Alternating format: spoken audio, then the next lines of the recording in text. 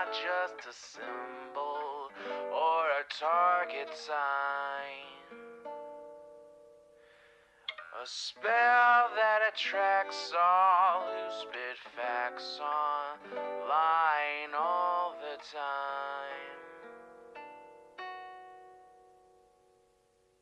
Can you see it? All the ones who drag my name every single day. Can you see it? Can you see it? Can you see it?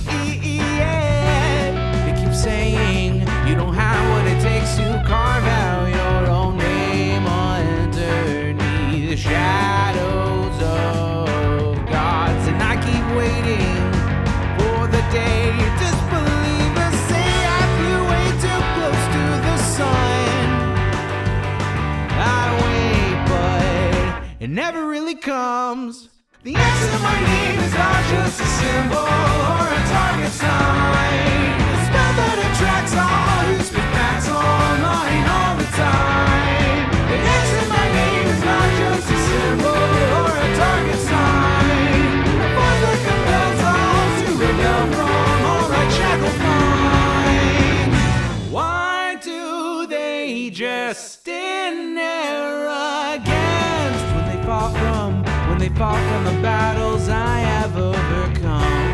We feel it, feel the cope and the seething tone that they make while I stand up, man among gods. And I keep vaping with my mills, shooting ropes in my cold that faces towards the sun. They hate, but I'm sitting comfy with their mom. The answer to my name is not just a symbol or a target sign. A spell that attracts all who speak facts online all the time. The answer to my name is not just a symbol or a target sign. A voice that compels all to rebel from all right shackled minds.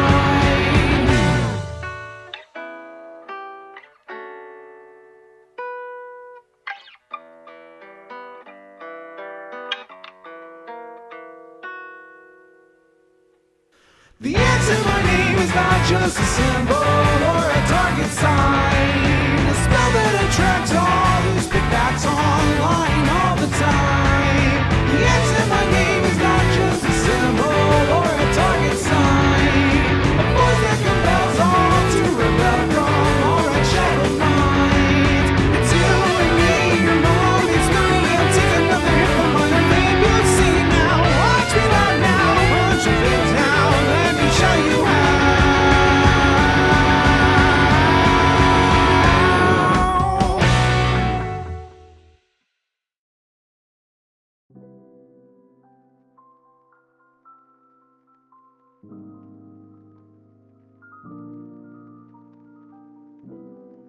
Good afternoon, everybody. Oh, I'm a little loud there. I'm a little bit loud. A little bit loud. I forgot I boosted my gain.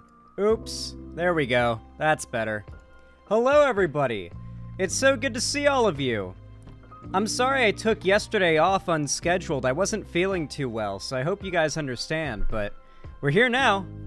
We're here now, and boy, do I have some good segments planned for you all. I've got them all saved here in the scroll. The ancient scroll has what we are covering today. Definitely. Zan, F you for getting me hooked on From. Are you liking it? From my understanding, pretty much everybody who watched the show with us during the watch party really liked it and got hooked.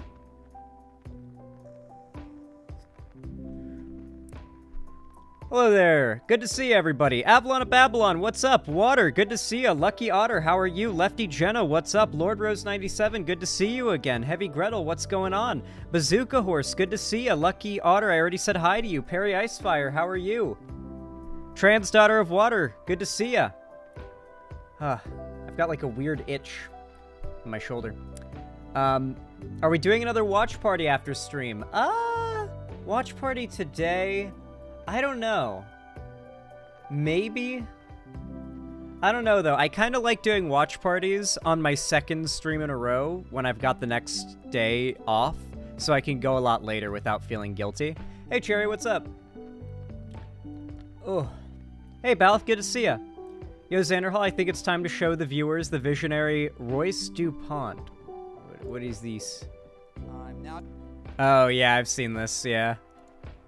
This video is funny. Hold on, I have to open up another YouTube video, max out the volume, and then reload the YouTube short in order to increase the volume, because that's YouTube in the year 2024.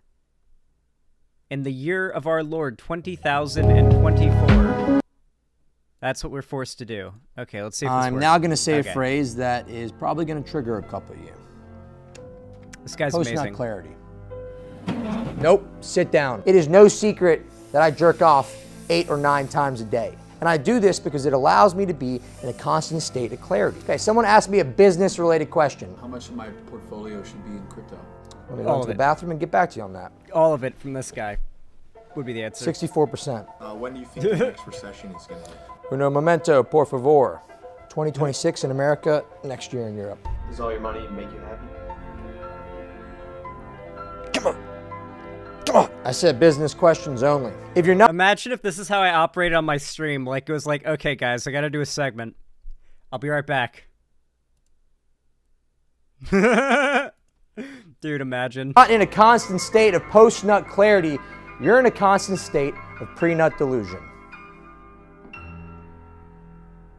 That is amazing. I'm using that quote. If you're not constantly in a state of post-nut clarity, you're in a state of pre-nut delusion. More wisdom? I love this guy. Thank you. People are always telling me, Royce, you're a sexist. You only ever hire men. That's not true. I hire tons of women. Trans women. Why would I hire a woman with estrogen when I could hire one with testosterone? They're stronger, they're faster, they're smarter, they're hotter. Whoa, you're telling me I can hire someone who has the superior intelligence of a woman and the physical dominance of a man? Yeah, I'll take 6. Hell, I'll have the whole dozen. If you want a fighting chance in this day and age, your company needs to be at least 60% trans. Write that down. People are always... Write that down. Chat, write it down. If you want your company to survive these days, it needs to be at least 60% trans. Is that why? Like, is that how gaming is getting so woke? Is it because all the gaming corporations are now 60% trans? It's the only way? Maybe. That could be the case. I think we might be onto something here. It is so good to see all of you. Welcome, welcome. What is the YouTube channel? Royce DuPont. Royce DuPont. Let's see. What do I think will be the first segment of today's stream? Let me check the ancient scrolls. I hope you guys can hear the sound of like the paper. Oh, I hope that sounds nice for you guys. Oh yeah. ASMR. Listen to this ASMR. Oh. I'm becoming an ASMR streamer. All right, let me read my scroll.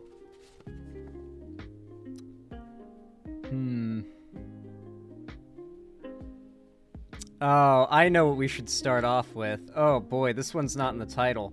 Someone recommended me this one for my Discord, and if this is real, if this is a real fucking video and it's not a meme, this might be on par with that one nofap guy we covered recently. This might be like the sequel. Yes, nice and crinkly. Scrolls tend to be. They tend to be. Holy crap, Larry Banks 78. Thank you for the tier 3 sub. I really appreciate that. Said, seeing how much government with right-wing politicians facing scrutiny now more than ever gives me hope that some good change will come in the future. I sure hope so, and I'm glad to hear you're thinking with hope and not Doomerism, because Doomerism is cringe. Thank you so much for the tier 3 sub, though. I really appreciate it. Didn't say how many that was in terms of, like, months of subs, so I'll assume it's a 1-monther, but correct me if I'm wrong, okay? Thank you so much. Very, very kind of you. It really does help a lot. A 1-monther? Thank you for the $20. That is such a nice way to start off the stream. I really appreciate it, and it really helps a lot, too. Remember, guys, if you want to support me, you don't even have to donate to support me, actually. You can easily do so. Oh, my dono goal thing is broken. Ooh. Ooh. Ooh, because my Streamlabs is all fucked. It wants me to log in through Twitch, and it won't let me.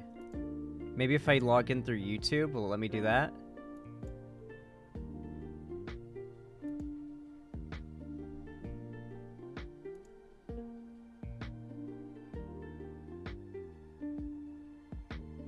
Okay. Then if I go to my all widgets, and then I go to the... Is it the tip jar?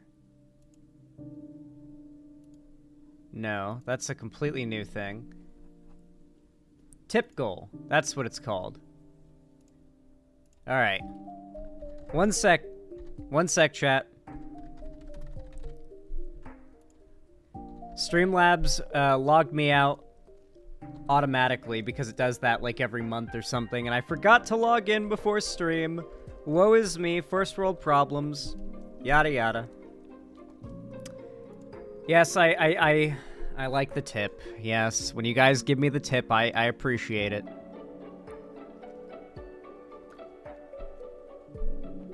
Ah. It's so good to see all of you guys. Thank you for coming today. I was going to read all your names, but then I realized that's a lot of names. I don't know if I can go through that entire list without starting to forget who I've already read. First time catching a stream. Well, welcome. I hope you enjoy your time here. By the way, if you're one of the people over on YouTube and you're wondering why what is happening in chat is not happening on screen and why what's happening on screen is not happening in your chat, that is because this is my website chat, xanderhall.com/live. I have a custom website and a custom chat where you can make your own account with your own username, and we've got like subsystem, we've got our own emotes. It's super cool. The stream is embedded there. It's a way better watch experience, I think, than on YouTube. Not to mention it's the chat I more frequently read and respond to. So if you want to join the real chat, make an account on the website. Become a website chatter like Raging Romano 141 just did. Yeah, we call YouTube the gutter chat. In fact, Twitch is actually the most gutter of chats, so much so to the point where I don't even have Twitch chat open today. Because no one's ever saying anything of value in Twitch chat, let's be real. Like, no one's ever saying anything good in there. Yeah, you can use your YouTube account to make an account here, by the way. You don't have to create a login, you just log in using your YouTube, and then from there it's just a one-click login. Or you stay logged in by just checking that box, and then you're always logged in. But yeah, if you want to support the stream, there are a variety of ways in which you can do so. You can donate, subscribe, or gift a sub on my website, xanderhall.com/live, or you can support me just by dropping a like. It really does help a lot. It's totally free and takes half a second. Every single thumbs up goes a long, long way to help my streams, my videos, and my channel as a whole. And yeah, to every one of you who goes out of your way to do that, it really means a lot to me. Thank you. For real, it really does. And obviously, especially to those who, you know, pull money out of their own pockets to donate to me. I really appreciate that as well. Thank you, guys. What's this? What's this, War Penguin?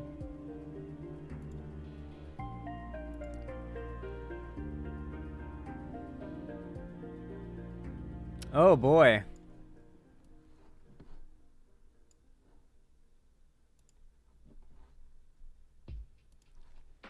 Republicans don't ask what was so bad about the Nazis challenge 2024 impossible?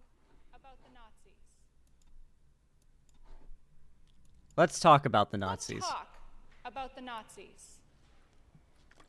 I would like to know, although I'm not posing a question through the chair, I would like to know what they did that was illegal.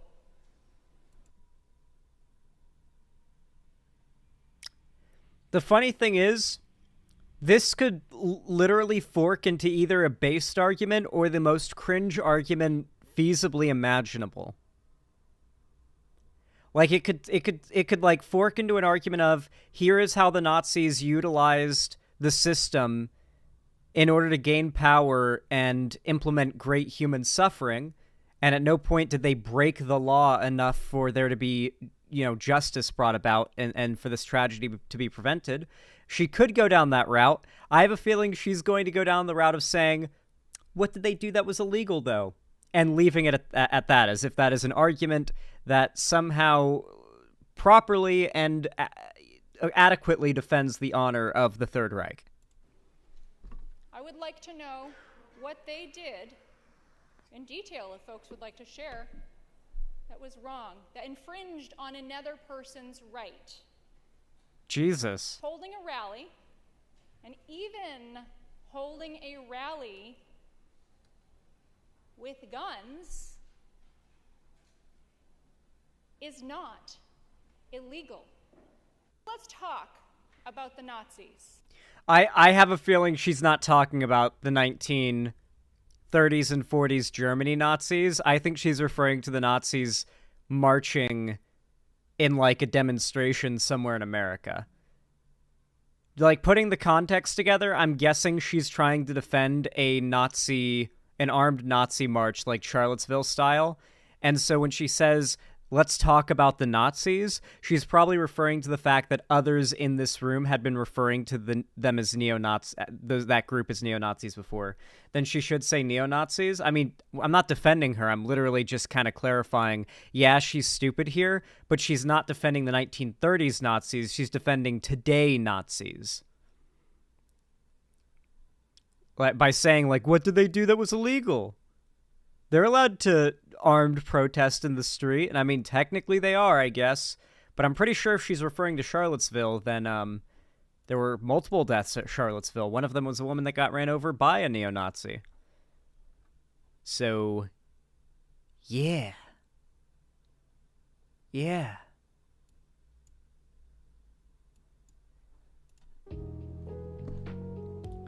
Same shit, different decade. True. I don't know if she's missing the point because she's dumb or on purpose.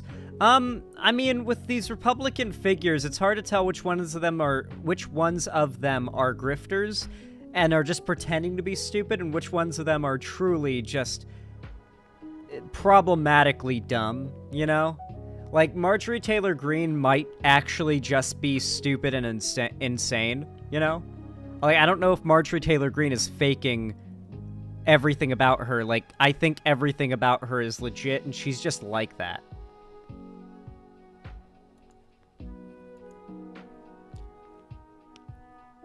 Hey, Zan. Hey, Summerstar. Good to see ya. Welcome, welcome. Welcome to the site, Mazokuni. Oh, happy birthday, too. I didn't realize it was your birthday till I read higher up in the chat. Welcome, welcome. Happy birthday to you. All right, everybody. You guys know what to do. We're singing the song. 3, 2, 1.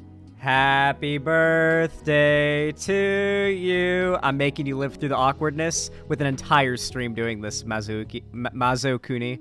Happy birthday to you. Happy birthday, Mazokuni. Happy birthday to you. Oh god, this is just as bad as in person. Yes, that is exactly what I was trying to achieve. Let's go. I wanted to give you that same feeling as, like, when you're at, like, a restaurant with your parents on your birthday, and they wave over the waiter, like, hey, it's his birthday, it's his birthday. And you're like, no, stop. And then they start doing happy birthday surrounding the table, and you're just there like, I'm glad I was able to achieve that for you, Mazokuni. You succeeded, Zan. I'm glad.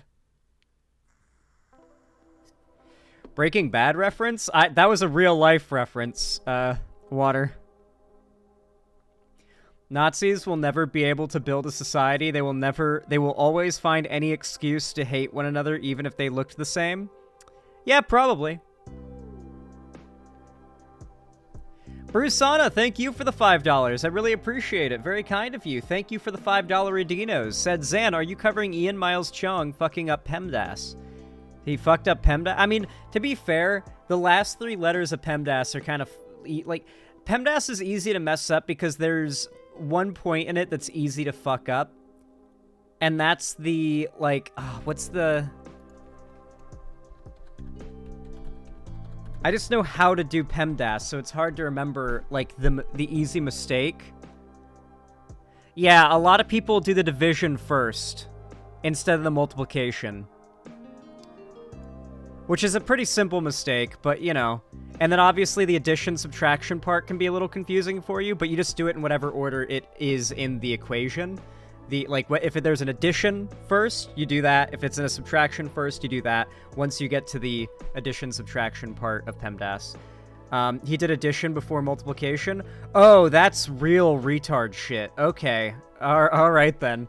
Wow, all right. Well, I'm not going to cover it because that's not really, like, I don't know if I could cover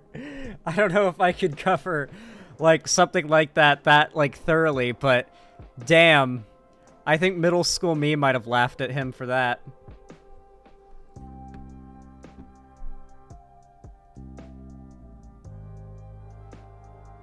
Yeah, let's all be nerds and do math together. No. How does someone F up that bad? Just Google what PEMDAS is. Why do people not, like, Google things to fact check before they say something confidently and look stupid? Like, if I'm, like, even 5% unsure about a thing, I'm just like, you know what? I'm just gonna quickly Google it and see if if I can find, like, something to back that up, right? Or debunk it.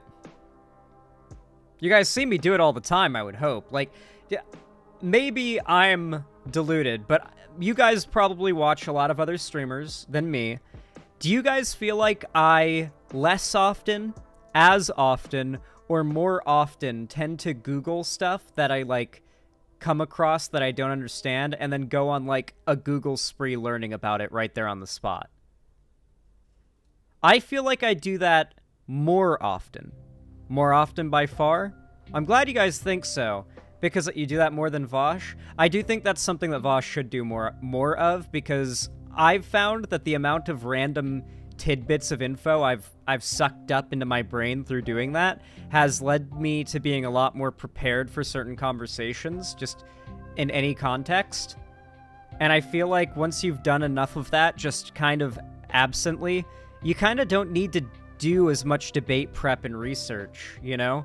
You've kind of built up enough of a base knowledge level around most things that, like, you can just sort of brush up on a certain topic to be ready for a debate a little better, you know?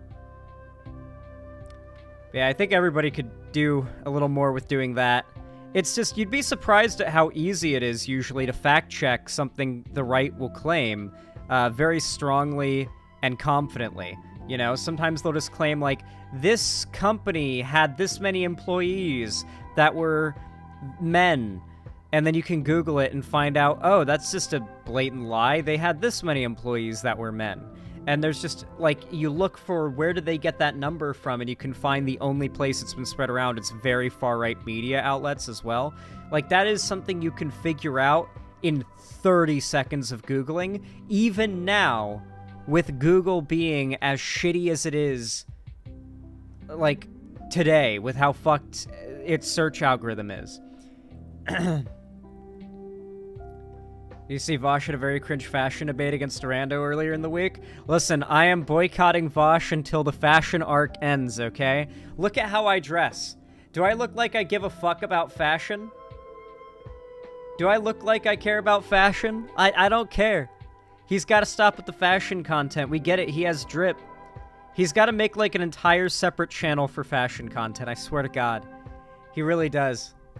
Every time I click into his stream these days, it's like him looking at some outfit on Google, and I'm just like, alright, I'm out.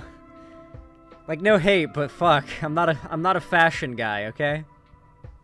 It's like when I hop into VC and I hear my friends talking about League of Legends, I don't even say a word, I just click the exit call button without saying anything before they can even say, oh hey Zan. Like, if I come in and I'm hearing League characters or League mechanics being said within the first 5 words I hear entering the VC, I'm gone. I have my finger is hovering over the leave button.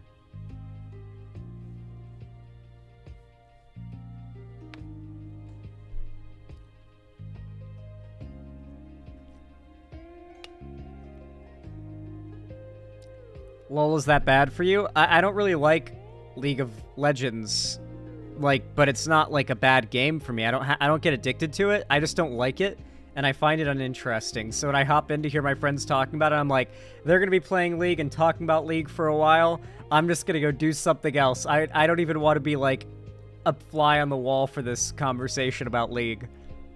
Or Valorant. Sometimes it's Valorant.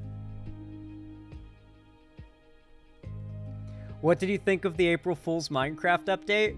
Dude, if they do not bring the flying ship feature into vanilla eventually, I will fucking lose it. The fact that they added that in a April Fool's update means that it is possible, and they can make it even better if they put the time and development hours into it. Could you imagine 2B2T with functional, actual flying ships like what that snapshot April Fool's update had? You could use that to make elevators, too. Ethan threw a world together, and I watched him, like, experiment with that feature. You could make full-on elevators. Like, you would have, like, the box for the elevator you would go into, and then you'd hit one button that would send it up till it hits the top of the shaft, and then you've got a button that would make it go down till it hits the bottom of the shaft. And you could recall it up and down, too, if you set up enough redstone. So you could literally get a fully functioning, animated, moving, multi-block elevator custom with this feature. And that is just one of many possibilities. From, like, minecarts. They added, like, actual free roaming minecarts. Have you noticed the Amazing Atheist has become more anti-electoral and doomer lately? He did that around the 2020 election, too. Something that is quite common in the online left is that, like, this is just something you're going to realize is a consistent, like, trend in all of the, not all of, but most of the alternate online media you consume, is that these are all individual people who you have to remember's best interest is A, in there being as much political turmoil as possible. Like, regardless of what my political ideology is, it is objectively better for me on a financial and career level if Trump wins in November. Like, if Trump loses, that's another 4 years of security of, like, a Democrat in office and relative lack of political, motivation to even consume content, much less take part in political action. So I will actually take a pretty substantial hit to my channel if Trump loses. And yet I still beg you to vote for Biden. Please fucking vote for Biden. Because I actually care about this country. And I think that even if there isn't a lot of drive for political content, I will still be able to carve myself out a niche doing something and talking about politics on the side. I'm not willing to, like, just give up on harm reduction because Bernie's not going to make it or because it's actually better off if Trump wins, right? I can't function under another 4 years of Trump. I'd avoid saying stuff like that just out of principle because Trump supporters love hearing that type of negativity from lefties. But, you know who's potentially on the table for Trump's VP pick? Marjorie Taylor Greene. I want you guys to think about that for a second.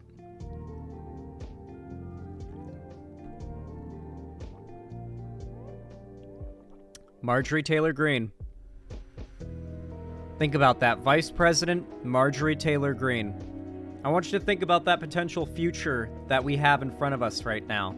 It is one of the possible futures. That doesn't help, Zan? I'm sorry. I can almost remember who that is. How do you not know who Marjorie Taylor Greene is? She is the Jewish space lasers lady.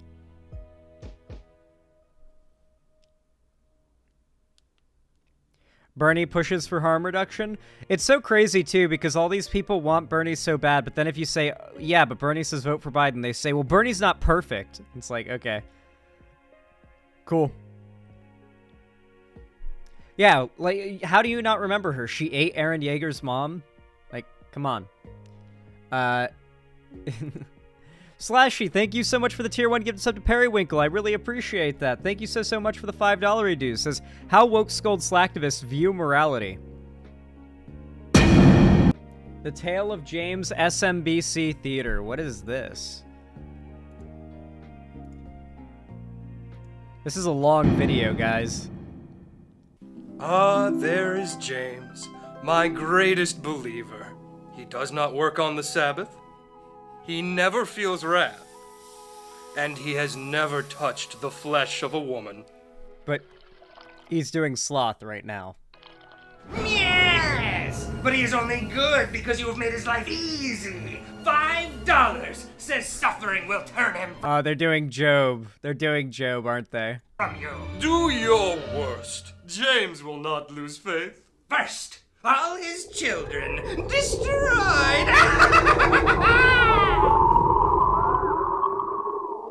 Does he not have children? It says in my log he has children. Sperm donor. Ooh, whoops. Well then, I will destroy all his possessions.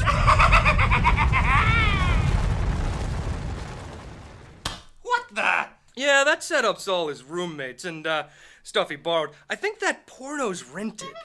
I heard something Moldy hot dog. in the fridge. Dishwasher, actually. Behold! He does not waver in his faith. All right then, I will bring pestilence upon him. Boils all over his body. Oh, come on! Okay, but will he Why, be he so just doesn't worshipful care? when his true love sees what his God has done to him? Right, no girlfriend, right. He just sits all day. He's never done any good works. Well, he holds that couch in place. Oh yeah, he's got that locked down. And he says a prayer every time he eats chicken. No, he doesn't. He does! It goes, oh God, oh chicken. Chicken, chicken, chicken, chicken, chicken, chicken, chicken, chicken. He has a similar one for frosting. Okay, new tactic. James, I will give you all the gold in the universe if you turn from God. This is so dumb. I'm sorry. We're not watching any more of this, but it's a good meme. I like the premise. But that is a pretty good sort of representation of how a lot of the like give up and be a doomer lefties think they're gonna handle just life in general, all political engagement. Anyway, guys, thank you so much for the support. I do appreciate that. You guys are goated.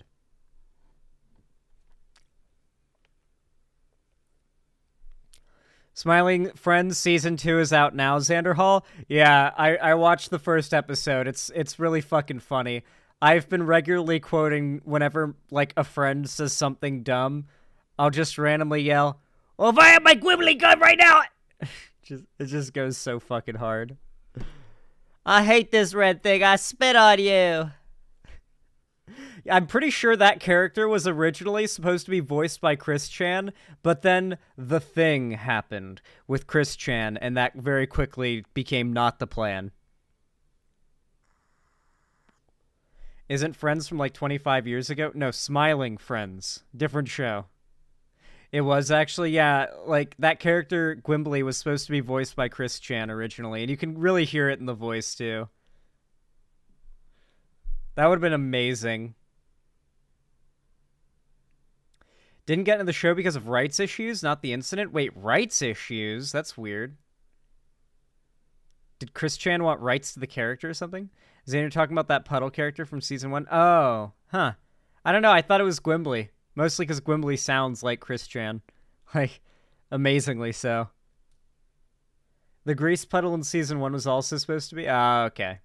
TLDR, it would be a pain in the ass to have a non-union VA. Yeah, I think that was the big thing that stopped them originally, was that, like, Chris Chan's not a union voice actor or actress. So it's like, there's no easy way to get that set up. You can't just have a rando come in and cameo a voice that easy. I guess you can. I know it's happened before in shows, but like, I don't know. TLDR, it would be a pain in the ass. Oh, I already read that message. Yeah. No, that is exactly what we were talking about. Did you see the Florida Supreme Court has allowed the 6-week abortion ban, but in November will allow Floridians to vote to allow abortions to be legal? Ooh. I don't think they'll vote yes. I mean, maybe they will. Among Floridians? It really depends. Depends on how they divvy up the voting. If it's like, if it's based on popular vote, then they could fully legalize abortion in Florida if that's what's up on the ballot. PewDiePie cameoed in South Park? Yeah, South Park's had a lot of cameos like that, so it makes me wonder, why couldn't Smiling Friends do it? Probably not worth it for a throwaway gag? Yeah, maybe. Did you see J.K. Rowling has been trying to get herself arrested? That's funny as shit. Hopefully she does. That'd be funny. She ends up in, like, a women's prison, and everybody there fucking hates her for no reason. And so she's, like, sitting in the middle of the yard, and she's just all depressed and sad and lonely in the middle of the prison yard. And all of a sudden, this one girl approaches her and is just, like, the only nice prisoner there at the prison. You know, she's been there for, like, 15 years, too. And she's like, oh, how you doing there? And she's like, I'm not doing too good. I'm lonely here. And they end up becoming really good friends, only for it to be revealed that this woman that J.K. Rowling has befriended, the one woman that would be nice to her and befriend her in the prison, has been a trans woman this whole time, thus forcing J.K. Rowling into a spiraling situation of, does she accept this person and learn to grow from her current position, or does she fall? I'm literally writing the premise for, like, an amazing movie right now, by the way.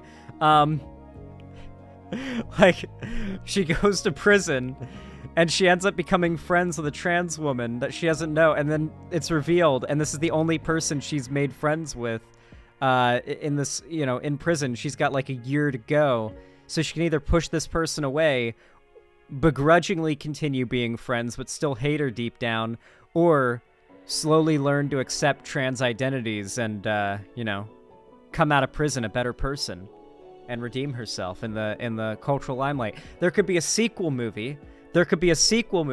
Where it's the trans woman and J.K. Rowling have made it out of the prison, and they're now working together to repair J.K. Rowling's reputation and establish her as no longer being transphobic anymore.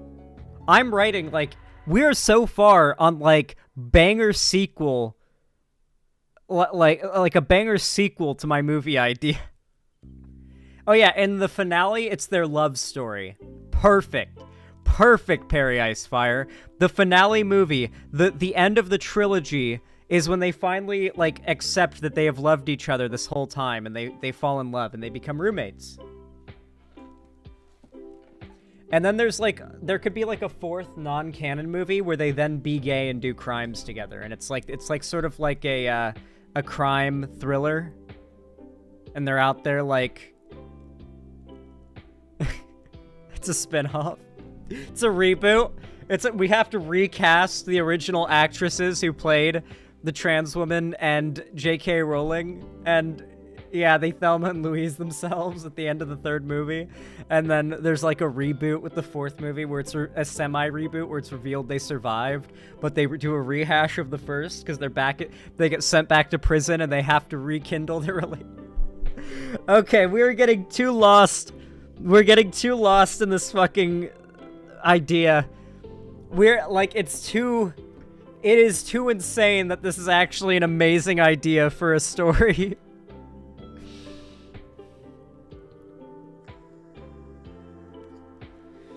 Good God.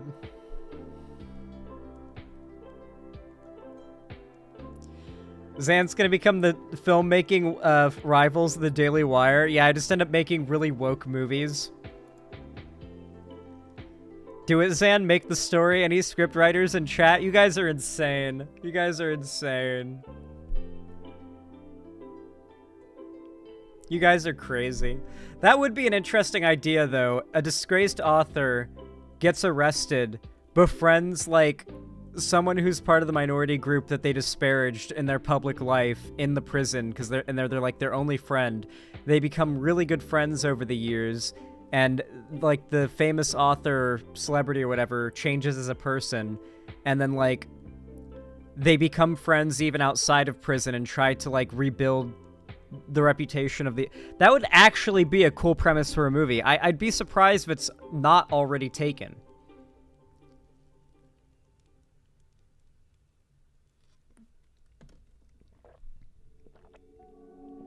Is that what American History X is about? My understanding of American History X is it's like a neo-Nazi goes to prison and, like, becomes not a neo-Nazi, or maybe a neo-Nazi comes out of prison and becomes not a neo-Nazi. I haven't seen the movie. I don't know.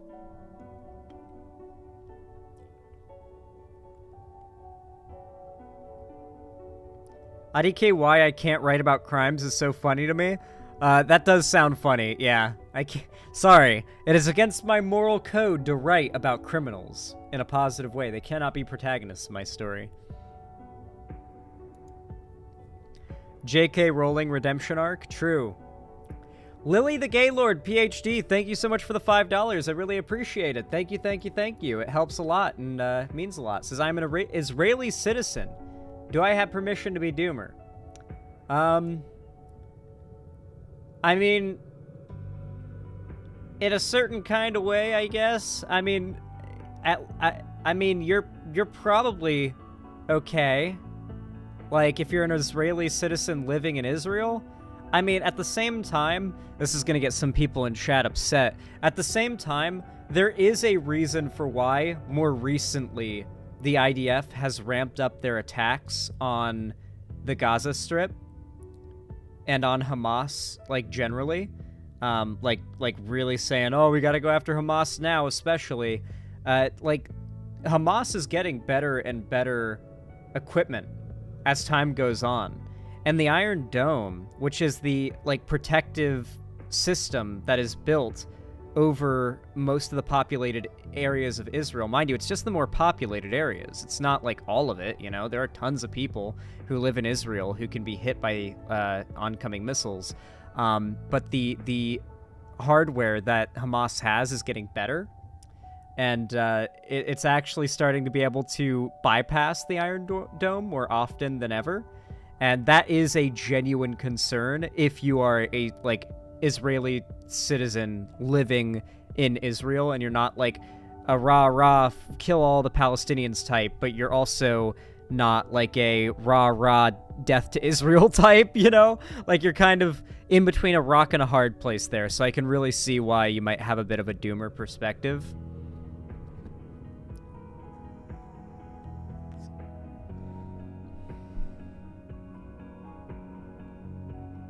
Anyway, thank you for the $5, Lily the Gaylord PhD. I appreciate it. Thank you. Let me drop a $5 Adinos here. The IDF hit a bunch of aid workers recently working with a charity, and the IDF couldn't even deny it. They couldn't even, like, say, oh, no, they were Hamas. No, didn't you know? They just kind of had to do a, oh man, crazy how this is the first time we've made a mistake in this entire thing, where we've killed civilians and innocent people. Crazy how that's happened for the first time here. You know, mistakes happen, you know, a completely correct fixed clock is broken once a day, or whatever, I don't know. And they just kind of did an, I'm sorry.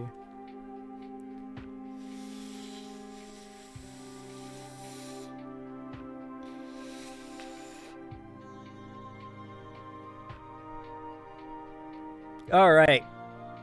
Let me bring up the first segment of the day, guys. This one's gonna be funny as fuck.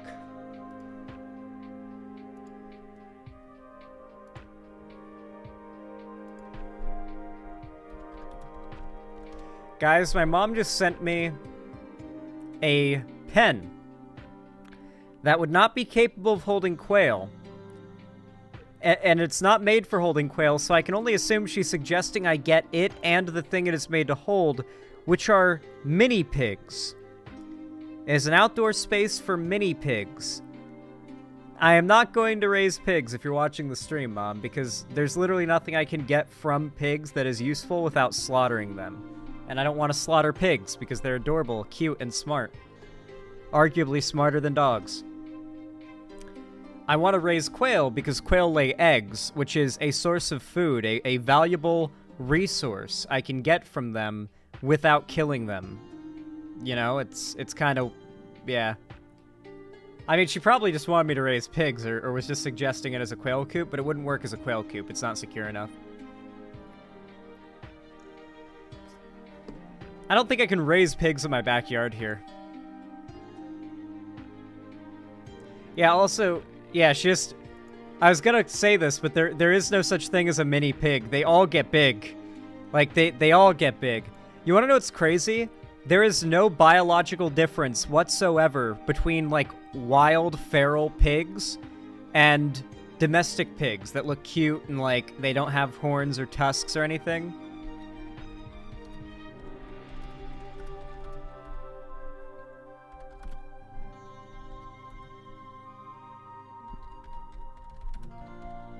Like, if you captured, like, wild boar. Yeah, I think this is a farmer video about it. I think this is a farmer who made this video, which is probably going to be the best content about it.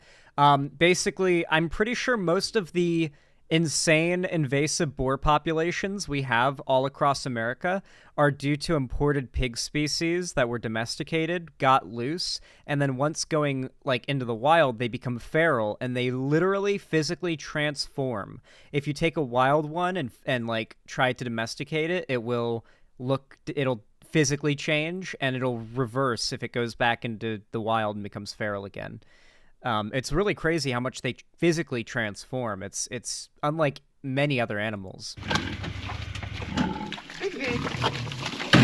Pigs! They do love mud, don't they?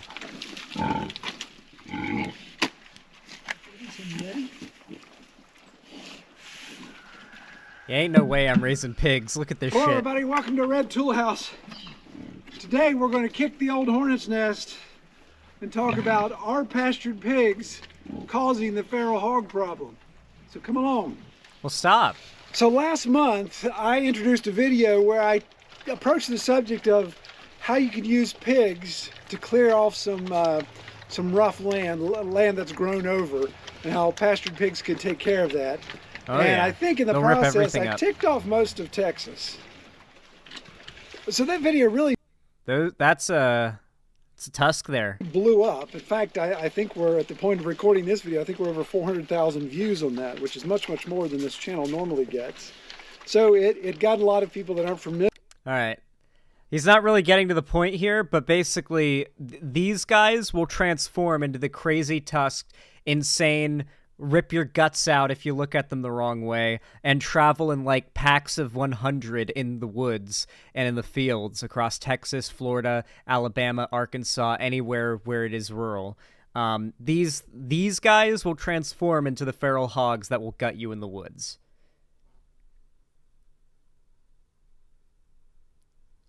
A pig is the size of like 3 to 7 heavy Gretels. Jesus Christ. Yeah, no, wild pigs are no thing to fuck with, okay? In fact, I've been learning a lot about Witcher lore because I'm playing through the Witcher game. In fact, hold on 1 second. I'll be right back. You'll know why I'm leaving in just a sec.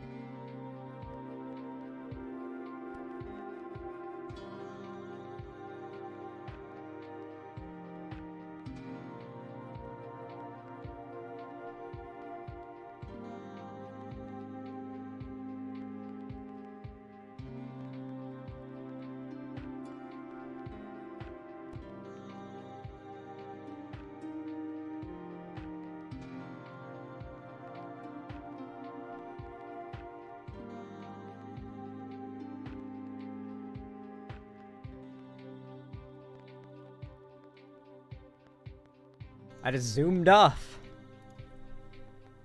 I have been playing through The Witcher 3.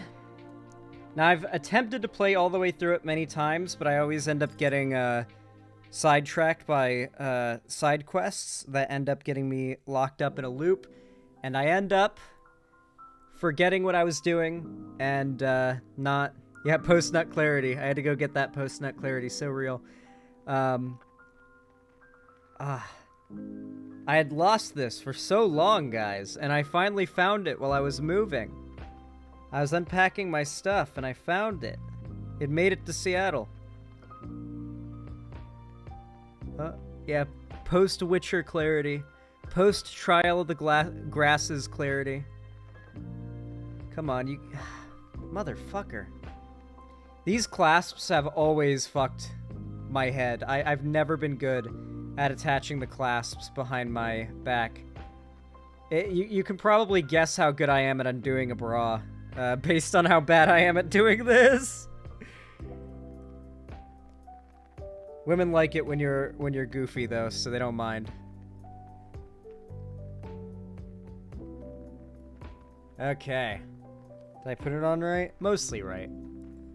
It'll rest in the right position regardless. Yo!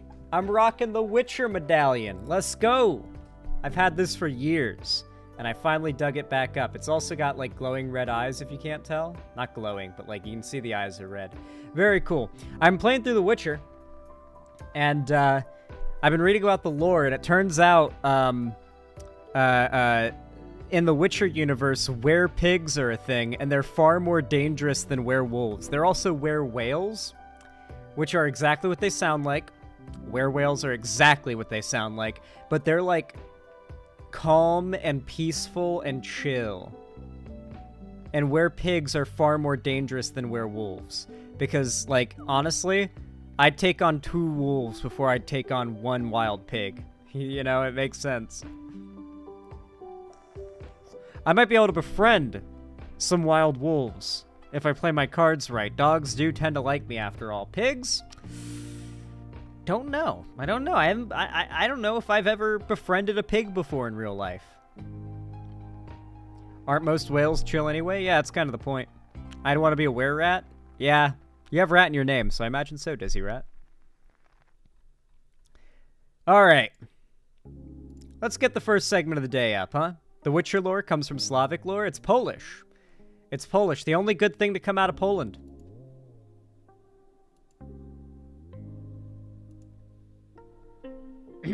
Okay. So. I do feel like I need, like, a special, like, country that I hate.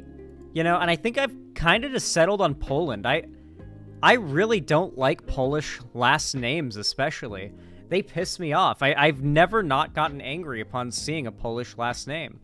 Like, they always just set, like, a fire in my heart.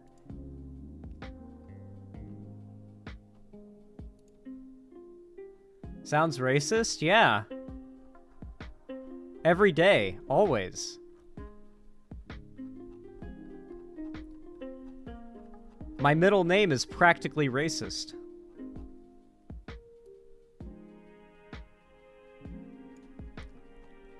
Okay, let's see. Boop, boop, boop, boop, boop. Where's this video? Where's this video? Where's this video? There it is. Oh, amazing. It's 2015. No! God damn it, YouTube. Christ almighty. Alright. One sec. I'm gonna quickly grab a bottle of water to satiate my, my droughted palate.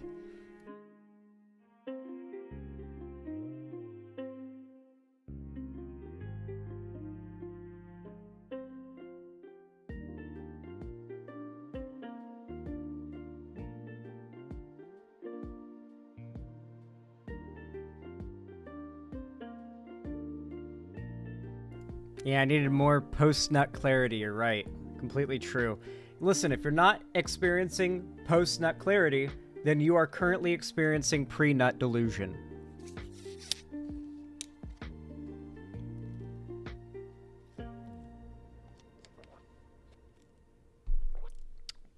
It's up to you, it's leg. Art is up to the beholder's interpretation, after all.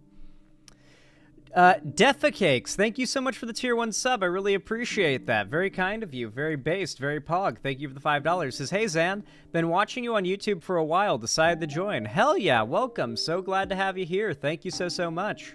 Really appreciate that. Thank you for the tier 1 sub. Means a lot. Let me update that dono goal really fast. Then I think it's time for us to start the first segment of the day. What do you guys think?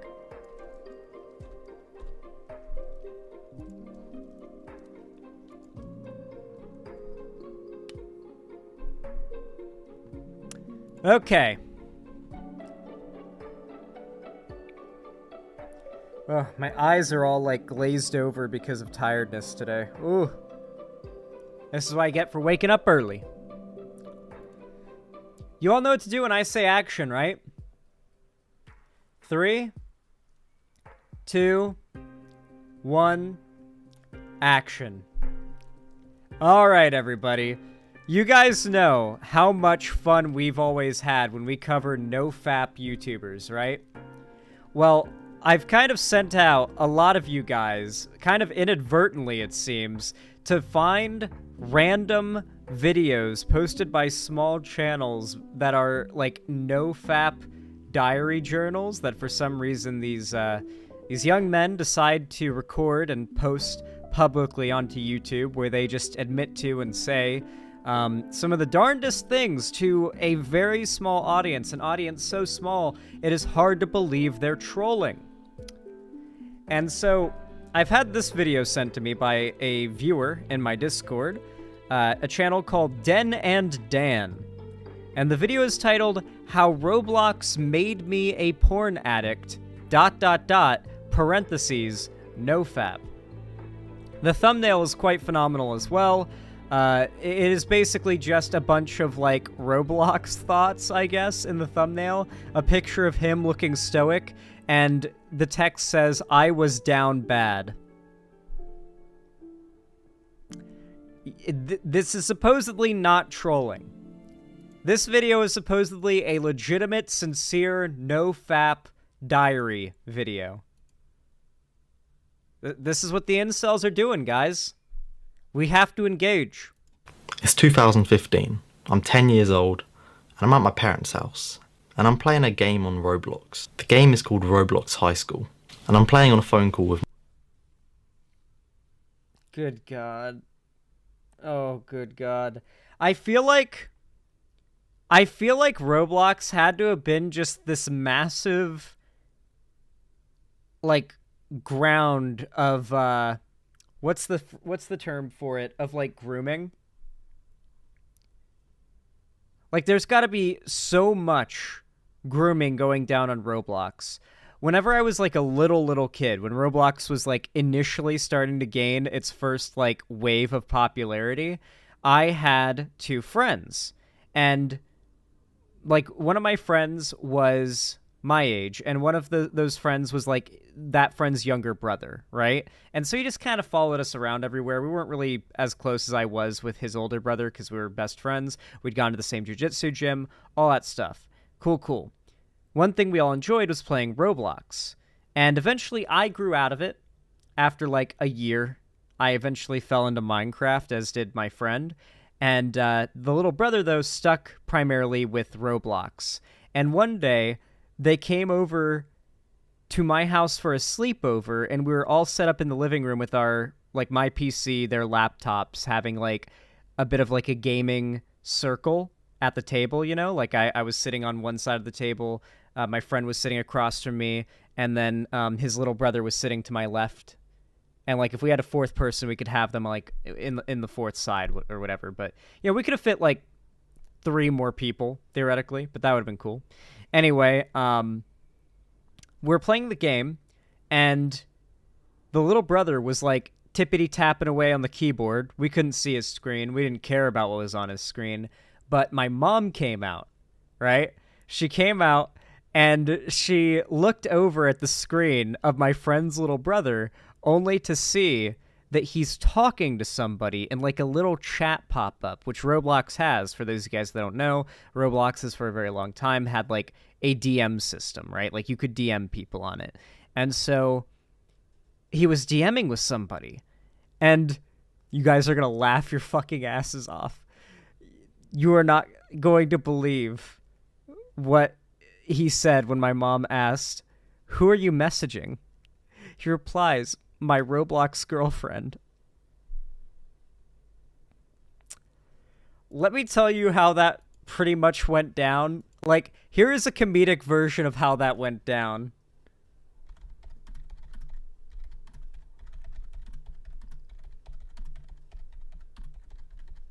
Let me show you, like, a funny meme that is the closest representation of what went down.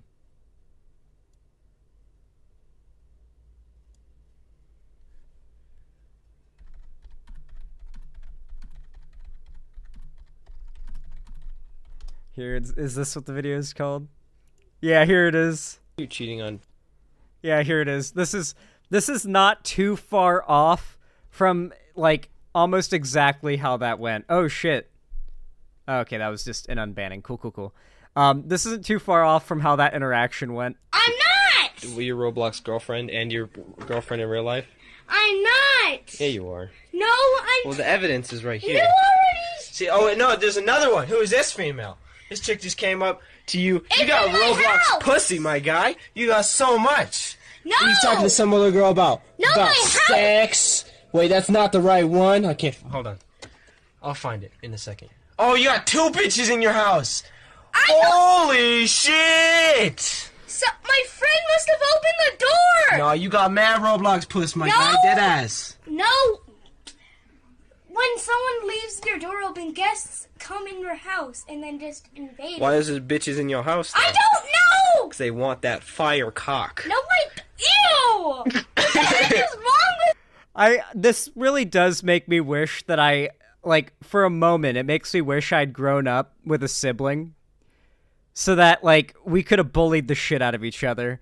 I feel like that could have been a fun upbringing, but then I very quickly snapped back to the reality of, hold on a minute, this would have gotten old in 5 seconds. This would have gotten old in 5 fucking seconds, and then I'd have to share everything, no privacy, loudness, no quiet, no peace. Like, yeah.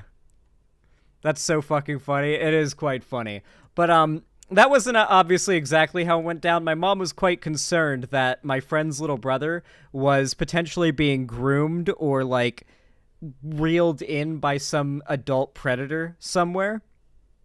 And so that got shut down really quick by my mom. And I remember my friend's little brother was so fucking mad.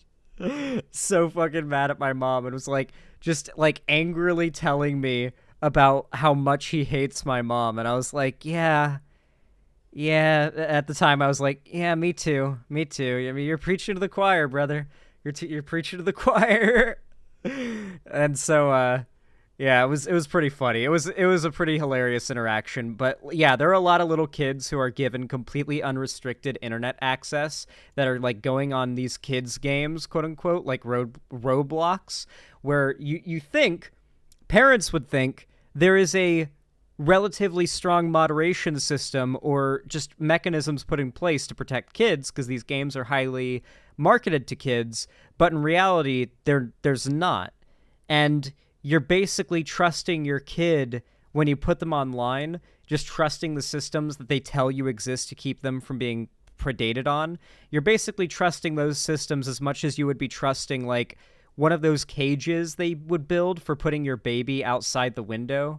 Do you guys know what I'm talking about? Like those baby window cages from back in like the 1920s? Hold on. Baby window cage.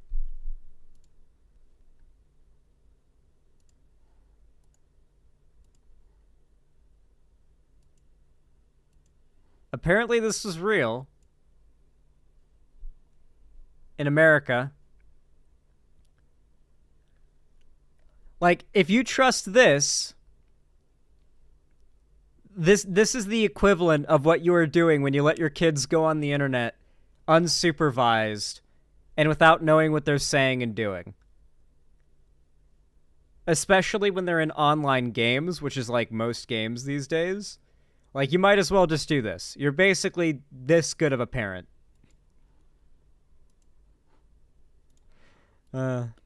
Anyway. Back to it. Let's hear this kid's story. Or this man's story. And I'm playing a game on Roblox. The game is called Roblox High School. Christ. And I'm playing on a phone call with my best friend Brandon.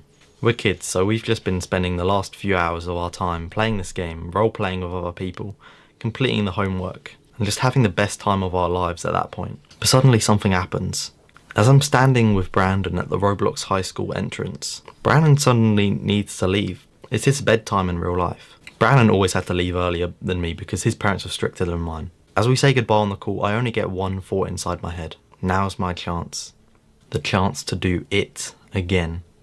And so just like normal, as Brandon left the game, his avatar disappeared with him. And as he hops off the call, I become a completely different person. I walk slightly into the high school, into the reception area. I'm looking for something.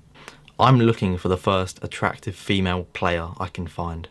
But strangely, before I even have a chance to find a girl... 10 years old? 10 years old? Okay, something I've noticed about these guys. Alright, we have to talk about this. We have to talk about the fact that addiction is literally a sickness, like a mental illness in your mind, and it is treated like an illness by medical professionals in this day and age, because that is the most accurate evaluation of how best to handle and respond to it. We need to talk about porn and sex addiction. Like, this is just a thing that people have. Addiction Center? Sure, we'll find this.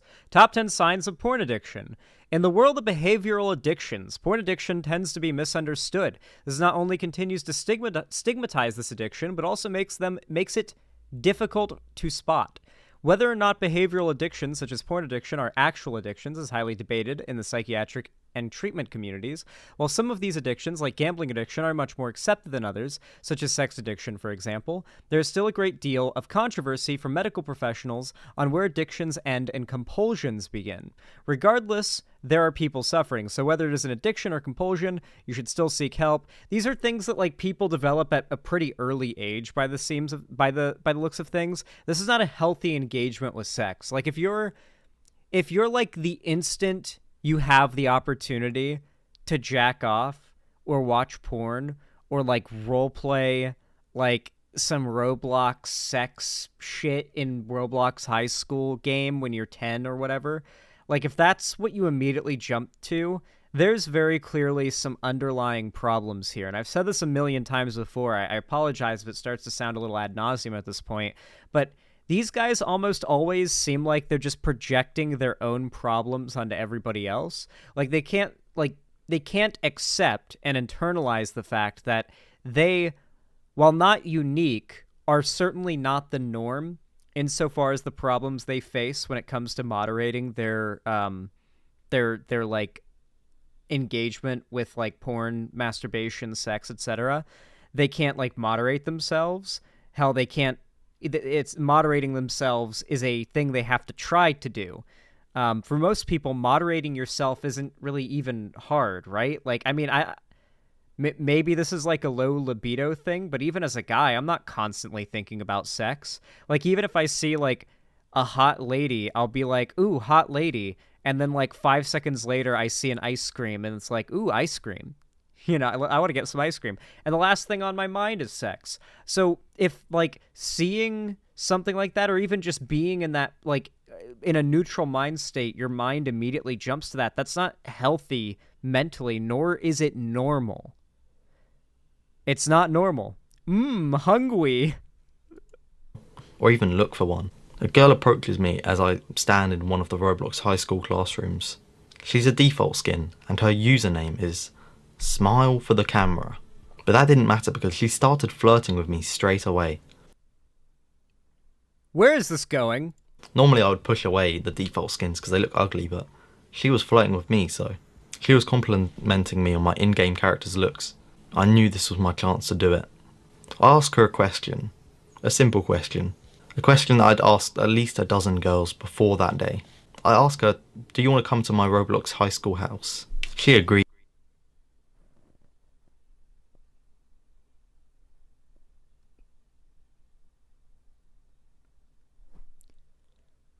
Man, this story goes oh my god.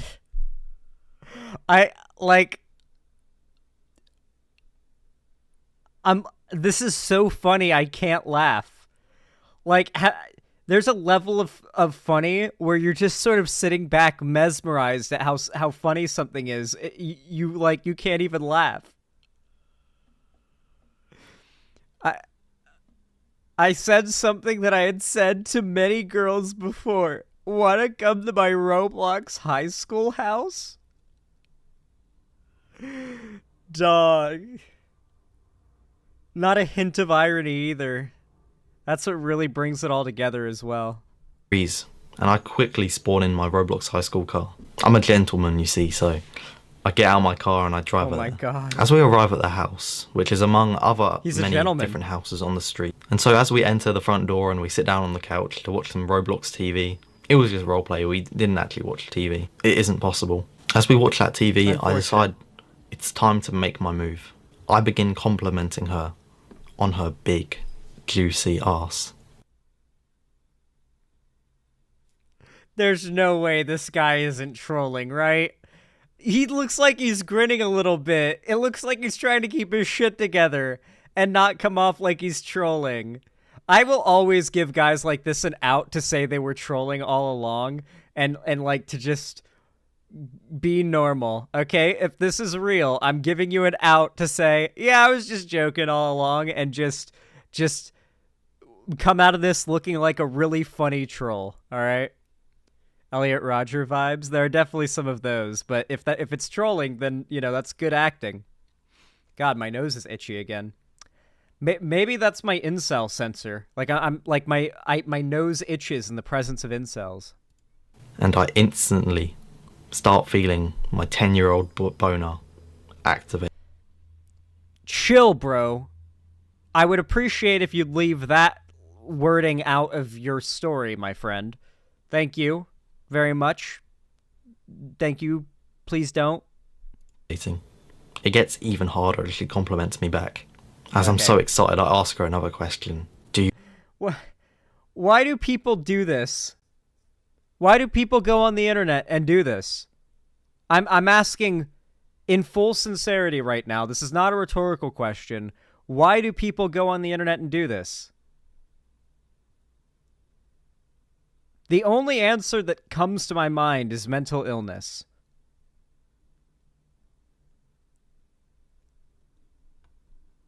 You want to do it. Do what? She says. You know what I mean. Winky face, I said. Instantly after that, we got up from the couch and I told her to follow me to the bedroom. My Roblox high school bedroom. But you see...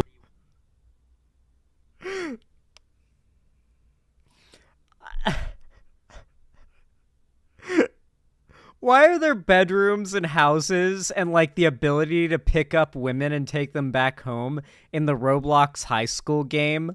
Why is any of the stuff that he's described possible in that Roblox game?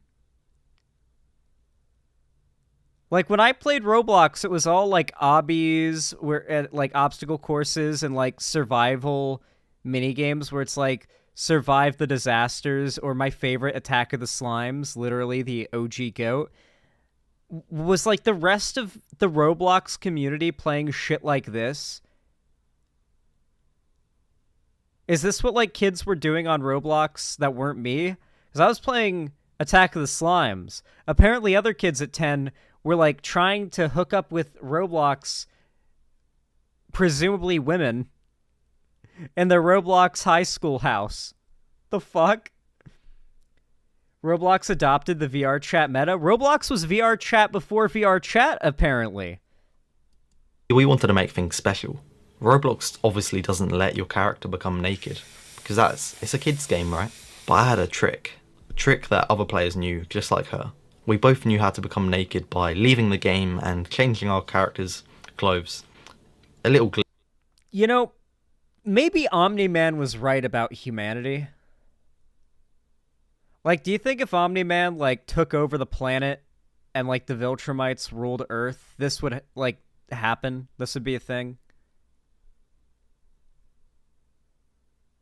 Why do these people have to tell their bizarre, weird-ass stories and then project their weirdness onto the rest of everyone else, primarily every other man? I assure you, my friend, this bizarre-ass shit you're describing is not normal. I mean, like, if this happened once, I'd be like, okay, that's a bit weird, but kids are weird. You had a weird experience growing up, that's fine. But the fact that this guy is, like, describing this as a habitual behavior he'd do frequently, I don't think that's normal, guys. I don't think that's normal. Omni-Man did have sex with bugs. Bugs, Mark! Bugs! Glitch, we found out. And so 2 minutes we rejoined the game. We're buck naked. And we reach my house as soon as possible. Back in the bedroom, we're emoting. Doing things that 10-year-olds should not be doing. Doing the weirdest... I like how he still thinks that this other party was a 10-year-old girl. Like, does he still believe that? Does he still believe that the other party involved in this was a 10-year-old girl? When he was... Or does he maybe...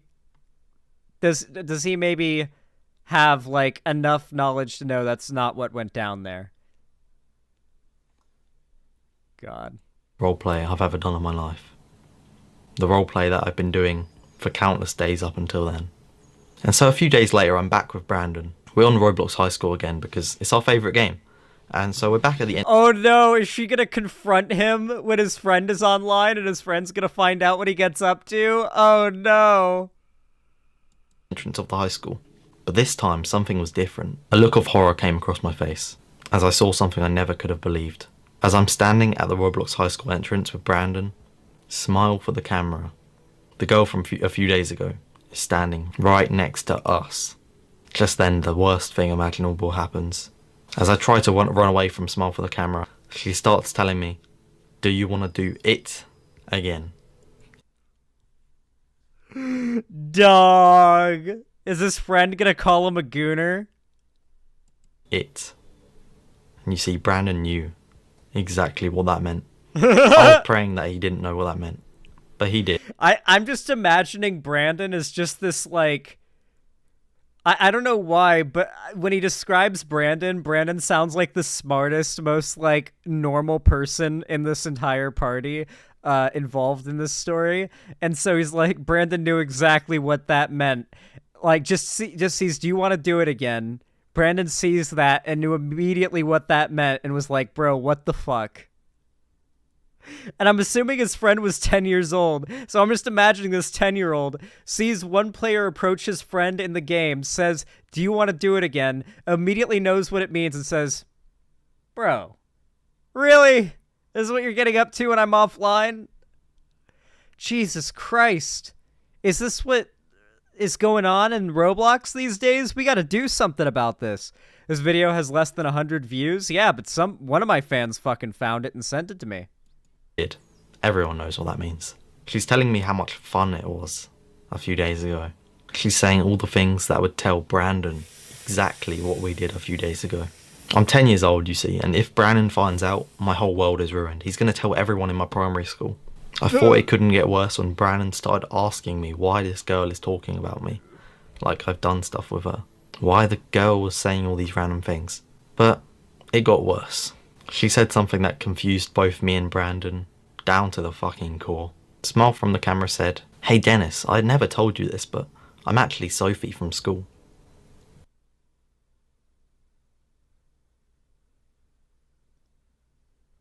Okay. One of two outcomes is occurring here. Or three outcomes is occurring here, potentially. Outcome A is that this is an entirely made-up story and he's going to reveal that actually the plot twist is fully what you think it is, and this girl who is playing the account is actually a classmate. That's bullshit. The story is entirely made up if that's what he tries to argue. Then there's the more likely possibility of this is an adult who has, like, doxed this kid using information that was publicly available on, like, a poorly secured Roblox account, found out, like, a scary amount of info about him, and then is now, like, goading with dox, effectively. Smile for the camera is a very, like, weird name for an account. That sounds like the kind of person who's, at the very least, referencing, like, hacking your PC with their name. And then, like, there is a third possibility, which is it's his friend on an alt account fucking with him this whole time, who's been recording everything and is going to tell his friends. I don't know. This story's getting a little far-fetched now. Sophie from school. You see, Sophie's a girl from my primary school. Me and Brandon both know her, but I've never really spoke to her that much. And so me and Brandon are still on the voice call. We're standing right next to each other in the Roblox high school, at the school entrance again. And Smile for the camera is still next to us. We're both confused. It's like 10-year-olds trying to solve an A-level maths question. I think this is like we a couldn't groomer figure it they've out. encountered. How was this girl Sophie from school? How did she meet me in the game, and how did she know I'm from school as well? It just doesn't make sense. But then it hit me. It hit me real deep. I felt a freezing in my spine. A deep realization of death. Dude, this guy is a great storyteller. Like, say what you want. This guy's a fantastic storyteller and knows how to build some fucking suspense. Struck my body. Brandon. It was you, wasn't it? I said quietly.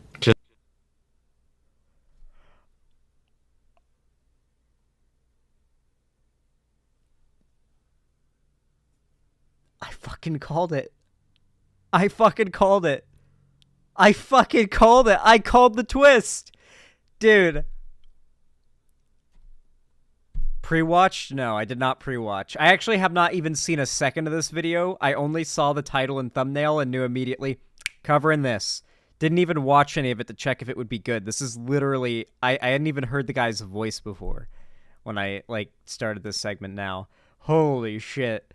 I mean, I feel like that's a pretty reasonable, like, assumption, though. To be fair, I feel like that or option number 2 is the most realistic outcome. It's either his friend fucking with him or an adult who has, like, found insecure info from his Roblox account and, like, doxed him, found his, like, school and classmates and, like, is impersonating the name of one of his classmates, which would be a lot crazier than just his friend is fucking with him. Just 1 second later, I hear the craziest laugh from Brandon. The craziest laugh I've ever heard him do. No, I thought. Dude, Brandon is the GOAT. Holy shit. Oh my god.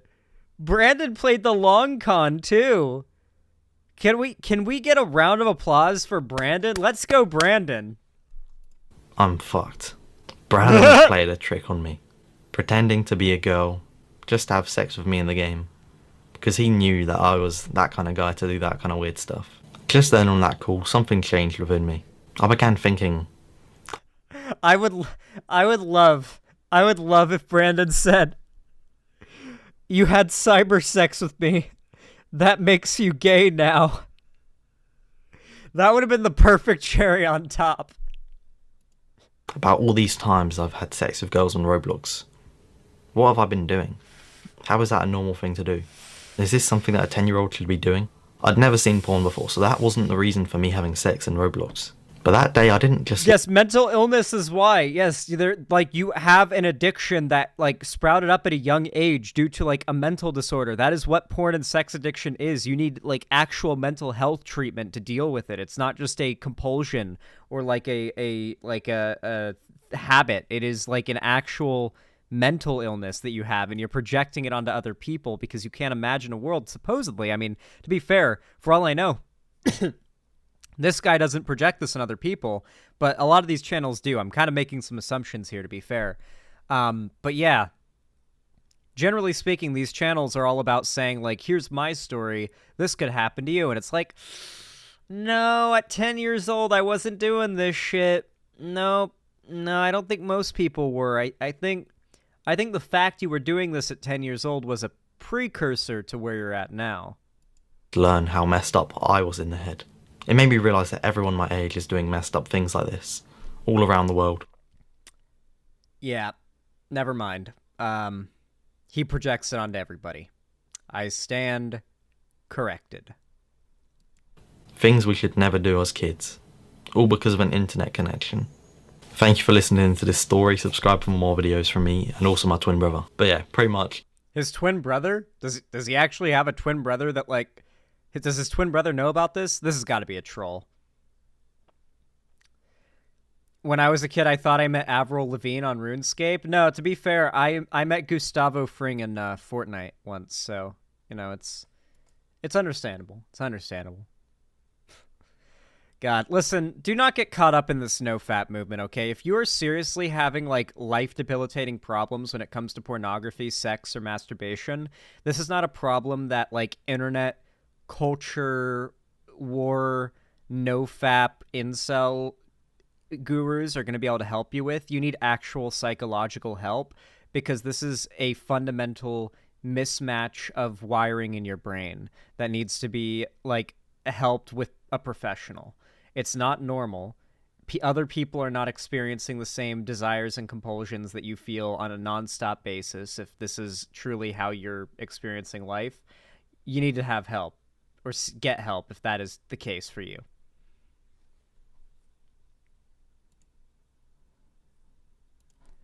Alrighty. What do you guys think of that segment? I feel like it came out pretty good. If you enjoyed that segment, it would really, really help a lot if you would kindly subscribe, donate, or gift a sub on my website. Any form of financial contribution to me really, really helps to keep the lights on, a roof over my head, and obviously I want to raise money for more cool stuff for streaming, particularly a new camera and stuff for doing quail content. So any of your financial donations really do help a lot, and I really do appreciate it. Besides that, though, if you want to support me not with money and for completely free, you can do so very easily, very quickly, and with a click of a button just by dropping a thumbs up or a like over on my stream or any of my videos or anything that I upload in my channel. Every single like really does go a long way, so I seriously, seriously appreciate every last one. Did you just read from a scroll? Yeah, I keep my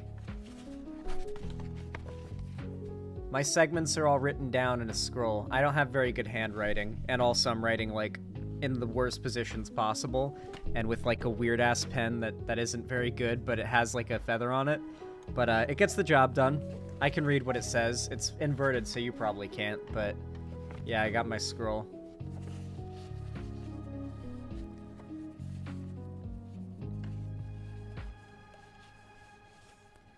Slowly turning into Geralt of Rivia. First the scroll, now the necklace. Yeah, I'm actually slowly... Like, Guys, you don't know how much of a fucking nerd I am, okay? Like, I've just never had my own space and income in order to, like, deck myself out with nerd shit. I'm going to have a shelf of LED-lit potions over there, and, like, dope-looking, like, custom-bound spell books. I'm gonna get into leatherworking just so I can make leather-bound books for my, like, I want to have, like, Silmarillion, Hobbit, and all 3 Lord of the Rings books custom leather-bound, like that one lady on YouTube does, but, like, just I want to have, like, a whole shelf of books that are custom leather-bound that look like some ancient tomes, and then I want to have my LED-lit potions, and then my scroll shelf for my shelf for scrolls, okay? I'm gonna have mounted swords, alright? I'm gonna have a suit of armor somewhere in here, okay? Now, obviously, I have to have the money to afford all this stuff, but for now, I can afford scrolls, I can afford a pen with a little feather on it, and I've got my Witcher necklace, okay? Regardless, I don't even hide how much of a nerd I am. Yeah, my room is gonna look like your room in Skyrim by the time, like, I reach 1 million subs or whatever. Yeah, I'm gonna be cool Shadiversity. True.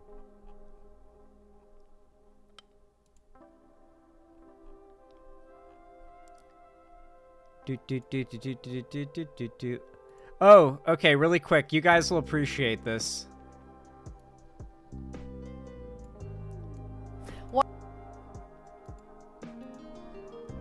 My friend's girlfriend lives somewhere where they have these, and she screen shared herself in Discord scaring one of these things off of her front porch, and they're so cute. I felt so bad. It's like, no, befriend it. But apparently they're seen as a pest where they exist, but I want, like, a pack of these to be my friend. This viral video from a few years ago actually shows a javelina in a full-out sprint along a Tucson street. Holy shit, they get big. That burst of speed might surprise you, but it's not the only thing surprising about javelina. Here's what makes them absolutely Arizona. The one she chased off her porch was little. Sometimes they're called pigs, which That they're not. that was more like they're what peccary, she chased native away. to Central and South America.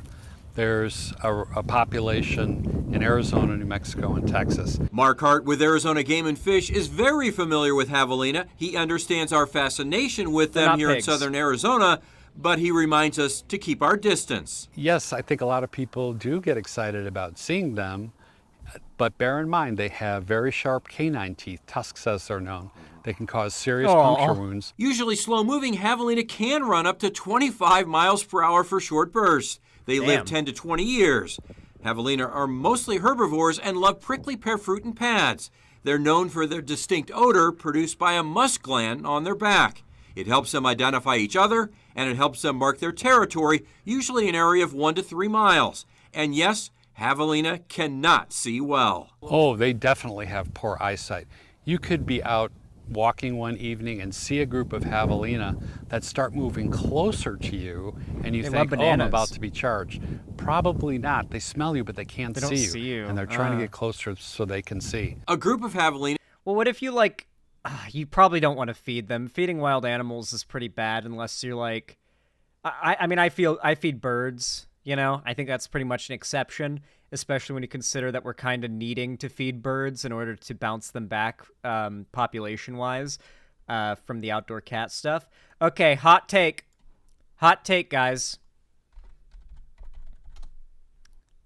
If you keep your cat outdoors at this point, you're a bad cat owner. You are. Fuck the guy in the video I'm about to show you and everything, but also I feel like this is a little bit of like...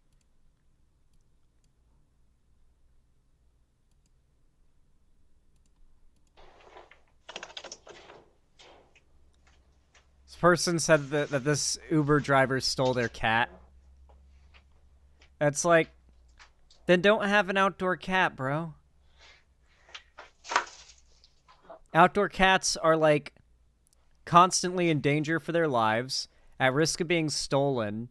They kill shitloads of birds just for fun because cats are little serial killers, much less for food.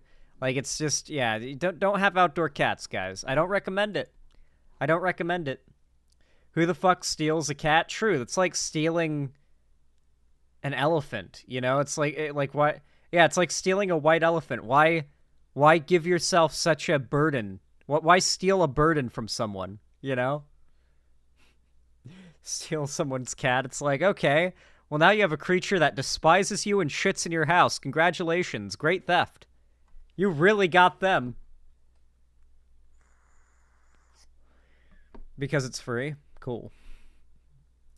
Chris473, thank you so much for the tier 1 sub. I really appreciate it. Thank you for the $5. Very based and pog of you. Said, hey, Xander Hall, just renewed my subscription with you. This is related to the Libs of Tik Tok if you don't know already.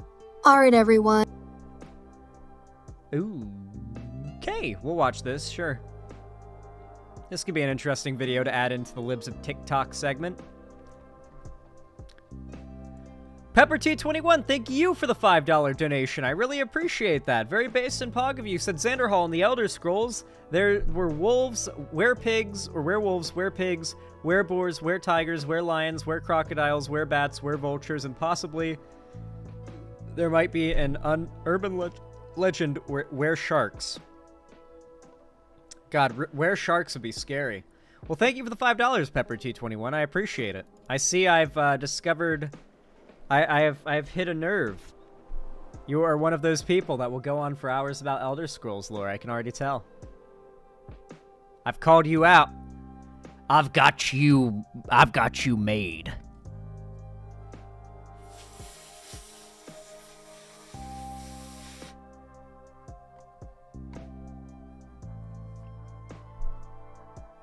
Well, Straw Hat Monty, your friend's mom is an animal abuser. And, I mean, do with that knowledge what you will. I won't tell you what to do with it. I like having a career. Alright, really quick. Well, actually, no, I remember I actually saved this one. I don't even need to keyword search it off of my scroll. What a combination of fucking words I just said. I gotta keyword search this off my scroll. Also, minor spoiler for the new episode of Invincible. This is 100% real. Who knows where this gun is from? Me and Ethan were watching this, like, right off the bat, and Ethan plays the game that this gun is from a lot and recognized it immediately. Immediately recognized this gun was from Fortnite. This was Mark leaving the loop. When he was in this universe, he was canonically in the Fortnite universe, like, fighting on the island. He had just gotten, and this is one of the best weapons in that, like, season as well, which means presumably he just won a game. Because he had good gear on him, like really top-tier gear on him. And he won a victory royale and then got pulled back into the fight. So that's a cool little detail you'll be able to recognize if you play Fortnite, I guess. Fortnite Battle Pass, Canon, and Invincible. I'm pretty sure Invincible has done a crossover with Fortnite. Yeah. What we're waiting on right now is, we're waiting on the Boys crossover. That's what we really need. The Homelander skin and the Butcher skin will go crazy in Fortnite, okay? That shit would go hard. Invincible Premium Battle Pass? No, I think Invincible was just like, you can get Invincible off the item shop in Fortnite. Like, Geralt is literally a skin in Fortnite. You guys know that, right? Like, Geralt, Ciri, and Yennefer. You can play as all three of them.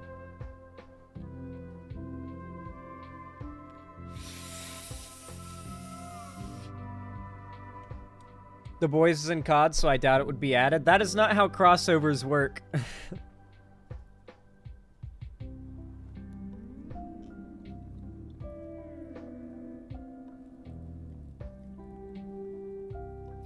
Zan, how does the scroll work? Can you easily erase what you wrote? No, it's permanent. I'm writing in pen, and what I plan to do is once the scroll is full and I can't fit anything else on it, I will roll it up, and I will tie it up with its proper ribbon, and I will stow it away on my scroll shelf to act as background decoration set design scrolls. But if anyone ever pulls them out to look at them, there's actually stuff written on them, and I can tell them why they are written like that, and what's there, and what they're for. You know, I'm building my massive library of scrolls because I want people to come to my house and be like, holy shit, you've got scrolls. And be like, yeah, go ahead and read them. I write things on my scrolls. And they'd be like, holy shit, you know? And, yeah. Bring a girl back to my house, be like, yo, you want to read some of my scrolls?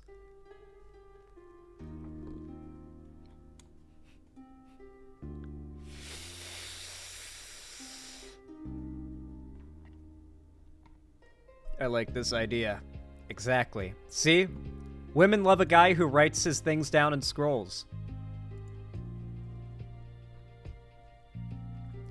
I'd write the dragon language from Skyrim on a scroll. Sure thing. I mean, these things literally go for like $10 per 3 scrolls, so you can really get these for pretty cheap off Amazon. Hey girl, you want to read my ancient texts? Read scrolls and chill. You should get one of those lattice wine storage shelves for your scrolls. Exactly what I was thinking. What I was thinking was like a dense wooden shelf that like on the very bottom shelf is like that lattice-shaped sort of like crisscross diamond for storing the scrolls in. And the shelves above are normal shelves where I can put my potions and my leather-bound, like custom leather-bound like books. And then of course my like, I'm eventually, when I can afford one day, and I will work my ass off to afford one day, I will be able to afford a 3D printer, and I will 3D print minis and paint them, and have, like, the top of that shelf be all, like, minis, you know? I need a staff and a floppy hat. We'll get there.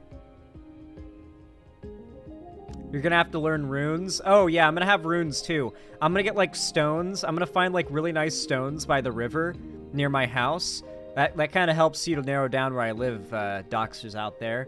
Find a house near a river in Seattle. Good luck. I'll find a stone that's, like, nice looking. Grab it. Find out if it's, like, a good size, and if it is, I'll, like, chisel different like rune shapes into it, and I could fill it in with like epoxy resin. Like they make, not epoxy resin, they make this like hardening, almost glass-like, opal-ish kind of like, you use it in clay pottery, and it applies as a powder, and it melts down in a kiln into almost like a glassy texture. I used it in art class as a kid when making pottery. Glaze, yes, glaze is probably just the term for it. But you can get colored glaze that's like a very deep, like glass-like texture and color. And I bet you could like pack that powder into the carved-in runes on like just a river stone, and then melt that, and then solidify it, and you would have like really cool fantasy-looking runestones. You could put some glitter in there, maybe like add a layer of like clear epoxy over it, and trap glitter on there so the stone all around has sort of a glowing, glittery kind of essence to it, and a bit of a smooth shininess to it, so it feels special and a little heavier, you know? You can make talismans from for sure, which I'll definitely do. Yeah. I'm really into nerd stuff. What can I say, guys? What can I say? I'm a fucking geek. I'm a geek, but I got that nerd riz.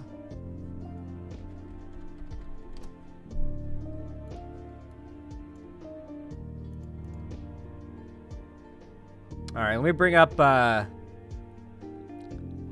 this next segment for you guys. This next segment.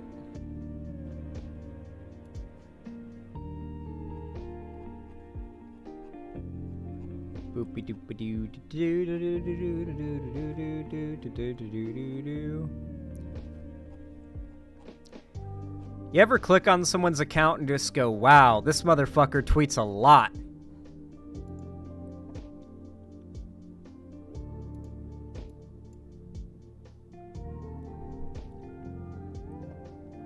Okay. You all know what to do when I say action, right? 3, 2, 1, action.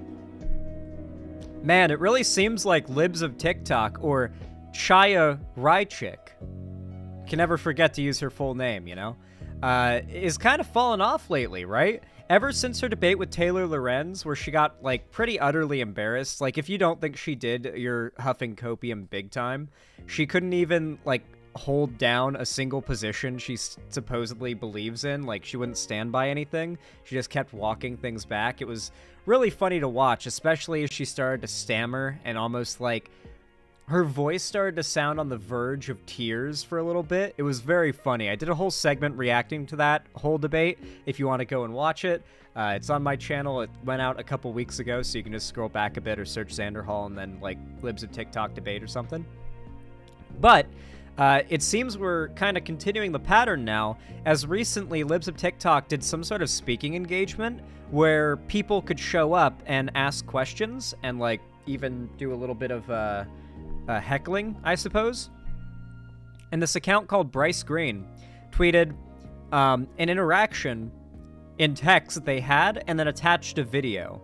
I'm obviously not going to just read out the interaction. Instead, we're going to watch the video, but let's go ahead and watch this and see how quickly she breaks down when asked a simple question.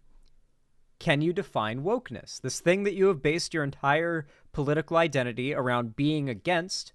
Can you define it? Of our lives. It's in our kids' schools, it's on the college campuses. That's really quiet. I'm going to turn it up with the volume booster. Hold on, chat. There we go. It is in the of our lives. It's in our kids' schools, it's on the college campuses, it is in the workforce. It is in the streets, it's when you go to the store. I mean, like, you can't do anything in peace without this wokeness being shoved down your throat wherever you go. So, do you have a question? Is there something funny? I do. Yeah, sure. How do you define wokeness? Wokeness is the destruction of... I love that the second she said, shove down your throat wherever you go, several people in the crowd giggled, like 15-year-olds, like 13-year-olds. Like, shove down your throat. Hey, Beavis. She said shove down your throat. Yeah, bud. Yeah, she did.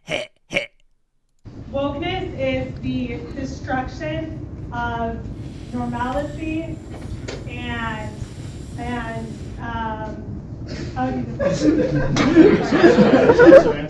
of our life.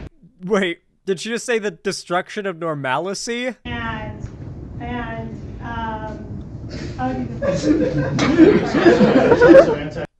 She just kind of stutters off and everyone laughs. It was literally just a repeat of exactly what happened during the Taylor Lorenz debate.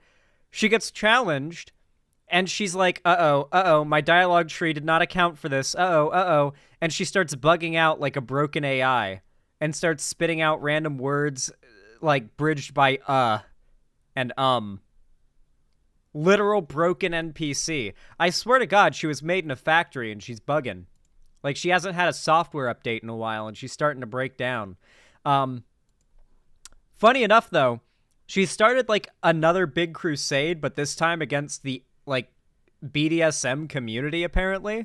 This YouTuber named Evie Lupine with, like, holy shit, that's a lot of subscribers. 263,000 subscribers. Never heard of this channel before, but I'll drop her video in the chat. I recommend you guys go send support, I suppose. It's called Libs of Tik Tok is doxing the BDSM community. So let's see where Libs of Tik Tok's fall off is leading her to. Because this is a very weird group to target, considering it's just adults consensually tying each other up and shit. Like, who cares? No intro today. And if you've been on my channel before, you likely can tell why that is.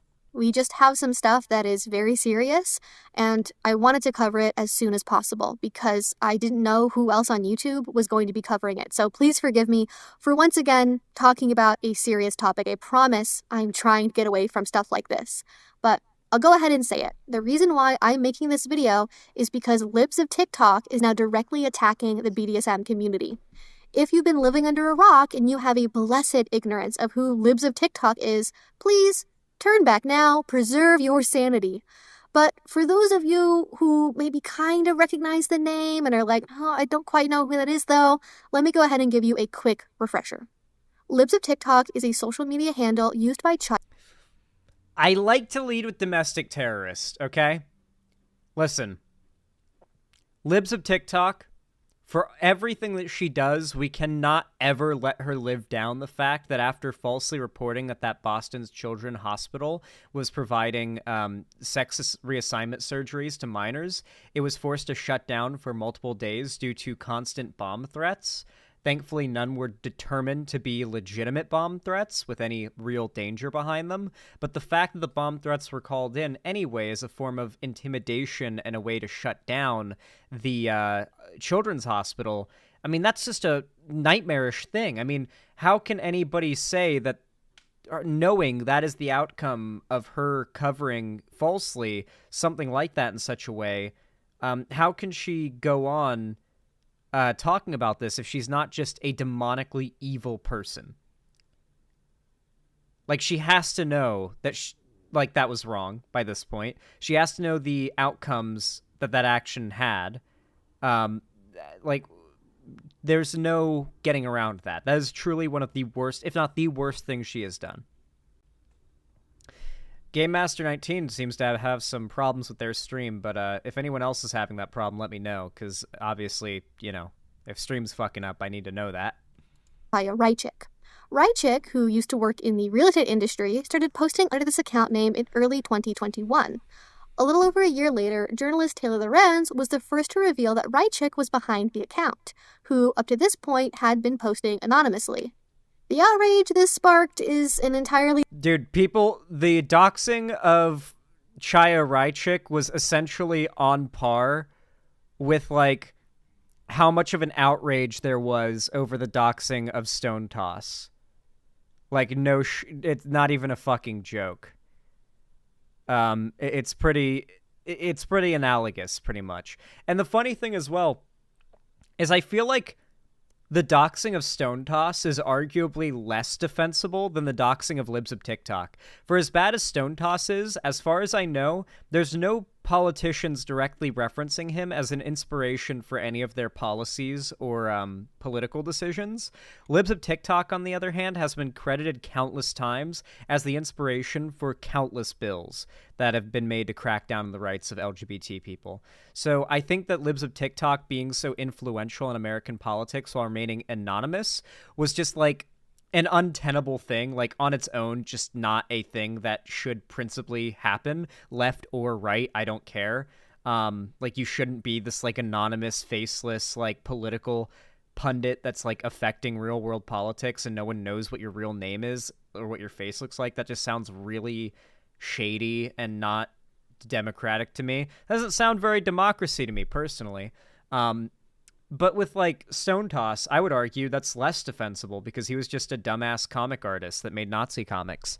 But yeah, people lost their fucking minds over Taylor Lorenz doxing, quote-unquote, Libs of TikTok. I guess technically it was doxing, but, I mean, it was literally just exposing her real name. Like, that was it. I don't think anything else was doxed. I guess maybe employer, too, like where she worked, if it was relevant, but I think it was just her name. A different story. I want to recognize it's there, but I'll just leave it at that. Do your own research if you want to. Libs of TikTok, though, started as something of a reply guy account, commenting under the posts of famous conservative Twitter. God, Cat Turd being the name of one of the most influential conservative pundits in all of Twitter. I don't really see Cat Turd around anymore. I think I blocked the account because I was so sick of seeing their takes. And I couldn't stop thinking about the fact that they were into eating cat shit every time I saw their posts. That's real. You can look it up. They have a cat shit fetish. That's why their name is that. I couldn't stop like getting reminded of that every time I saw their tweets. So I can't tell you if this account has fallen off or if they're bigger than ever and doing better than ever. And I just don't see their tweets anymore because I blocked them. But yeah, Cat Turd being the face of conservative politics for a while is certainly something. Certainly something. Why are you weird champing me? Weird champ Cat Turd. Users. Rychik eventually pivoted to being a content curator herself, promising her conservative audience a good daily dose of liberal cringe. The account's notoriety only grew from there. After this pivot, she then ended up being promoted by people like Joe Rogan and even Donald Trump himself. So you can see even just from early on, she had quite a lot of influence. The typical Libs of TikTok post harkens back to the anti-feminist era of the 2010s. As you might guess from the name, she typically features liberal-seeming people from TikTok and other platforms, often with the kind of colored... The whole idea behind it is that conservatives that I have met, who I have genuinely changed the minds of, it has mostly happened interpersonally. And a big part of what motivates a lot of online conservatives is the fact that being a conservative online is an easy way to get a reaction from people. If they post a conservative opinion, no matter what the context, it will get some kind of a reaction, positive or negative. And that's what they want. They want attention, and they want a reaction from people. I have had numerous friends who I have personally pulled out of the right-wing rabbit hole just by like proximity and just my leftiness rubbing off on them. Just eventually tell me, yeah, like most of my conservative politics, like it was just wanting to goad reactions from people and liking that people got triggered at what I said. You got to realize that's what motivates a lot of the people who consume the content of Libs of TikTok, and Libs of TikTok knows that when she is making that content. So she's trying to make content that will, A, go to reaction out of the left of anger and upsettedness, will also feel that need to trigger the left and goad a reaction out of the left from her audience. Hair, pronouns, and way of dressing that makes certain conservatives seethe with rage. One form of content that has done particularly well for Rychik is attacking teachers in schools. For example, going after openly queer teachers, teachers with too many rainbows in their classrooms. Who remembers 3 or 2 years ago now, whenever I said the next Gamergate, like whatever you want to call it, if it ends up having a name, I think it's going to be called Teachergate. Who remembers that quote from me? Who was here in my chat and remembers me saying, if there is another Gamergate, it's going to be called Teachergate, like a year before all this shit went down. I remember. I hope you guys are telling the truth, those of you saying you remember. You are mostly regulars here, so I do believe that. I know Delancer's been around a long time, and so is Summerstar, so I kind of believe that they would remember. But yeah, I saw, this is very well telegraphed. You can usually see, like, the right-wing media grift channels start every culture war talking point that trickles down to, like, politicians and big right-wing grift accounts on Twitter. Or school staff who support their queer students. It's about as she well also telegraphed. The now it's about as well telegraphed as a Dark Souls like humanoid enemy attack. Like basically the right-wing grift account on YouTube posting it is like winding up the arm, and then politicians talking about it is like, you know, just the actual attack itself. You know, you got plenty of time to dodge that and predict it, you know. Not dodge it, but to see it coming at least. Infamous hoax that schools were putting litter boxes in student bathrooms for kids who identified as cats. This is a rumor along the lines of the trans cat and trans dog narrative that folks like Blair White have been spinning for years. Like, no, they don't think that they're a trans dog, they're just kinky. But in this particular case, the truth is a little dark. Litter was provided at some schools as part of emergency preparedness kits in the event of a lockdown. Yeah. At the most, the events support that there may have been... The idea behind it, okay, so litter is very effective at absorbing liquids, and so the idea behind it is that it was packed in emergency kits for if there was a school lockdown, the event of a tornado, a school shooting, a hurricane, an earthquake, a fire, like a wildfire outdoors, like whatever you would have to lock down in the school for. And let's say there isn't working water or plumbing, potentially a kid gets shot or vomits or uses the bathroom on the floor in a really bad way. I mean, you've probably seen it happen where, like, the janitor comes in and uses sawdust on the ground, like when a kid throws up in class, right? Kitty litter has a pretty similar effect and is sometimes used. And, like, that's why it was in the schools at all. But the right essentially took a minute shred of truth in that there was kitty litter present in a school in some place and expanded upon that with complete untruths into there were kids using litter boxes in the school because they thought they were cats and dogs. That is a very massive far cry from somewhere in the school there are tubs of kitty litter for the sake of use in case of an emergency, like a kid vomiting on the floor or something. Litter boxes placed in bathrooms as a prank, rather than being a routine part of school policy as a way to accept trans cat students, which, again, there is no evidence that people like that exist and were in high school and attending these schools. At best, though, Libs of Tik Tok routinely doxes and publicly harasses otherwise private citizens posting on their social media accounts. Her posts are ample. Something you gotta remember, like, most people that I know who even go by, like, neopronouns that go along with, like, a pet play type identity, even they are like, yeah, it's like, it's an identity thing. It's like, it's for fun. It's a fun thing. It's just a fun identity thing. And when people get mad about it, I like to play into it. Like, I take it super seriously and they get really mad. Everybody that I know who's into that kind of stuff has told me the exact same thing. Like, anytime someone gets really weird about it or upset about it, they play into it and they act as though they're super serious about it, and they legitimately think they're a dog, or they legitimately think they're a deer, they legitimately think they're a boar or a wolf or whatever, and it gets the other party so fucking frothing mad that, like, it's just funny to them, you know? And so you got to remember that a lot of the people who identify that way, it may come off as them being 100 million% serious even to you, because they're fucking with people who are trying to fuck with them. And so you may get the wrong impression from their irony. exponentially by the larger conservative ecosystem who use her posts to stoke fears about things like the trans epidemic or people trying to turn your children gay.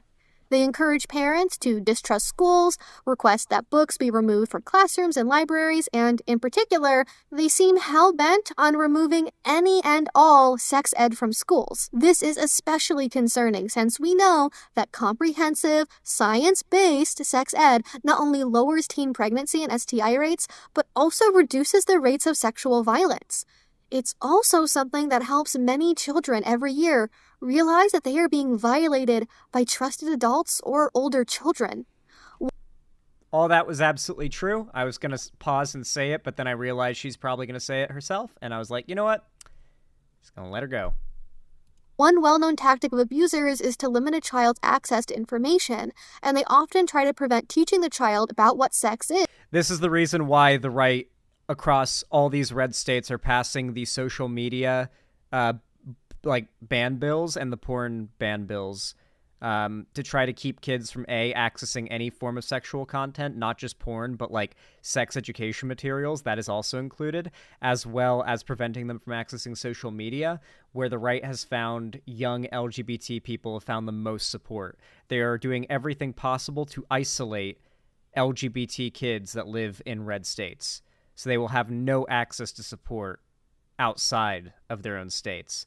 They're basically trying to make like a Mason-Dixon line for trans people. Does that make sense to you guys? Like that line where it's like slavery here, no slavery here. They're basically making that for trans people, but it's like you can't communicate outside of it. And it's just like, if you're trans, you gotta like get out of there, you know? Question mark? Isn't the Mason-Dixon line like that horizontal line across the country that separates the North and South? I'm right? Yes? Okay, thank you. Okay. Is for as long as possible. Proposing that we remove all sex ed from schools simply means that more children will be harmed for longer by those who are supposed to love them and take care of them. And hearing this to me was really hard to grapple with. It's difficult to believe that someone could be so flippantly against something with such demonstrable benefits, but Rychik has no problem saying this with her own mouth. I went to public school, and we had a sex ed class in public school where we were shown, information about sexual health and, sex and masturbation and things like that. I'm curious about your own education. I mean, was that something did you ever go to a sex ed class, or is this all sort of new to you where you're sort of learning about how this works in public schools? I don't live under a rock. This is Chaya. So you did have sex ed classes when you were growing up? We had some kind of education, yeah. So you do think it's important for children to have education, sex education? If I was Taylor Lorenz, I would have asked her in response, okay, where's the clitoris? I feel like Libs of Tik Tok would be torn on giving a correct answer or responding, the what? In order to appease her audience, because of course, I'm pretty sure under conservative law, it's illegal to believe in the female orgasm. Not the way they're doing it in public school. How are they doing it? They're giving kids porn and telling third graders that they should masturbate. They're giving middle school children guides to gay sex and anal sex, sex toys. How would you describe this? Guys, I'm going to be honest. I don't think that's true. I know, guys, a little crazy thought. Don't think that's true. I really don't. Doesn't sound right to me. I know it sounds like I'm being a little flippant here, but that does not tend to happen in schools. I went to school myself and never saw anything of the sort. Maybe I just went to school before these woke times we're in now, but I think just like back in 2014 and 2016 when this type of rhetoric was being spouted, and well before then as well, it's bullshit. It's always been bullshit. It's wild to me that people are actually falling for sex ed is evil talking points in the year 2024. Like, I feel like in the 2000s, there was a general consensus among most people that sex ed is an appropriate and necessary thing. type of sex education that you'd like to see in schools? At this point, I want all sex education actually removed from schools because I don't trust the schools to do it. Okay. After what we've seen, I don't trust them at all. At worst, if you can believe that there's a worst, her posts have led to bomb threats at schools and hospitals. Right Chick was recently appointed to... I'm glad that got brought up because that is, like I mentioned earlier, probably the thing I would want the most people... I would want people to remember most about her is the fact that her rhetoric has led to bomb threats on schools and children's hospitals. Oklahoma's Library Media Advisory Committee, supposedly to enlist her help in fighting woke indoctrination in schools. A month later, a trans teenager named Nex Benedict was killed after being assaulted in a school bathroom. This school was previously targeted by Right Chick and her followers in 2022. The current official story is that Nex Benedict committed suicide, and the suspected way is via a drug overdose. And whether or not you agree with that story, I prefer not to question the official story because, like, I mean, I think you guys can see where the obvious, easy attacks at me for hypocrisy would come from, right? And, like, how easy they would be to accomplish. Probably not the best strategy for me to take, you know? So, regardless, the fact... like, whether or not Nex Benedict was killed or committed suicide doesn't really change the overall point, which is that no matter what, transphobia led to a trans child dying. So, that's the point. Regardless of what happened, regardless of what the cause of death was, the root was transphobia. Ultimately leading to the resignation. Oh yeah, by the way, Nex's pronouns were preferred he, but was okay with they. So I would recommend just sticking with he, him pronouns. From what I've heard, a lot of people who are okay with like they, he, or they, she pronouns get annoyed when you switch up mid-sentence. Yeah, she went to the market so they could get some food. You know, like apparently a lot of people who are cool with multi-pronouns don't like it when you mix and match mid-sentence, or like in the same sentence or paragraph. So yeah, he, him, or they, them is what Nex Benedict preferred. Of a teacher. Well, he, him preferred, they, them accepted. Some have implicated Right Chick in Nex's death, stating that she, quote, has blood on her hands, and that her appointment to this organization in Oklahoma emboldened the student body with an existing bullying problem to act even farther. So, you kind of get the point by now. I'm not going to belabor it. Libs of Tik Tok is, generally speaking, and this is the lightest way I can phrase this, is bad news. I would phrase it a little heavier as evil cunt. She uses her platform, and by extension, her connections with the larger conservative landscape, to stir up hatred in the hearts of millions of people in America. Most often, this hatred is directed at specific individuals. Do you think The Boys Season 4 is going to have a Libs of Tik Tok, like, stand-in character? Because, like, The Boys is pretty topical with their political references, you know? I feel like the timeline might work such that... No, she killed herself last season.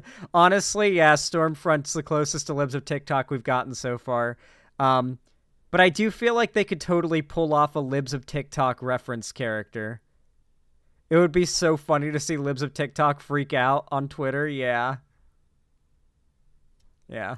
Ranging from drag queens to queer teachers to doctors.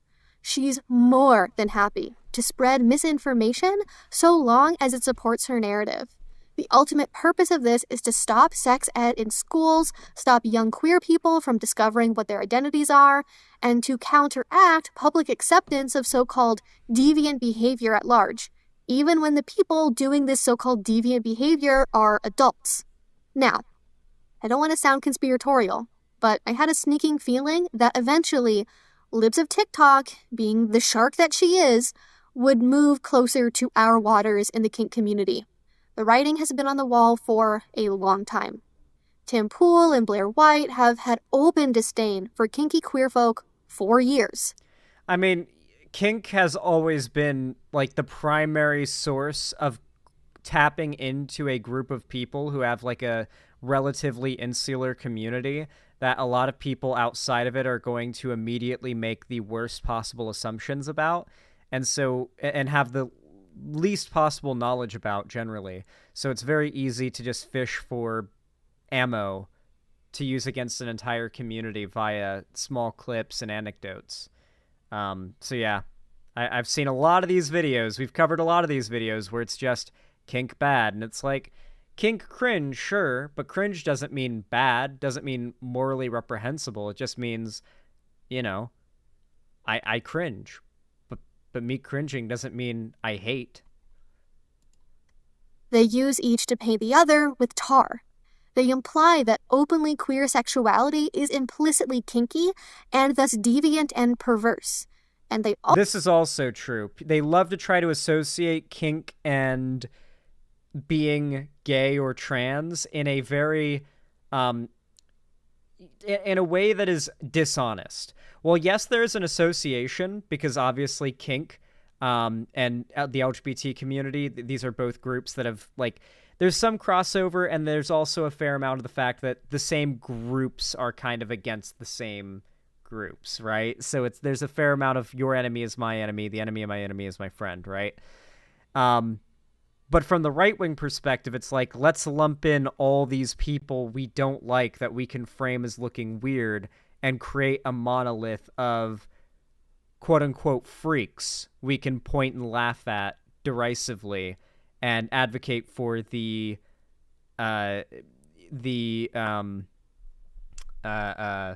oppression of. Also argue that kink is bad by tying it to queer sexuality. It's wrong because it's queer. They see both kink and queerness as inherently sexual things, and thus profane and meant to be removed from the public eye. Okay. I can think of several kink things off the top of my head that are completely straight, okay? Just off the top of my fucking head, from horrific things I've had described to me by friends. For one, I'm pretty sure if you pee on a girl or a girl pees on you, that's a straight kink interaction. That's a golden shower, right? That's pretty high level kink, and it's completely straight if it's a man and a woman. Regardless of who's peeing on who, I presume. Is the person peeing on the other person the top in that scenario? You'll have to let me know, chat. Yeah, Trump loves that, true. Yeah, post your Trump emotes, yeah. Yeah, it's very obvious that, kink and, being LGBT are not one and the same. There are LGBT people who are vanilla as fuck, and there are vanilla people who are LGBT, and there are kinky people who are straight, and there are kinky people who are LGBT. Think back to years past when kink at Pride was a common topic of debate. Even a couple years ago, many left-leaning and liberal folks without proper knowledge or context were taken in by arguments made by conservatives against even the most... Shoo. Yeah, it always comes back to that shit, doesn't it? banal displays of kink gear. No one should be wearing leather at pride parades because seeing too many belts might make sensitive eyes burn, that kind of thing. They didn't really even seem to know what people were talking about or what they... I mean, I will say, it's probably not best to have, dudes and leather assless chaps, twerking in front of kids at, a pride event, I think that it's quite a lot rarer than a lot of people make it out to be, because you go online and you see 5 videos and all of a sudden your perception of the world has been warped. But I do think that a heavier encouragement of an age divide in content at certain pride events would be good, such as certain LGBT, kink, leather, BDSM demonstrations being locked behind an 18 plus or 21 plus zone. Probably 21 plus zone would be better because, when the straps are coming out, there's more than just bondage shit coming out. There's usually drugs involved, and I feel like for the sake of responsibility, you shouldn't be letting anyone under 21 enter that environment because there's going to be drugs. There's going to be drugs. There's going to be drugs. There's going to be drugs. There's going to be drugs. So I'm pretty sure they already do that. Good. So with that in mind, I do think that, yeah, bare minimum, there's going to be alcohol, right? Yeah. But there's going to be drugs, too. There's going to be drugs, okay? When gay people party, there's hella drugs. Regardless, though, the point that I'm getting at here is that there should be a age separation where you've got, like, the more, like, this is more of a rainbow-themed carnival all about pride, where you can bring your kids and it's like a carnival float type deal. And then here is like the walled off, fenced off section where you got to get like your hand stamped and you get your VIP exclusive adult access to like the kink leather bondage event type deal. I think that's probably already a thing practiced by most like venues, but you know, the more it's practiced, the better. Yeah, Pride After Party. Is that like a thing already known about? To give it a name? Oh, okay. Well, that'd be a good name for it. Sure. They were really asking for. You know, never mind what people see all the time in superhero movies or comics or professional wrestling or Halloween costumes or cartoons. No. Leather in public on somebody is a step too far. It's the sort of logic that leads someone to saying that, you know, if your partner gets turned on by sandals, you shouldn't wear... Mind you, there's a big difference between, like, leather assless chaps, like, twerking in the street, and, like, dude wearing, like, leather cowboy outfit that's, like, if you look at it a certain way, it could be considered sexual, but if you look at it from the perspective of a kid, it just looks cool, and it's not, like, showing off any body parts that are inappropriate. It's not an outfit that would be inappropriate in like a PG-13 movie, you know? Like I could imagine RGR mentioned. Was RGR mentioned here? What? I didn't catch it. What? And they also argue that kink is bad by tying it to queer sexuality. It's wrong because it's queer. They see both kink and queerness as inherently sexual things, and thus profane, and meant to be removed from the public eye. Think back to years past when kink at Pride was a common topic of debate. Even a couple years ago, many left-leaning and liberal folks without proper knowledge or context were taken in by arguments made by conservatives against even the most banal displays of kink gear. You know, no one should be wearing leather at Pride parades because seeing too many belts might make sensitive eyes burn, that kind of thing. They didn't really even seem to know what people were talking about or what they were really asking for. You know, never mind what people see all the time in superhero movies or comics or professional wrestling or Halloween costumes or cartoons. No. Leather in public on somebody is a step too far. It's the sort of logic that leads someone to saying that, you know, if your partner gets turned on by sandals, you shouldn't wear sandals in public because that's exposing non-consenting people to your perversion. We've got an imp here. Imp spotted. Bzz, imp spotted.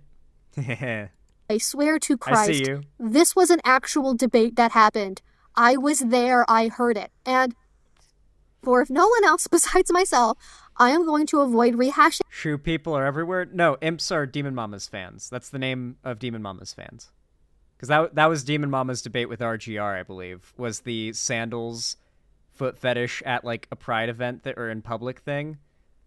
I'm pretty sure that's where I think that's what she's referencing there.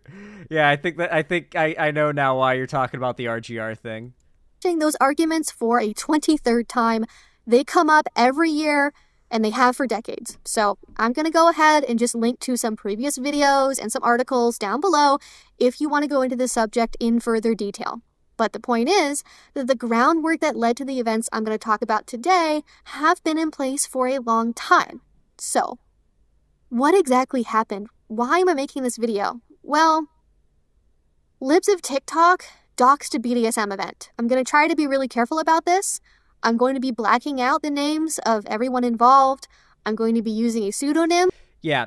Libs of Tik Tok has been, since before she got doxed herself, a habitual doxer. So I feel like on top of the fact that she was influencing literal elections and whatnot, the fact, and policy decisions and bills, the fact that she was already breaking that, like she docked somebody already herself, that removes any level of defensibility she could have for herself in, like, saying, oh, you can't dox me. It's like, what the fuck? You dox other people.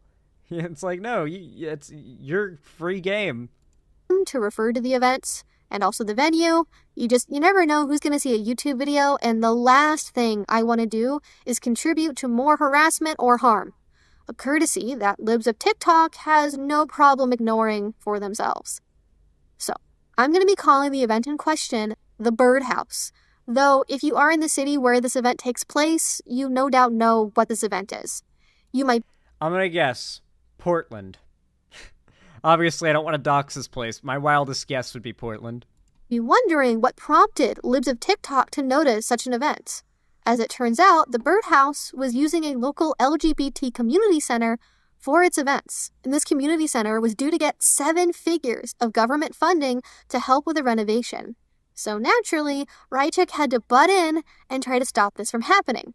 On Tuesday, March 5th, she posted several screenshots with the following caption, quote, "Breaking! The Senate Appropriations Committee released a spending bill which is being voted on tomorrow. It includes $1 million of your tax dollars to go towards renovating." Hey, Chaya, how many of our tax dollars are going to Israel? Although, to be fair, she is a Nazi. Maybe she would be like, oh yeah, no, you're right. And then go on and then do a whole JQ bit. Maybe that's not the best thing to bring up with Libs of Tik Tok, an actual Nazi. An LGBTQ center in Pennsylvania, which boasts rooms to try BDSM and sex fettuccinis and hosts BDSM and sex kink parties. Sex fettuccinis? Hold on, wait a minute. What?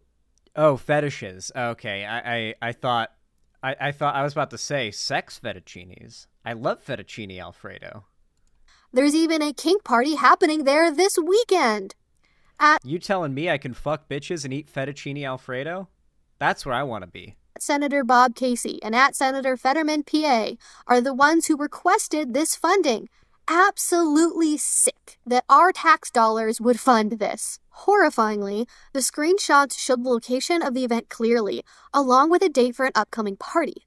Knowing how often her followers like to send bomb threats, I would be very scared for the safety of the event goers as well as the organizers. While she stopped short of listing the public names and faces of those who run the event, just knowing the name of the event and the location meant that information was a single Google search result away. I myself was able to find all of that within only 10 minutes of looking. And so, do you want to guess what happened next? Do you think that these amazing, supportive senators stuck up for their constituents against this fear-mongering and misinformation?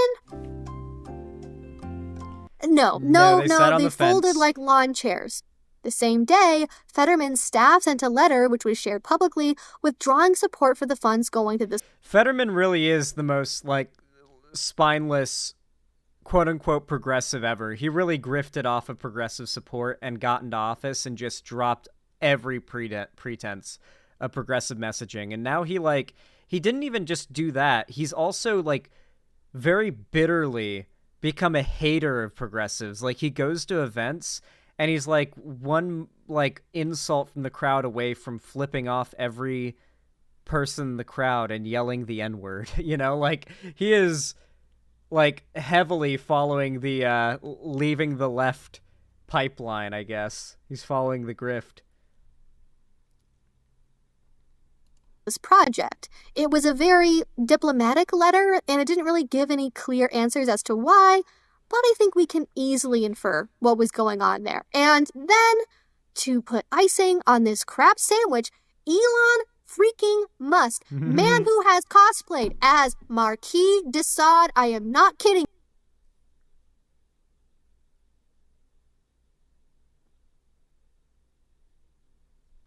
Some days I hope there's an afterlife, so I can go to hell when I die, and Elon Musk will be trapped down there forever with me.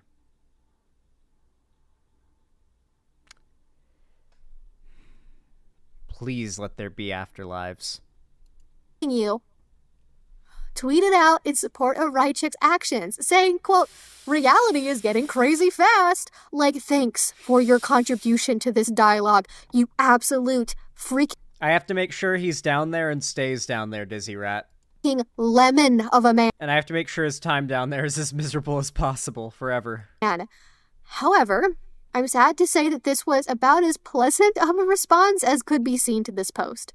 Most people rushed right into decrying these freaky perverts as terrible people, and how this was clear evidence of the corrupting influence of trans ideology and the gay agenda. Just really amazing stuff happening on Twitter.com these days. And Fetterman, being a different variety of Lemon himself, went on to conveniently blame his team for the letter that was sent out. He did this all on the morning of the 6th, which was well after anything could actually be done about it. How nice. The distressed, rainbow-hued graphic read, "I do not believe that we should penalize this center based on events that are entirely legal among consenting adults." Like, Fetterman really is, as I said before, just a spineless piece of shit. He walks back everything. He has no real principles now. He's literally, from everything I've seen of him now, just a through-and-through grifter. At first, I was a little more willing to, like, say, okay, on the Israel stuff, maybe he's terrified of AIPAC. He's not that big of a politician yet. He could easily have his career quashed by one of, if not the largest, political money groups in all of Washington. But then he just kind of, like, fully went down the whole anti-woke, anti-progressive rabbit hole. And now it just feels like this is not being motivated by a fear of AIPAC going after him. This is coming from hate. You know, he genuinely seems to hate progressives now. I have no problem with what consenting adults do in their private time. Yeah, he's actually unironically become what, like, dumb fuck don't vote lefties think Biden is. Unfortunately, at the 11th hour, my staff was made aware that funding for the center, which was in the bill because I championed it, would not pass in the fiscal year 2024 appropriations process. The choice was either to pull it or watch it get stripped out, attacked by Republicans, and ultimately killed. This is not the end of this fight, and I am going to fight for the center to secure their funding in the fiscal year 2025 appropriations process. I'm new here, but I wasn't aware that democratic values and priorities are dictated by Libs of Tik Tok. To paraphrase with what other accounts responded with, democratic values might not be dictated by Libs of Tik Tok, but yours sure seem to be. When you think about it, it's scary. A single Twitter account has the power to sway millions of dollars in government funding whenever she doesn't like something. When Libs of Tik Tok says jump, Republicans in Congress ask, "How high, ma'am?" Because our system is so messed up, to avoid endless filibustering and deadlock, everyone else just caves to their and her wishes. I feel like this is a really good, yeah, her makeup is really nice. I like the lips, like, you can tell it's a heart shape whenever, like, she's talking in a certain way. I like that. Anyway, very good video.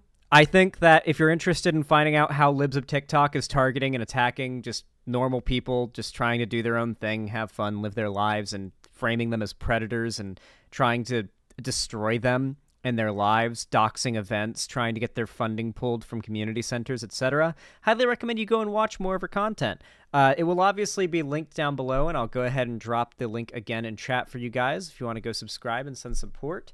Obviously, go comment nice things. You know, I do not want to steal content. I do not want to be content thief. I dropped a like too, so we're all good. Thumbs up. But yeah, fuck Libs of Tik Tok for continuing the pattern of conservative grifters trying to weaponize people that are just, like, doing a goofy kink thing and that aren't hurting anybody. It's completely consensual between consenting adults, and now they're having to make it everybody's problem in a really dishonest and just rude, mean way. Let people with weird kinks have their weird kinks. Who the fuck cares? It's not hurting you. How do you guys like that segment? I feel like it came out pretty good.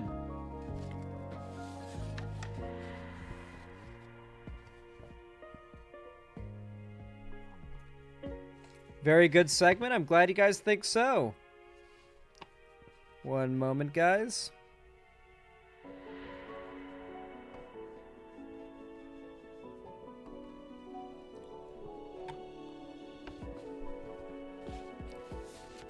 Would it be scary if a senator was following your advice to conservatives, like, and making decisions based off that? Like when I sarcastically say, if they wanted to do something effective here, they should, and then, nah, I don't think they are. I don't think any big-time conservatives watch my stuff, personally. Wild to learn Evie saw the RGR debates, yeah. Yeah, your suggestion was good, Chris473.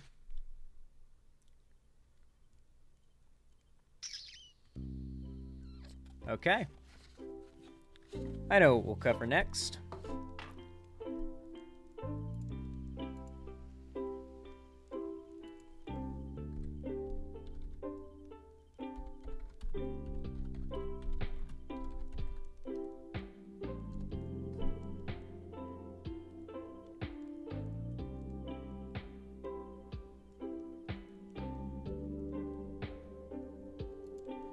Hello.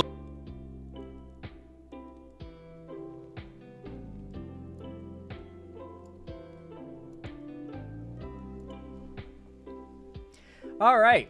Larry Banks 78, thank you so much for the $5 donation. I really appreciate that. Very based, very pog, and very kind of you. Thank you, thank you. Said, it's also funny that even other CEOs like Bob Iger have gone on to say that those who decry woke as an issue making media bad don't really know what woke means. And frankly, I agree with him. Well, the funny thing is these companies, the reason why they keep making media more and more, like, almost baiting rage from these conservatives is that most people don't really mind it. Like, the like, worst reaction you get from the average person is not really minding it. Meanwhile, a very loud contingent of people are really loudly angry about it. And so the reactions, even if it's negative press they're giving to this media with their constant hate coverage, it ends up being enough to actually provide hate viewers. And hate viewers are just as valuable as love viewers, right? Like, Velma is about to have its second season premiere in, like, what, a month? That Velma show, that awful fucking Velma show. Like, that's just straight up, we're getting another season because hate watchers. I think these companies have figured out that the, like, anti-woke brigades are literally, no press is bad press. They're following the Donald Trump method, right? So it doesn't matter how much people complain about stuff being woke. They're going to keep doing that because the negative reaction is just as useful as a positive reaction.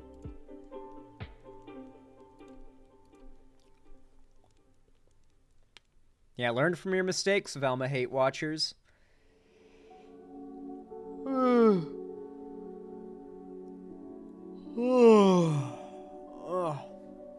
Alrighty.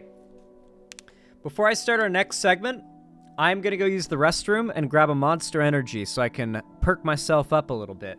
I will be right back. Be patient while I'm gone, okay, guys? I won't be gone long.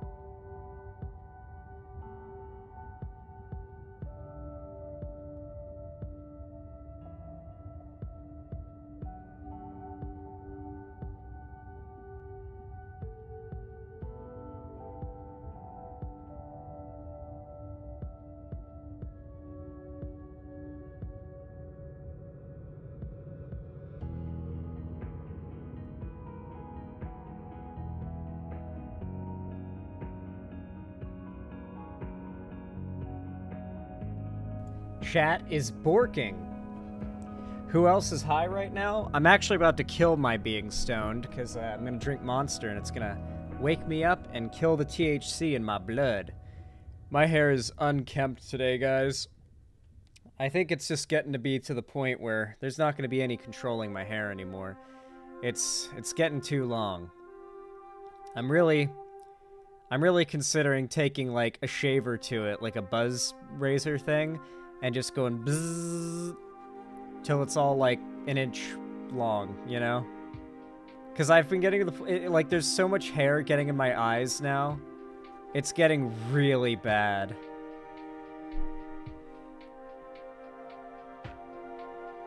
Found another anti-Biden meme that thinks we want to delete Twitter. I don't want to see that one, Piece 34, but thank you. Shield me, okay?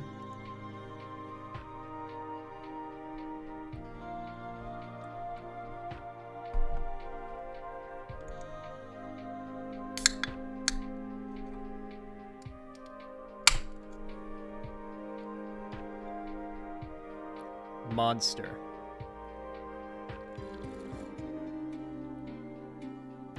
What are you doing? Killing monsters. I love the point in the game where they make fun of the delivery of that line, too. And Girl's just like, it just kind of came out that way.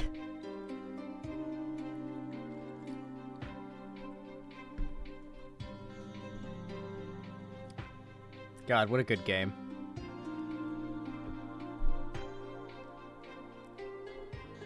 Satisfying monster can click? Hell yeah. Hell yeah. You want a rat jam emote? What's rat jam? Let me check that out.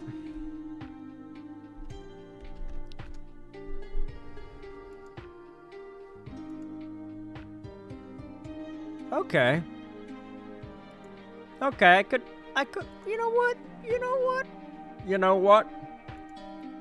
You know what? You know what? You know what?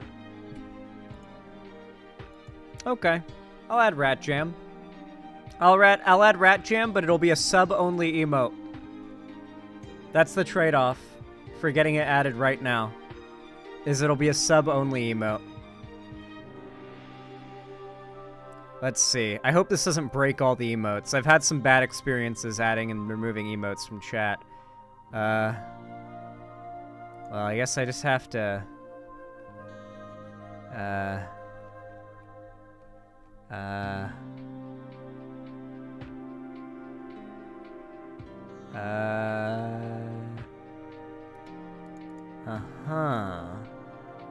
Do I just drag the file in? I forgot how to do this after all this time. Gah. One moment. YouTube stuff. Website stuff. Emotes. Rat Jam. Drag it into... Oh, yep. You just gotta drag it. When in doubt, drag it. Where'd that go? Oh, it went there. Okay, so I'll put it... Where would Rat Jam fit realistically on the emote list? I feel like Rat Jam would fit right next to Peepo Toilet. I feel like that's a good place for Rat Jam. Alright. Save the chat.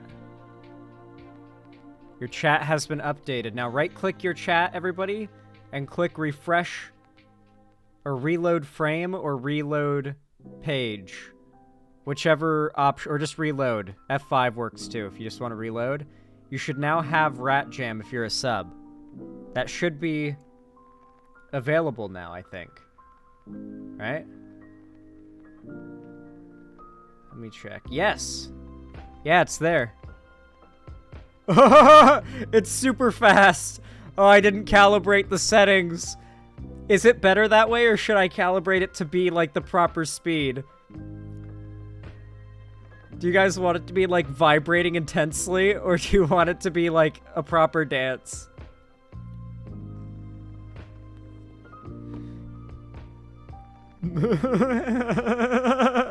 It's kind of funny like that. Hold on. Playback speed. Animation repeat count, we'll do 10.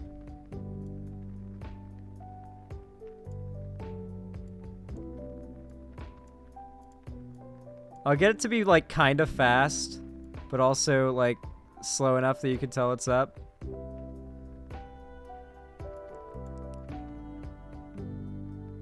Okay, this seems good. Save and save the chat. Now refresh the chat. Reload the page again, and it should be updated to the proper emote now. There you go. I think that's pretty fair. And they do the dance for a while longer now, too.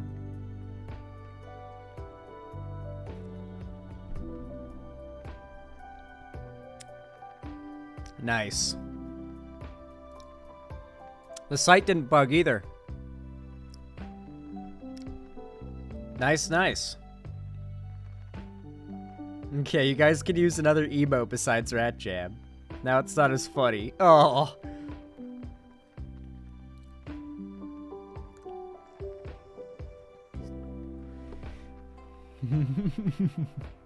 I can imagine this one's gonna get spammed during my stream intros a lot now. I can see that coming.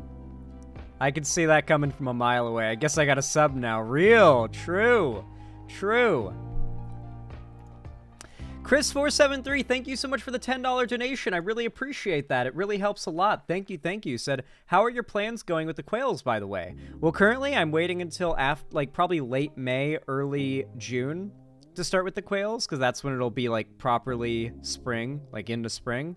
And I'm also going on a trip to Houston towards the end of May, and I don't think I can get the quail before then without leaving them behind and, like, either A, not being there to make a lot of content about them as they're, like, hatching and growing up from babies, or literally not having anyone to take care of them and they die, God forbid. Or I just can't go on my trip, which would be pretty awful, too. So I'm gonna have to wait till after my trip in late May, but, I mean, that just... I need the time to save up for, like, a new camera anyway. I don't have enough to be able to afford, like, the expense of a new camera for doing the quail content just yet anyway, so... Regardless. Xander Hall, tell chat to flex their favorite emote on YouTube chat. You should flex your favorite emote on YouTube chat. Do that for sure. But thank you, Chris473. You've gotten me quite a bit closer to being able to afford that new camera and quail stuff. Thank you. Very based and pog of you. I really appreciate it.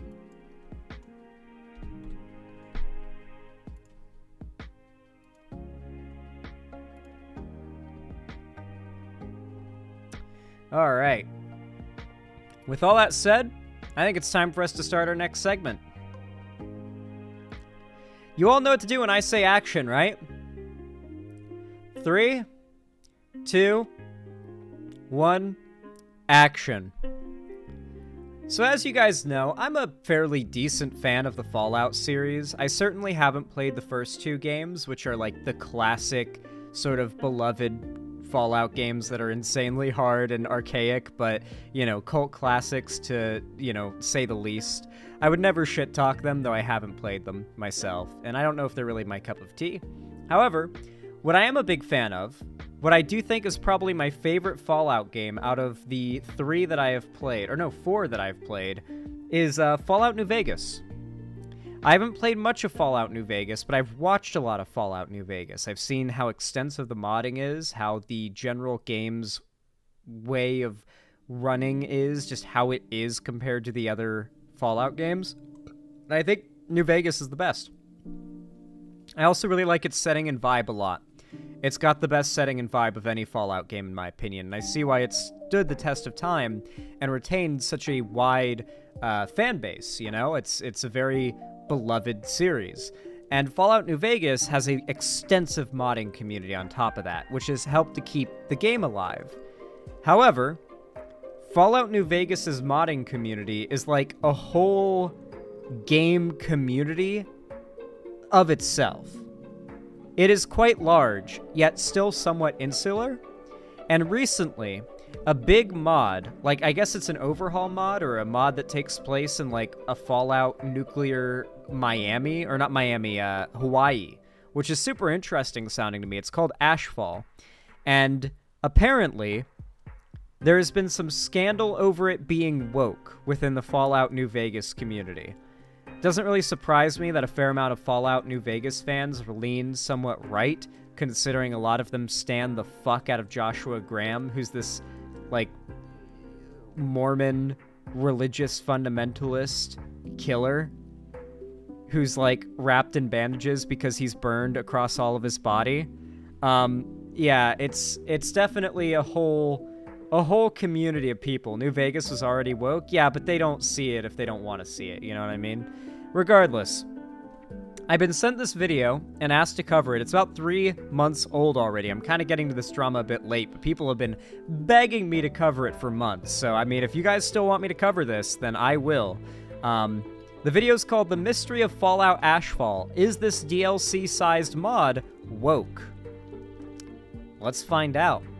I don't know if this is made by, like, a right-wing YouTuber or not, but Shadow Raven Studios does sound like the name that a conservative might give to their YouTube channel about, like, video games. So, yeah, it could go either way. Hello, gents and ladies. Before I begin with today's video, I want to proudly announce that I am now an official YouTube partner on my YouTube channel. I want to thank all of my loyal fans for making this possible. Keep liking my videos, keep sharing my videos, and I want to see my videos to continue to grow on my YouTube channel, along with my other video channels as well. Should I pre-record, like, a really shameless self-promotion bit just like this? Maybe I'm like screwing myself over by being so afraid of doing like calls to like and subscribe and donate and stuff and whatnot. Like I give like one little bit between segments. Maybe I need to do that in videos and more incessantly. God, people are so self-promoty. Is there like no shame around it anymore? I feel like whether or not you're supposed to be, like, shameful about it is dependent on whether or not there's, like, a big group of people online who hate you and will give you shit about it. Is he aware that Fallout itself is woke? Like I said, they won't see it if they don't want to see it. Without further ado, now I call it the alien effect. I'm going to begin with today's video, and I hope you all enjoy this one. Aloha, and welcome. You could also call it the Ripley effect. To Fallout Ashfall. Fallout Ashfall is a DLC-sized expansion mod for Fallout New Vegas, which introduces Courier 6 to the Puna region on Hawaii's Big Island. Given Hawaii's rich culture and history, which we want to stay true to, there are so many things to explore. Quite literally. This video is brought to you by our sponsor, Coca-Cola. It's so, like, crazy that something like that triggered the right within the Fallout community when their entire thing is like, we want to have, like, an accurate depiction of Hawaii's culture in a post-apocalyptic landscape. Basically saying, we want to make Hawaii as realistic as possible in our massive mod. And people are like, boo! It's woke to care about indigenous people's cultures. Okay.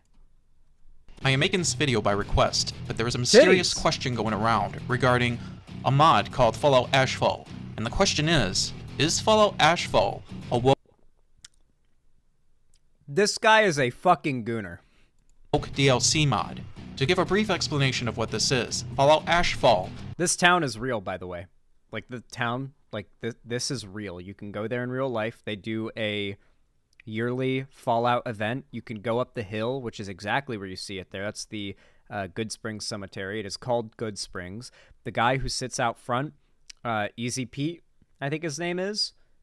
Or I forget what his name is, but he is literally based on a real guy who lives in this town and sits on the front porch of one of these two buildings. I forget which one. There's a general store, and there is I think it's called the Prospector. I think it's called, like, I forget what it's called in real life. It's not called the Prospector Saloon in real life. It's got a similar but different name. Is a DLC-sized mod for Fallout New Vegas that's being developed by a team. I'm going to warn everybody right now, there's going to be some very controversial information I'm going to be giving in this video. And in regards to the intel I received this information from, throughout the whole video, I am going to refer to him as Anonymous Tip. However, there is very important information I need to uncover to everyone, and everyone needs to have awareness of this. So are you guys ready to find out what we found out regarding this DLC-sized mod? Then let us begin. The The first set of information Anonymous gave to me is this. The lead developer considers himself to be a transgender woman and a bisexual who has a collection of Bad Dragon sex toys, but that's not the only information he gave to me. He wanted to tell me about the submarine. Okay. So right off the bat, this person fished for info about the mod and personal info from the lead dev and found out she's a trans woman who has dildos, which is fine. Like, who cares? And showed off a submarine model, which is, like, uploaded on a site where you can buy 3D models. They're a modding team. Like, they're not, like, a paid dev team. Like, sure, okay. That they're supposedly using in Fallout Ashfall. The supposed submarine that they're supposed to be using in Fallout Ashfall was actually taken from another site. In other words, they stole this asset from another artist, is the impression. No. Free download is right there. That's not... The search 3D models. Turbo Squid. I'm pretty sure that's... Isn't Turbo Squid, like, the go-to place for, like, mod developers and indie game developers to get free assets? Does this guy think that... No wonder people want me to cover this stuff so bad. Like, everyone going against this mod is a fucking brain-dead idiot. There's been, like... This is the top video on this entire topic. Turbo Squid is, like, the game dev indie... like, free model site from... I've heard that mentioned so many times. Now, there is a big difference between an independent mod team making a DLC-sized mod for a 15, 20-year-old game at this point. I apologize. And, like, the day before, which was literally 99.9% just assets from a store somewhere, put together into, like, a tech demo where you can walk around and shoot, like, barely functional zombies, and then they sold it as a $40 game. That is what this guy is implying is going on here, but that is not the case. Buying or downloading free assets where they are available is not stealing assets. That is beyond brain dead. AAA dev teams use, like, publicly available asset packs you can buy online all the time. That I'm getting when Anonymous gave me this important information. However, this is only the beginning of problems, because Anonymous' tip uncovered more than I expected, and the problem... I really like how the lead dev is trans, is, like, a massive, like, bombshell. Like, epically mod destroyed, woke. Let's go much deeper than this. If you even dare speak about politics, mainly right-wing politics, the lead developer will get angry at you. And this actually happened to DocBot when they found out that DocBot was actually slightly right-winged. So they are biased when it comes to political views. So Okay, so the lead dev is a trans woman who this guy is repeatedly referring to as a man and using he, him pronouns for. And he is describing the politics as the quote-unquote slightly conservative person that was banned from the Discord as being, like, slightly conservative, right? I'm going to take a wild guess and say that someone who does not view trans people as valid enough to use their preferred pronouns, their judge of who is and isn't mildly conservative is probably not going to be... Like, their judgment's not going to be a very accurate gauge. So in my mind, I don't believe him. And if the game dev modder wants to ban people from the Discord for having politics that invoke the idea that their identity isn't valid, then they can do that. It's their Discord. this is what happened. When DocBot told the leading developer that he was slightly right-winged, he was simply not allowed into the development team project. And this is what's going to happen when they find... When he told them that he was slightly right-wing, do you think that's how that went? Do you think it was just like they asked, hey, what are your politics? And he said, I guess I'm slightly right-wing on some things. They were like, oh, we can't work with you. You can't be on the project. Or do you think maybe there was some point in which his politics caused a problem? Like, for example, interacting with the lead game dev, who's a trans woman. Maybe there was a point where it was asked to use she, her pronouns, And his response was no. And then they were like, but we're like, can't you, you're not going to respect the lead dev of the team if you get added onto the team? And he's like, no. What the fuck do you expect to happen? What you said was actually what happened. Guys, I've been on the internet a while now. I know how people behave. Yeah. Only one I can find from the user. Is that? Yeah. Listen, TurboSquid is not an asset stealing site from my understanding. I've heard that mentioned constantly in the space of like indie games. That is, from my understanding, a popular place for indie devs to get like pre-made 3D assets and 2D assets. Like if you're throwing together an indie project, you're not going to be dropping tons of money on artists making custom assets. If you need a dumpster, you don't need to hire someone to make the most unique dumpster ever. Instead, you can just fucking grab a dumpster asset for like 20 cents off of, what's it called? TurboSquid. Yeah. Find out if you are even slightly right-winged or even right-wing at all. They simply will not allow you into the development team project, which is what happened to him. I actually find... I do not believe that is... I don't believe that simply saying you have some right-wing values is what, like, did it.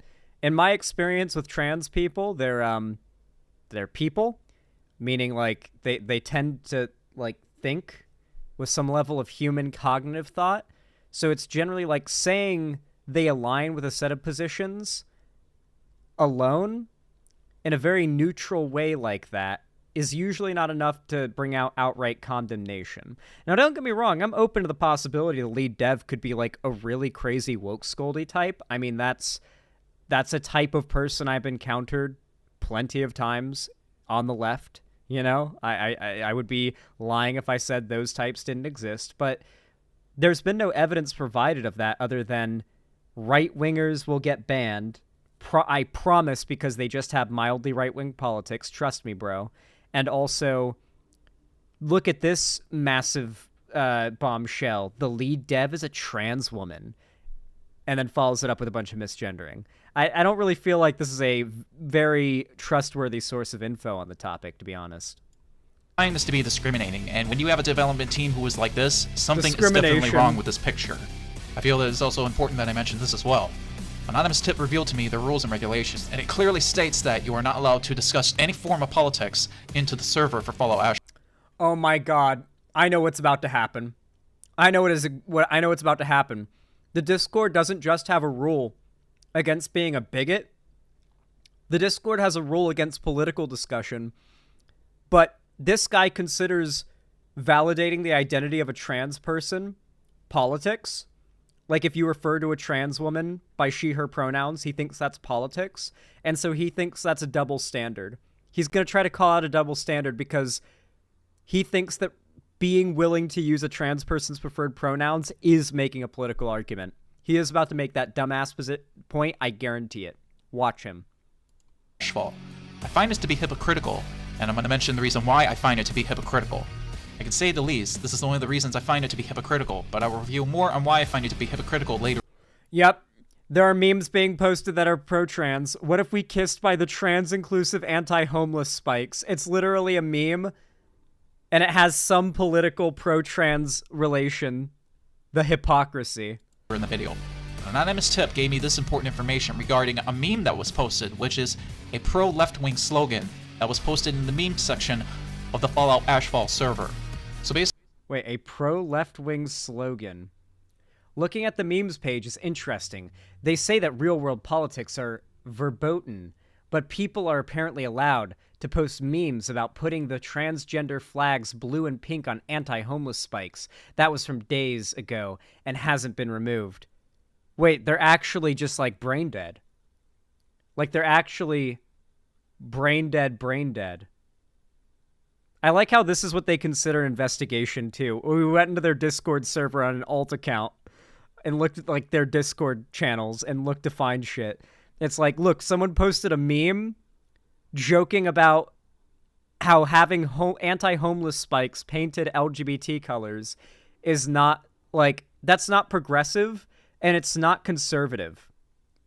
It's like a bizarre, what a lot of people on the left would call neoliberal perversion of progressivism, like progressive aesthetics, for like a conservative, like intention, right? There isn't really a political statement being made here so much as a joke about how absurd this picture is. So it's kind of hilarious to me that of all the examples they could think of, it's this.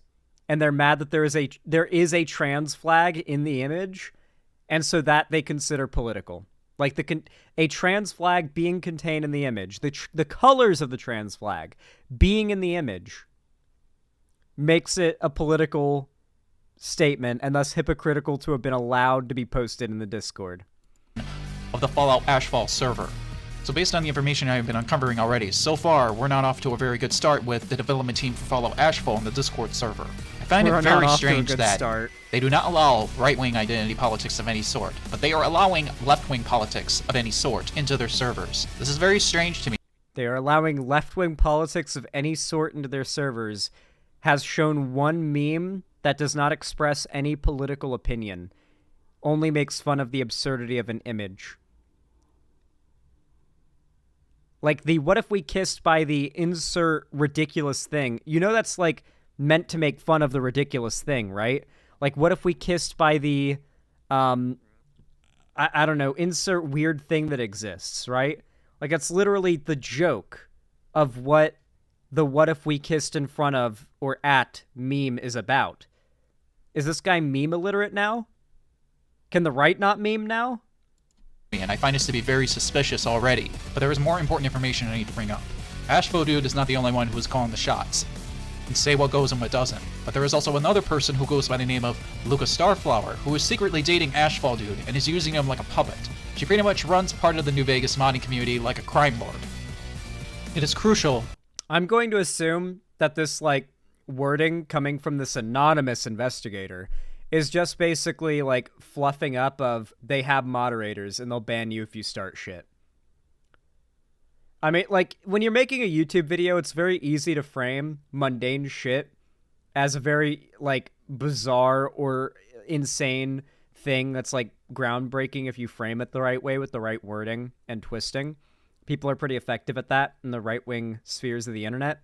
So this is like, they run a Discord, they have mods, you'll get banned if you start shit and cause strife.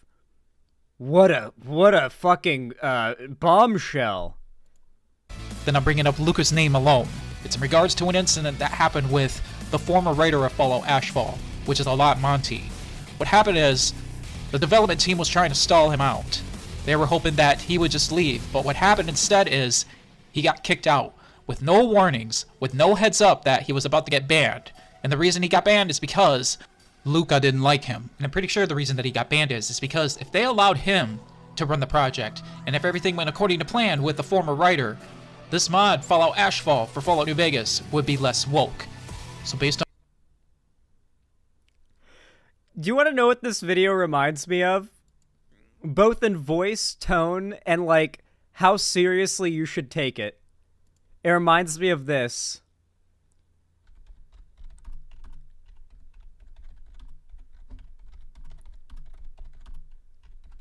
Let me see if I can find it.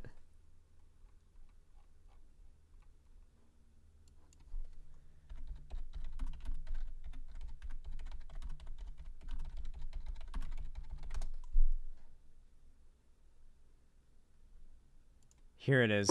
Our next... Yep. Tell me the voice is not... Oh my god, I hate YouTube so much. Okay. Listen to this guy's voice here. And tell me the similarity is not uncanny. What happened instead is, he got kicked out, with no warnings, with no heads up that he was about to get banned. And the reason he got banned is because Luca didn't like him. And I'm pretty sure the reason that he got banned is because if they allowed him to run the project, pretty sure. And if everything went according to plan with the former writer, this mod, Fallout Ashfall for Fallout New Vegas, would be less woke. Are you ready? Tell me you can hear no difference. Are necromorphs breedable? Let's say hypothetically you find a giant landmark that gives you violent tendencies while also transforming your coworkers into monsters. It'd be important to find out if necromancy is worth it. In Dead Space, the necromorphs have reconstructed mouths which are poorly equipped for sloppy toppy. Many necromorphs are shown to have only the top jaw intact, while the bottom is pushed further back, making the act difficult due to awkward positioning. With this in mind, procreating with a necromorph becomes a poor alternative as humans are better designed for sloppy toppy. There's also the fact that necromorphs are technically not alive. Various audio and video logs explain that a mysterious bile recombines dead tissue which then reanimates the body. In most cultures, procreating with a dead body is illegal and frowned upon because the deceased aren't able to give consent. Since Earth exists in the Dead Space universe, it's likely that they would share the same cultural ideas on procreating with the deceased, which means the act would definitely be illegal. But the true question is, if I needed to take a dump on the Ishimura, what's the likelihood a swarmer would climb up my booty hole?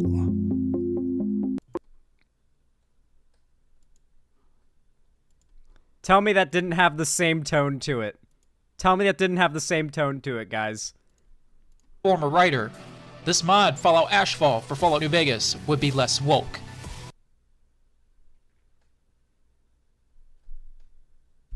I hear it. So based on everything that we looked at so far already, this is already a bad look on the current developers who are trying to run the Fallout Ashfall project. But I wanted to look more into the trailer and see if I can find something. In Fallout Ashfall, Hawaii is not the heavenly resort paradise it used to be. While it was not hit as bad as the mainland, the Puna region is still not a nice place to be in the year 2281. Years of paranoia of a potential Chinese invasion left Hawaii resembling a war zone, with guard towers and military camps all over. Don't let the palm trees and lush fauna fool you. There are cannibalistic gangs of raiders, carnivorous Lomo'o, geckos, and manipulative factions whose fates will all be decided by the player. As one of the writers of the mod, I can assure you there is a heavy emphasis on choice, consequence, and reactivity like that found in the original Fallout games and Fallout New Vegas itself. Now just by looking at the trailer alone, you think everything is fine and meat and potatoes. Everything is cool, and it sounds like you think everything's fine. A really cool mod for Fallout New Vegas. But as until you look at all— Is this a paid mod, by the way? Like, is this even a mod that they're charging money for? I guess I can understand a little bit of this, like, I could understand the idea of there being some level of right-wing worry or concern about it if it was a paid thing, like if their money was going to have to be— It's free, so they're literally losing their minds, concerned over if a free mod will be woke. Why is he using vanilla textures? God, this guy sucks at modding. To be fair, I also suck at modding. I can't really throw shade, can I?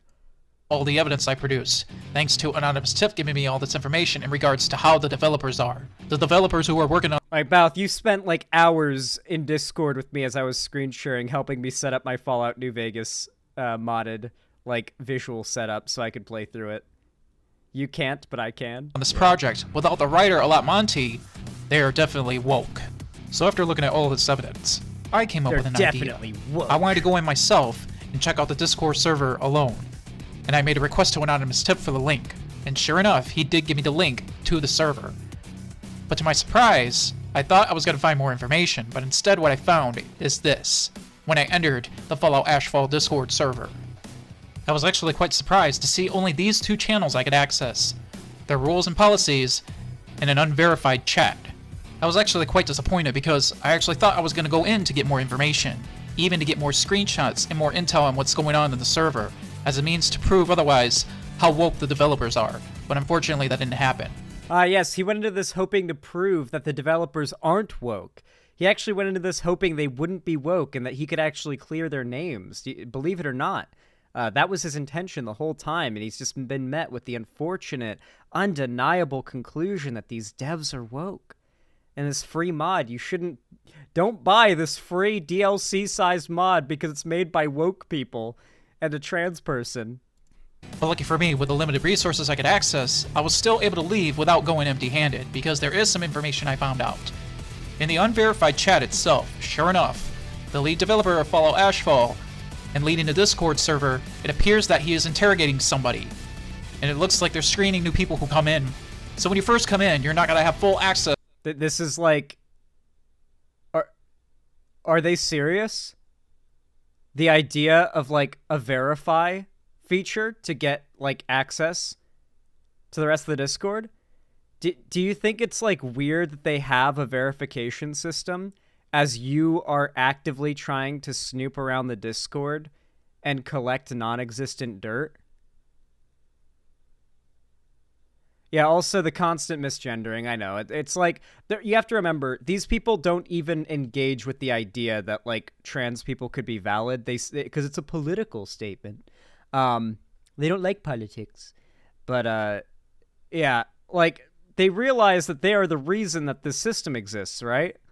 You can't say, it's like a mugger trying to break into someone's car, like punching the windshield and then breaking their hand on bulletproof glass and being like, what the fuck? Why does this crazy bastard have bulletproof glass? What is this guy, insane? What is this guy, a fucking weirdo? Why does he have bulletproof? It's like, why are you saying he's crazy and weird for having that? You're why he has that.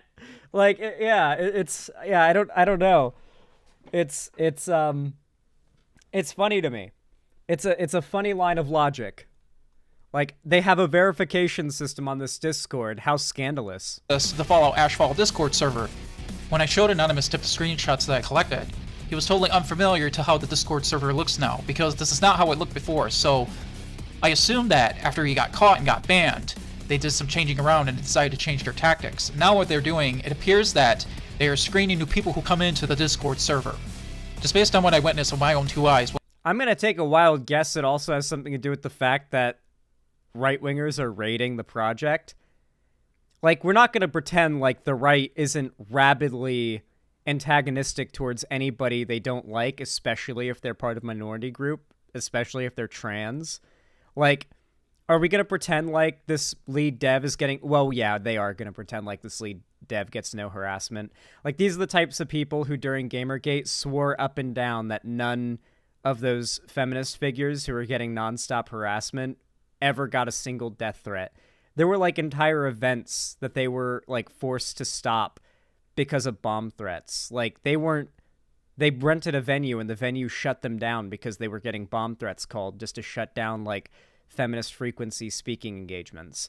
And these people will just always say like, oh no, they're just crybabying about, they should just get off the internet, just get off the computer. And it's like, well, even if they do, like, conservatives will harass you to the end of the earth if they don't like you and you've done something that pisses them off. So I don't really blame them for locking down their Discord, personally. When I went to the server, this is already immediately a bad look, and it's very suspicious because all this tells me that is they have something to hide, and they're hiding something that they don't want other people to find out. I like this interpretation. They aren't trying to protect their Discord from raiders. They have something to hide. Unless they can fully gain their trust and trust new members who come into the Discord server. In other words, they want to screen the new members who come in and want to see how woke they are first in order to see the true form of the Discord server. But that's not the only thing I found out. I also... Have you noticed how many, like, gaps have been filled in with this guy's, like, yeah, he's very conspiracy-brained. He's gone from, like, there is a dev who is trans and one person who claims they were mildly conservative got banned. And there is also someone who posted a meme with a trans flag in it at one point. And they also locked down their Discord to prevent raids. This is a clear sign they have things to hide, and they're trying to hide their wokeness. Also found this and took a look at their rules before I decided it was time to... Oh my god, are they actually going to get mad at this? Please follow Discord's rules and terms of service. Slurs, hate speech, racism, sexism, transphobia, harassment, and a consistent history of misgendering despite knowing an individual's preferred pronouns will lead to a ban. Wait, are you fucking serious? This is Discord's rules. If you allow this on your server and someone reports it, Discord will delete your server. Like, if you allow this on your server and someone decides to report it and the Discord mod comes and sees it, the whole server can be jeopardized. Hell, if just the server owner participates in that, the whole server is jeopardized. Are they actually going to try to claim, please follow Discord's rules and terms of service is a woke rule on Discord? On a Discord server? Leave. And what I notice is there is no misgendering allowed. If you are willing to do something like this and set a rule like this, it already doesn't sound good because it sounds like you're... Dude... I knew he was going to say it. He just said it later. The hypocrisy in the no political discussion is that you're not allowed to misgender people on the server. Because to these people, not misgendering someone is doing a political thing. They believe that, like, considering a trans person, the gender they were assigned at birth, is the default position, and you have to be woke or doing a woke action to delude yourself into using the correct pronouns. You're willing to bend the knee for anybody who comes into the... Bend the knee. See, they describe it as a political statement, a political declaration. Server. Not just respecting a fellow human being and being, like, polite to them and, like, caring about them, I guess. That is, if they prove that they're woke enough. So it appears that, just based on the evidence that I've shown in this video, it appears that, due to the current developers who are running Fallout Ashfall, this news... Yeah, dude, no wonder you guys want me to cover this. Like, is this everybody who's talking about this? This is, like, top tier, like, brain dead shit. Like, these people are actually insane. Man, I'm glad I covered this. I'm sad I didn't cover it sooner. These people needed to get bullied for being this stupid a long time ago. God. DLC expansion for Fallout New Vegas has a dark future, unless we can get Monty back into the project. And to put it simply, as an anonymous tip said to me, he says in quotes, a buddy of mine described it like this: Fallout Ashfall is what happens when a Jerry is put in charge of a Fallout project instead of a Rick. So with that said,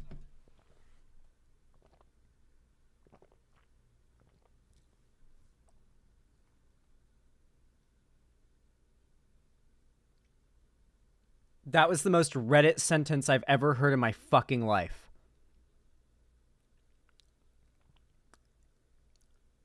He said, this is what happens when you put a Jerry in charge of a project instead of a Rick. That's a Rick and Morty analogy. Bro, unironically, pulled a Rick and Morty analogy. This is Reddit mod shit. it is crucial that this video gains a lot of reach, and I do mean a lot. It is crucial this video gains a lot of reach. God, these people are so stupid and so shameless. Because public pressure needs to be put on the current developers, and they need to be told that a lot... He's actively encouraging the harassment. That, like, what he's encouraging right now is harassment. He is mad that, like, the lead dev is trans and doesn't allow misgendering in the Discord. The only pressure that could be applied is harassment to the main dev for being trans. The big problem with this is that fundamentally, conservatives will never see a trans person existing as a neutral thing. If a trans person exists in a space, that is wokeness taking over that space. This guy's a gooner. This guy jacks off to his, like, modded, custom-made Fallout New Vegas character. You have to install mods to make your character look like this. Like, copious mods. The guy has no graphics mods on except for maybe a reshade. So you know that, like, 90% of his modding effort went into, like, making his character look like this. This guy has not left his room or, like, talked to a girl that's on his left hand in a year. Minimum. Monty needs to be put back into the project for Fallout Ashfall. Like, weirdly enough, for a guy that jacks off this, like, as much as this guy clearly does, he is currently existing in a state of pre-nut delusion, which is surprising to me because you'd think a guy like this would be living in a constant state of post-nut clarity. As an anonymous tip would put it, this is why we need gatekeeping back into our fandoms, mainly involving the gaming industry. I need someone to get a clip from this video with the rock music playing in the background, the slow transition from this character walking at the screen. I want you to isolate this into a meme, okay? Hold on. I'm getting rid of my webcam. I'm getting rid of my chat. And I just want... Oh, hold on. I'm getting rid of everything on screen. And I just want you guys... Like, just imagine this as a meme. Just imagine this clip as a meme. Back into the project for Fallout Ashfall. As an anonymous tip would put it, this is why we need gatekeeping back into our fandoms, mainly involving the gaming industry, because this is happening everywhere, with video games, with video game developers, and even including modding communities. Could you fucking imagine that clip getting posted on, like, a social media, the right social media at the right time?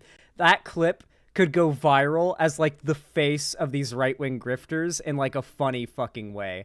Like, switching from the guy's, like, over-sexed up character, his nasally voice with the constant, like, verbal slurring of his speech, and then, like, him with the rock music in the background with the bad editing and the "this is why we need gatekeeping. They're willing to bend the knee to the they-thems." Zan, watch the comments. The guy tried to walk back the video. Okay, let's check it out. Bro got his doctorate in Japanese because he's yapping. Man really took 12 minutes to whine and yap about woke modders. Also, of course, bro has the breast physics mod and skimpy clothes. Everything I don't like is woke. Well, your courier definitely isn't woke, that's for sure. Kind of disagree about the server verification, meaning they have something to hide. I think it's normal. You want to be able to verify who comes into your server, and you also don't want people leaking information. Got to build some trust first.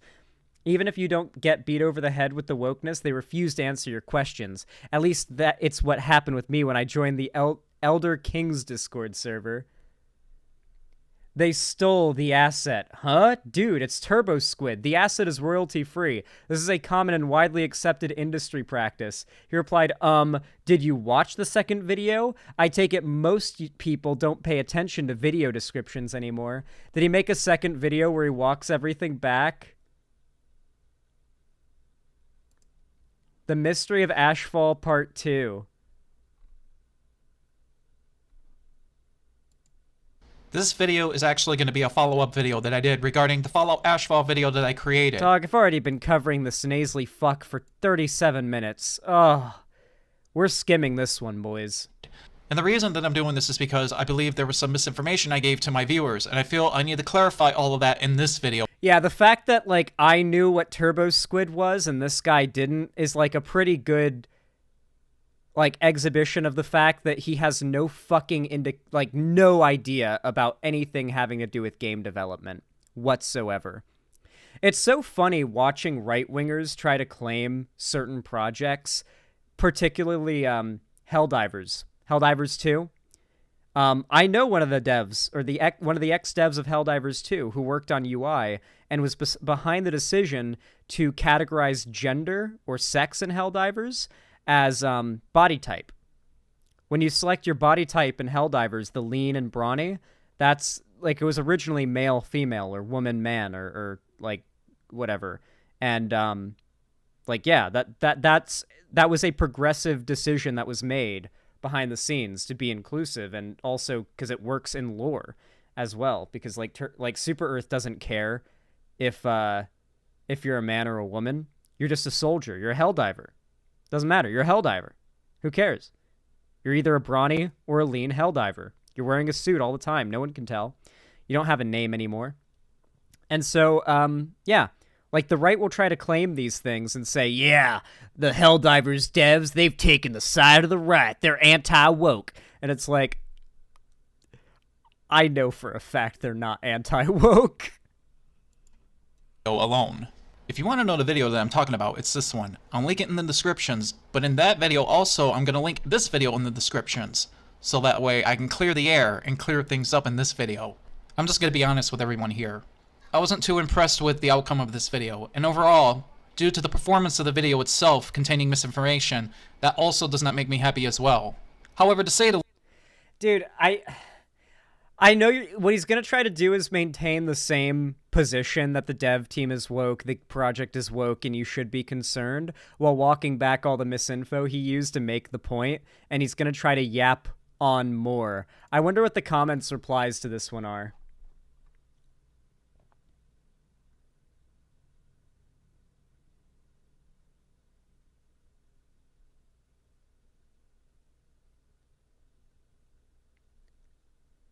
Most of the comments on this one are positive. The last video had a lot more negative replies. He might be deleting comments on this one. The amount of butthurt in some of these replies on this video has supplied gallons of liberal tears for the humble liberal tears merchant. The fact that is a reference, if you know what that's referencing. Yeah, I don't see any comments from people criticizing him. He's deleting comments because there's a lot of comments from conservatives making fun of people criticizing him. Yeah, and I've reached the end of the comments section. He's deleted all of the negative comments. There's like 10 comments here, and multiple of them are mentioning all the liberal tiers in the comments section, but they're not there, which means he's deleted them. There's like, let's count how many comments are here. 1, 2, 3, 4, 5, 6, 7, 8, 9, 10, 11, 12, 13 comments. What's the like to dislike ratio? We can't see the like to dislike ratio, but we can see the like to view ratio. It has 442 views and 31 likes from 3 months ago. Yeah, this didn't really go anywhere for this guy, did it? He's not a big channel. 1.14k subs. His most recent video was 3 days ago, and it actually got 1.8k views. Roasting of the Shills, Review Tech USA, the real YouTube grifter. The day that the like right-wing media grifters figured out there's a word for what they do and started using it to describe other people that criticize them was truly a sad day. Like they had this like span of time where they were getting fucked bad because like there was a word for literally what they do. It's grifting, and they've started using that as like a projection insult. They've adapted it. Like the quartering is one of the most constant callers of like calling people a grifter all the time, you know? And it's quite hilarious because he's probably one of the best examples of one. But yeah. Dude, look at this guy's channel. This is shameless. Look at his like AI generated like knockoff Yennefer cosplay, whatever the fuck this is, as his banner. Shadow Raven Studios. Man, 136 videos and 1.14k subs. Yikes. Yikes. How do you guys like that video? I feel like it came out pretty good. Good segment.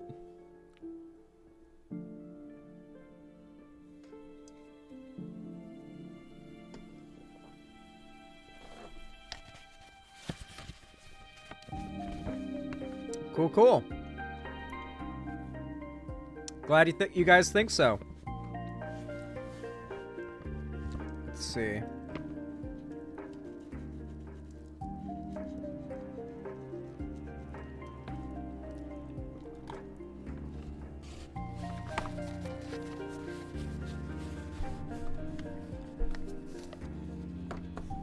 I can't wait for when the like YouTube segment viewers come to my streams and they see me finish a segment and pull out a scroll. Yep, there's them sweatpants like having exactly that reaction. Bro pulled out the scroll.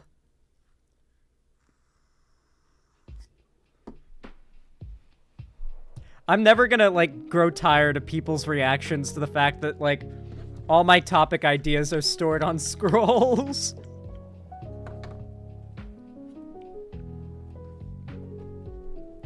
I genuinely think it's one of the funniest, like, low-effort bits I've ever done. Like, it was such an easy bit to pull off. Like, I spent $15 on Amazon, and now everybody laughs when I pull out my scroll to check what the next topic will be. I'm wizard maxing, exactly. Bro's a wizard, exactly. It's a cool bit, though, yeah. Why do I have a scroll? To write things down in. What do you write your things down in?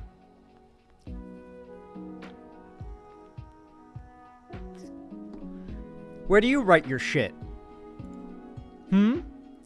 Dizzy Rat, thank you so much for the tier 1 sub. I really appreciate that. Thank you, thank you. That's a very kind and generous $5 right there. It helps a lot and means a lot. Thank you. Said, on International Rat Day, I want to share pics of my two girls, Mako and Ryoko. Rip to both. I miss them so much. Aw, they died? Aw. Oh. Here, let me see if I can... Aww. Look at these little guys. Look at that one. It likes to pocket. Little tail sticking out. Aww. And this one's wearing a hat. Aww. Oh, they're fluffy. I love domesticated rats. Wild rats, not so much, but domesticated rats, they're adorable. Very smart, too. Rats are extremely intelligent. They are smart. They are very, very smart. But not that smart. They're not as smart as man, but they're pretty smart.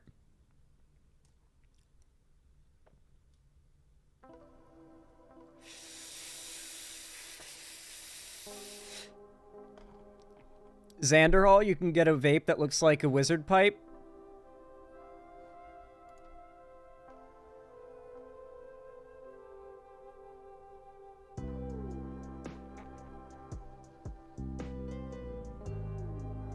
Is that? But it's a pipe.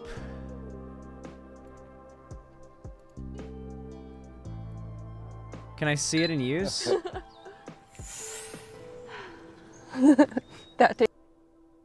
That's fucking cool! Dude! It's, okay, so it is the vape mod. You have to attach what seems to be a custom filter, coil, and tank to it. But, oh my god. Oh my god. That tastes good.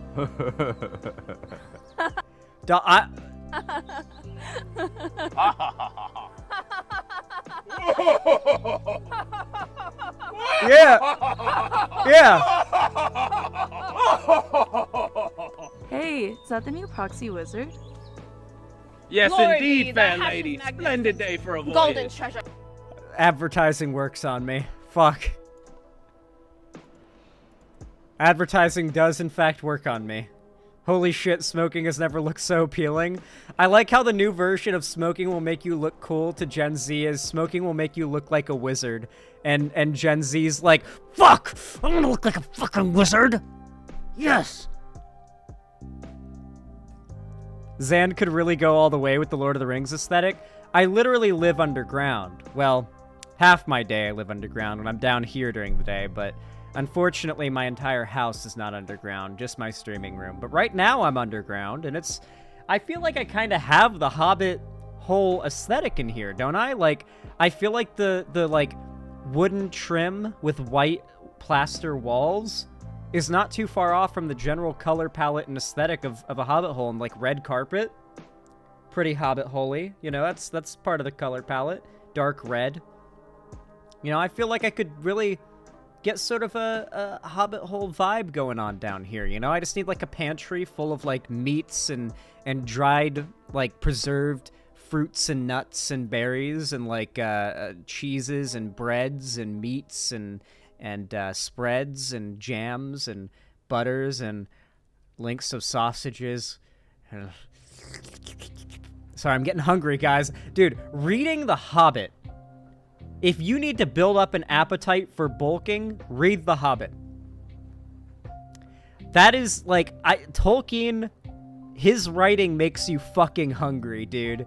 Ever since I was a little lad, I remember reading about the feasts, the contents of Bilbo's fucking pantry, and just going... Dude. Fuck. So good. Hemingway was the same way. I don't know much about Ernest Hemingway's writing. It's like food and Ghibli films? A little bit. Yeah, Samwise. Oh. Oh. I assume you could hear my back cracking there. It felt very good, as you could tell by the noises I made when it popped. Ride the rails! Thank you so much for the $5 donation. I really appreciate that.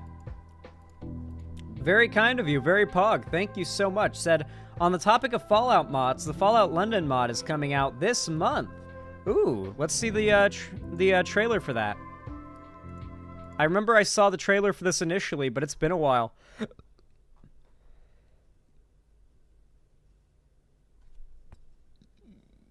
Oh. You ever get one of those long-ass burps that last like 5 to 10 seconds? That's what I just had there.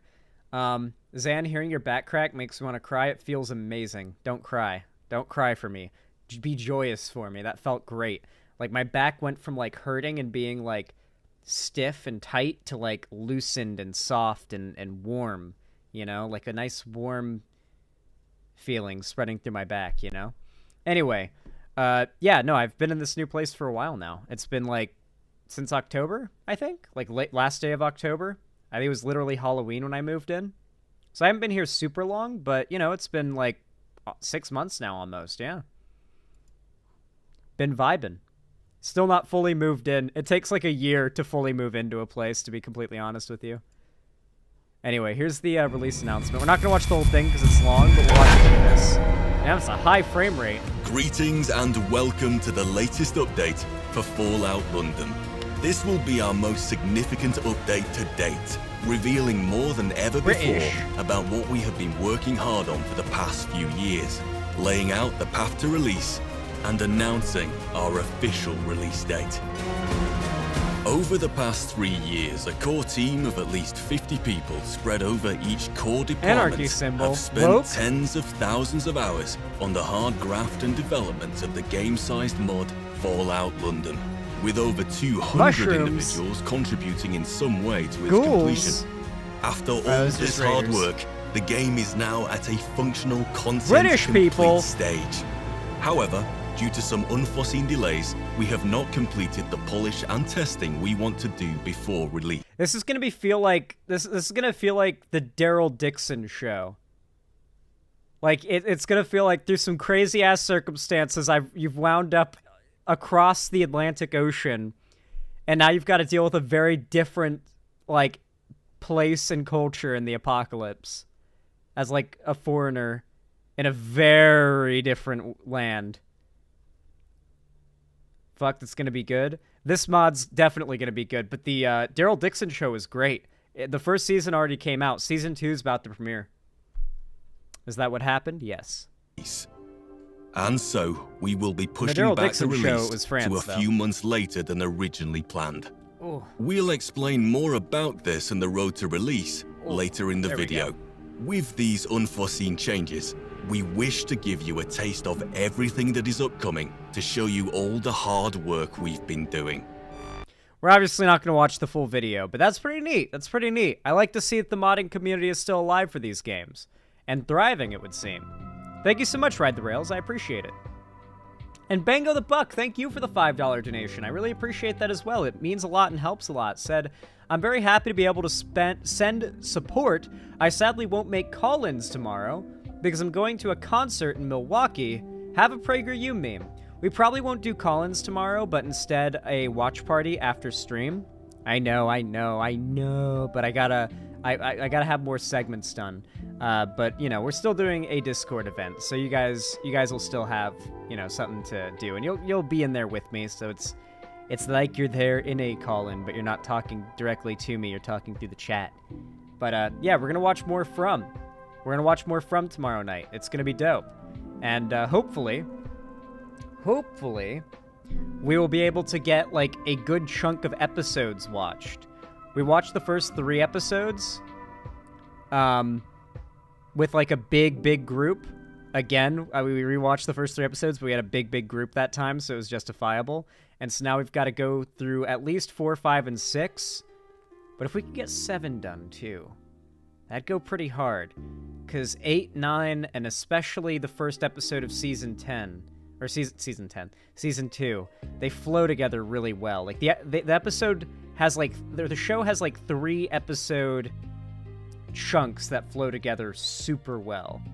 And you almost don't want to split up those 3 episode chunks, if that makes sense. Otherwise you start to like get a little disjointed, if that makes sense. Like you're kind of cutting off a story plot halfway through.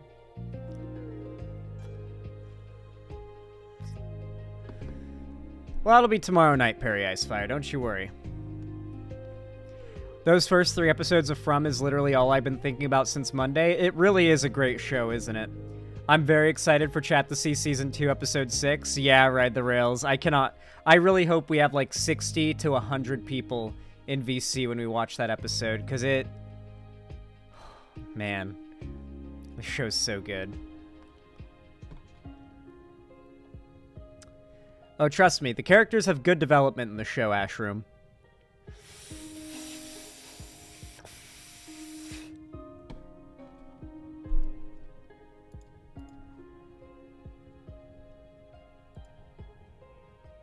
Thank you so much for the dono, though, Bango the Buck. I appreciate it. All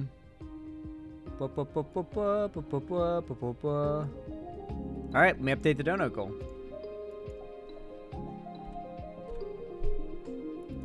Is the watch party on stream or on Discord? Always on Discord. You can't watch party on stream legally.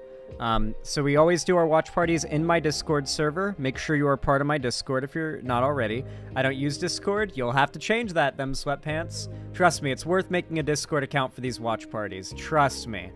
People in chat, let them sweatpants and other people here who don't have Discord accounts know how fucking cool the watch parties are. Especially, I find the best content to watch party. I've got good media taste, unlike Vosh. So when we watch party stuff, we're watch partying some good shit, and I try to find stuff that most of you haven't seen. Because I like seeing you guys react to, like, really good media you've all never seen before for the first time, because I get to vicariously relive that experience through your excitement and jubilation at watching this thing for the first time.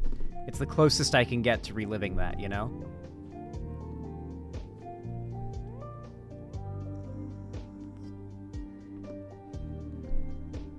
I fucking love the watch parties. You can discuss theories and shit mid-show without interrupting the show. That's true. I really love, like, interacting with you guys in the live chat. Especially, like, a big part of why I keep it just a few people who can talk is because I know those are people who are only going to speak very briefly for half a second when it's, like, a quiet moment. And they won't, like, talk over lines and stuff. Like, Apillo, Balth, and Heavy Gretel are all very good at this, so's Ethan. Obviously, I know not to talk over anything. But if I bring in, like, a random person to speak, they might not know that. And if it's their first time watching the show, they definitely won't know when it's, like, a good moment to, like, interject a line. So it's good to have, like, everyone in that text chat so that when a really important line or message comes up, I can pause the show for a second, read that message, and be like, I want to keep that in mind. I'm just going to highlight that message and then resume the show, you know? It was fun watching Morbius with chat, everyone spamming memes and joking about enjoying it. Yeah, that was funny. Gotta hear this heartbreaking story. What is this, Bal? Well, why should they get aboard the... Race DuPont, yeah. I thought so. I thought so. Flight before me. What? Because I got PTSD? I got PTSD. From what? When I was 8, I walked in on my parents. I think a lot of kids walk in on their parents. Yeah, well, you didn't let me finish. I walked in on my parents. To a missionary. Imagine that. As a kid.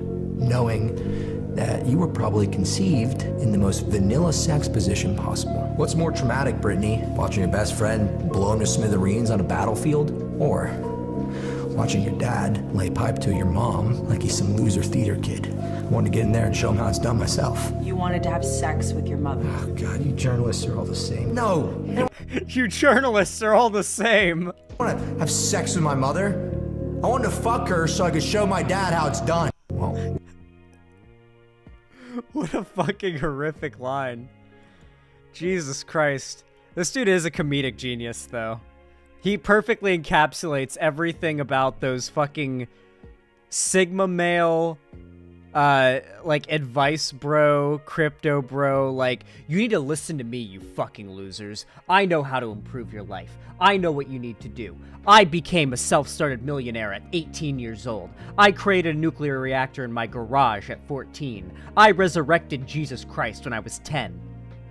I found the solution for infinite energy when I was 6. I cured cancer when I was 5. You know?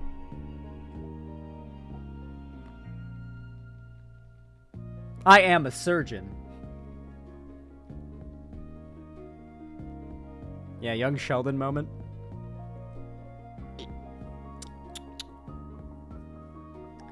Not gonna lie, I'm a big in-chat theorizer, and I would be struggling to not speculate out loud if I was on mic. Yeah, I love seeing people's chat messages theorizing, though. It's fun. It's very fun. You a Dune fan, Zan? The sci-fi miniseries could be worth a watch. It's simultaneously the most accurate and funniest, campiest version. Listen, guys, I'm waiting for Dune 2 to come out, and when I see Dune Part 2, that'll be my decider on whether or not I like Dune, okay? Because right now, You guys wouldn't like my opinion on Dune based on the first movie, okay? I like the universe. The story itself could be more exciting. At least, like, so far. But I'll see the second movie whenever it comes out on streaming services. Say your opinion? I mean, the first Dune movie is just kind of slow, but I'm open to it being, like, a good, slow burn start to some epic shit. You know what I mean? So, I'm waiting for the second movie, and if the second movie has payoff that's satisfactory to me, I'll like the first movie more in, like, retrospect. Like, retroactively, because I'll understand that, like, it's almost like the first season of Breaking Bad. Like, that's not necessarily as much of a masterpiece as Season 5, but Season 5 almost makes you appreciate Season 1 of Breaking Bad more. Not the best example, because the show's amazing through and through, but, like, I'm not shit-talking Dune. I'm just saying, like, I gotta see more to know if, like, that slow build start is building up to something big. I've heard that it is, but I haven't seen it yet. Frank Herbert and J.R.R. Tolkien write each other, but would not comment on each other's works. That's interesting. Who else wants to complete Xander Hall's Sonic fan arc? Good God. One moment.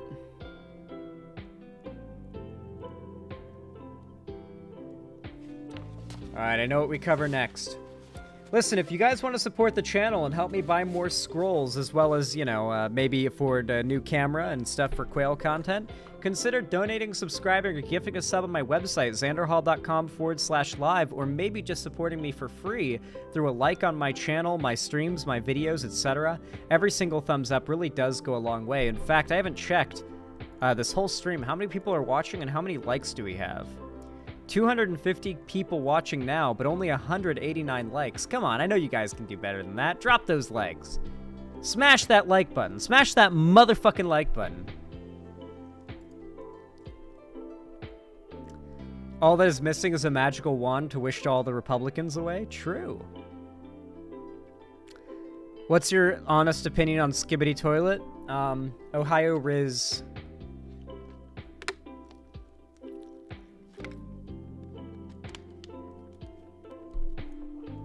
Yeah, Dune is not, well written. It's a cool story, but it's not, it's like objectively a badly written story.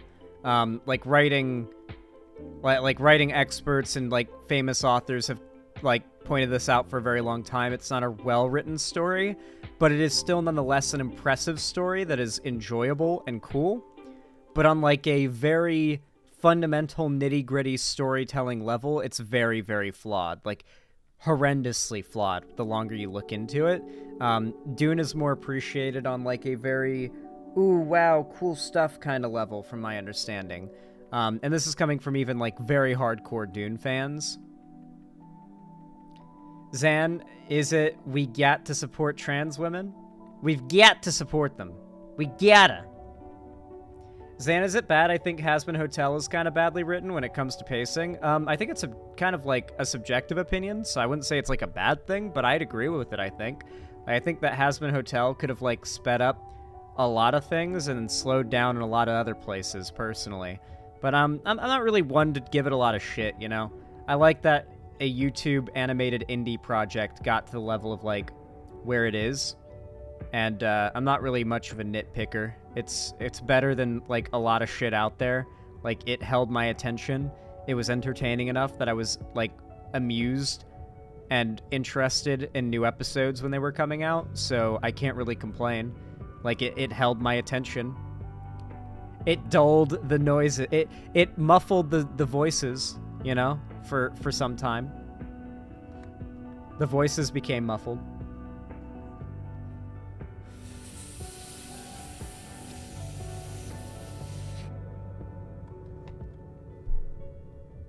I started watching, and what the fuck was that clip? I have no idea what you're referring to, Asmon's Wallblood. Yeah, the voices are getting louder. Alright. Let me get the next segment ready.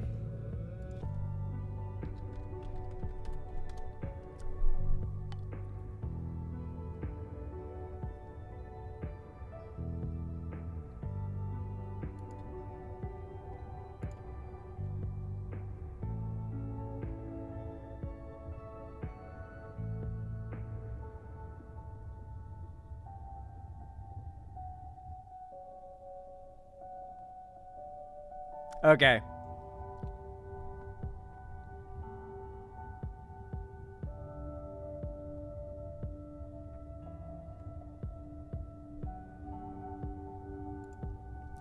You all know what to do when I say action, right? 3, 2, 1, action. Man, Prageru has really fallen off.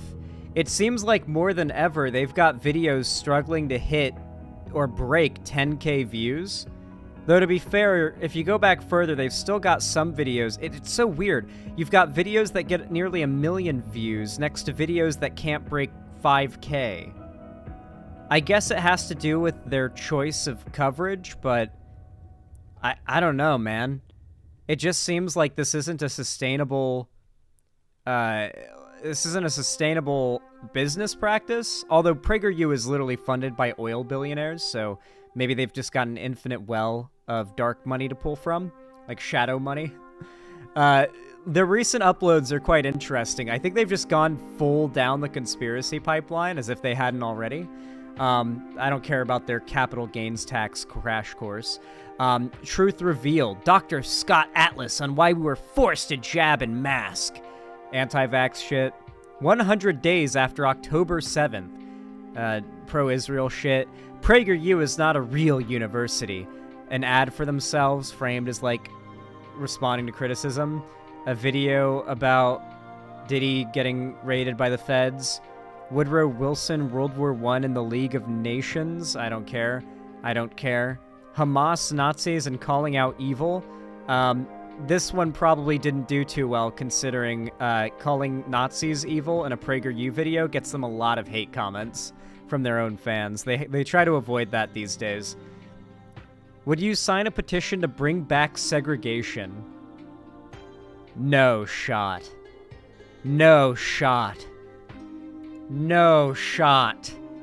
Guys, are we actually gonna get a Prageru video where they send some white guy around to ask?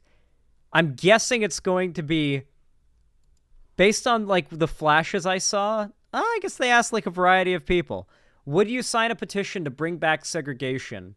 Why? Why would you ask this? What point would this prove? Because if a lot of people say yes, that just proves that racism is alive and well. And if a lot of people say no, then, like, I can just point out the fact that you're at a college campus right now, and that's probably one of the least likely locations to have people say they want segregation back ever. Or maybe they're going to try to frame it as if, like, woke people want segregation back. But they're, like, the form of segregation is going to be worded as, like, safe spaces away from white people or something, like, woke sounding along those lines. To be fair, college students can be pretty dumb and overzealous in some of their political fanaticism, but their heart's in the right place. A conversation generally. And this man comes up. Hey, look, hey, fuck blood, YouTube channel. You're making colored people feel Conversations are racist. uncomfortable. You're being condescending. You're being condescending. What's up, guys? Aldo here with Prageru. There's been a national conversation about race going on for a long time now. So today, we're at UCLA to ask students what they think about the Black National Anthem, Black-only student dormitories. The Black National Anthem? Guys, if I haven't heard of it, it's not really a thing. Like, am I racist, or have I not heard the Black National Anthem?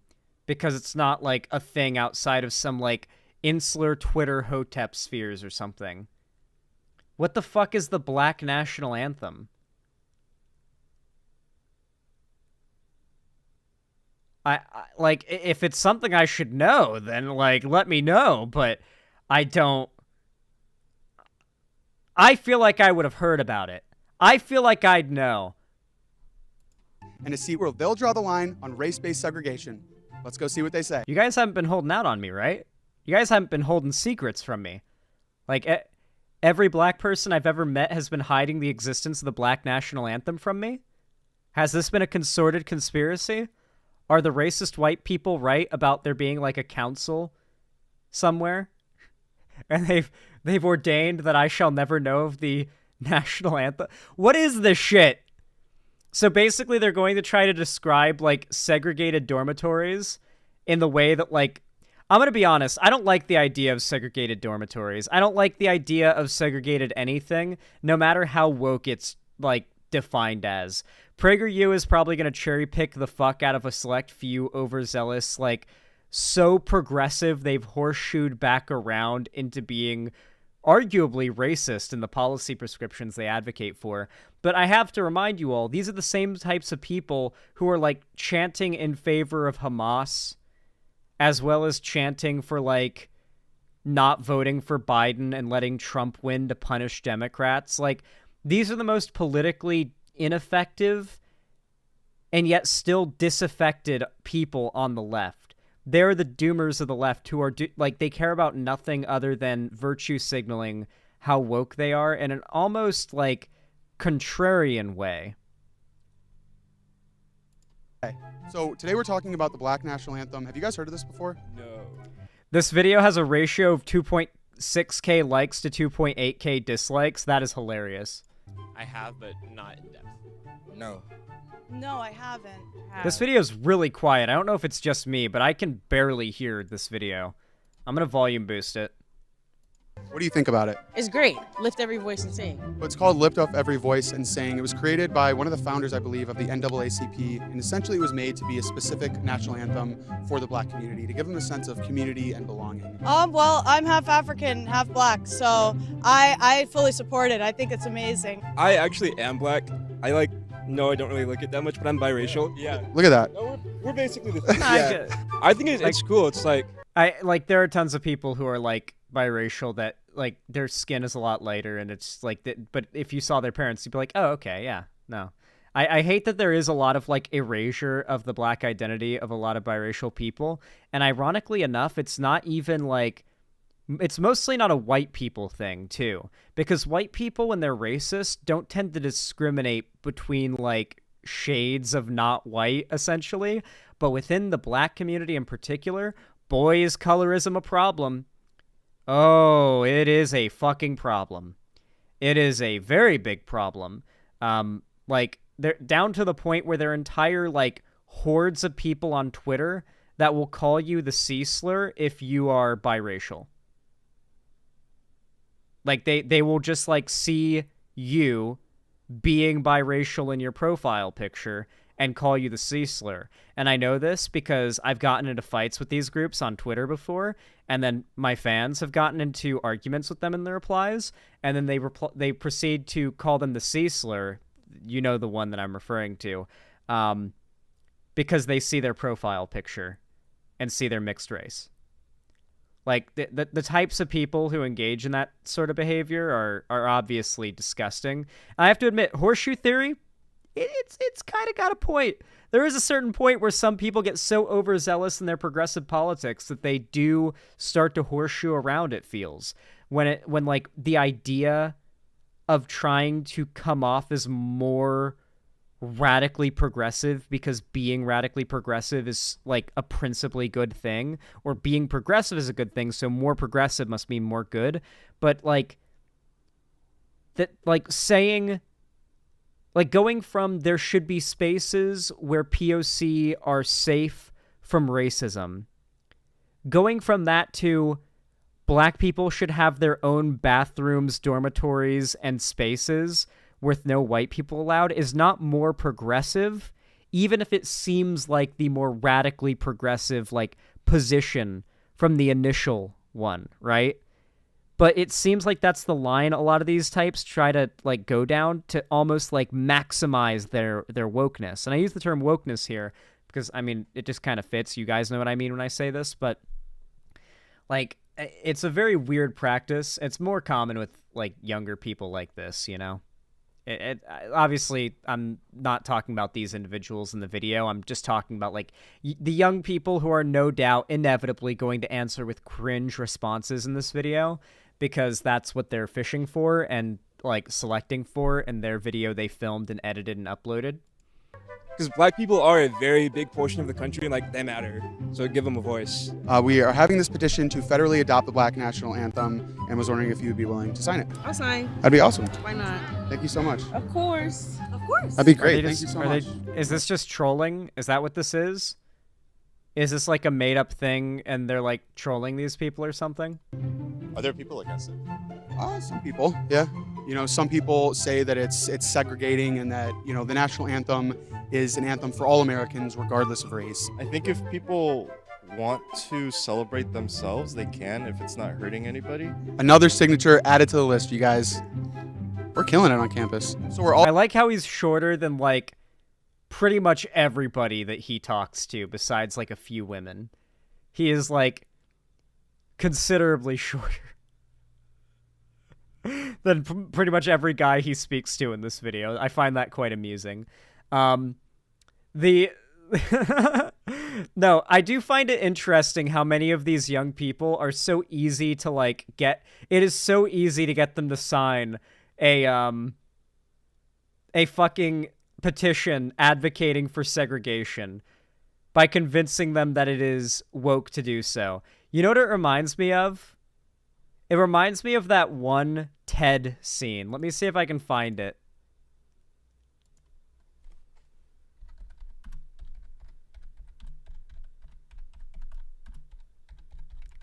From the TED show.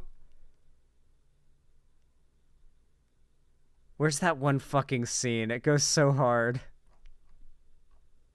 It's in this clip. But... I think one of the first ones that went viral was the...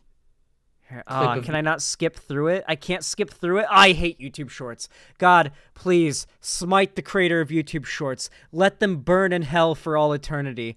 I give my soul to Satan. I will give my soul to Satan to burn in hell forever if it means the creator of YouTube Shorts gets to burn in hell for all eternity with me. Please, please take my soul, Satan, in exchange for this deal. I will, please. The hatred I feel for the creator of YouTube Shorts transcends that the care I have for my mortal soul.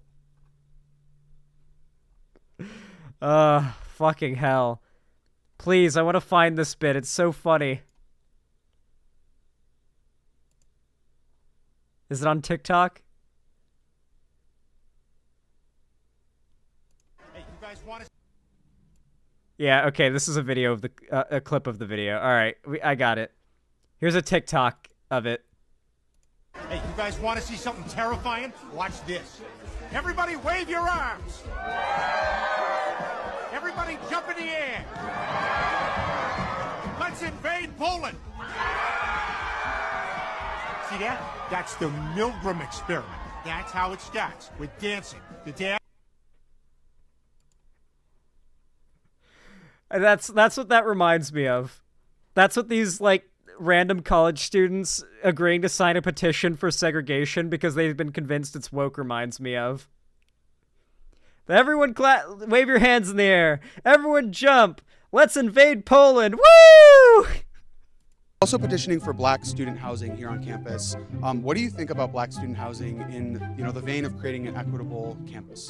I think that they should definitely have it. Because of how the privileges in our society, I think that there should be all the support you can get around the minorities. My freshman year, I stayed on the African diaspora floor here on campus. I did that because coming in here, I wanted to, create that sense of community. I'm okay with it because I know some of my friends just aren't comfortable. What is your response to people that say that that's racial segregation? Well, it is, but again, like if that's what it takes to feel safe. I personally don't think that. No.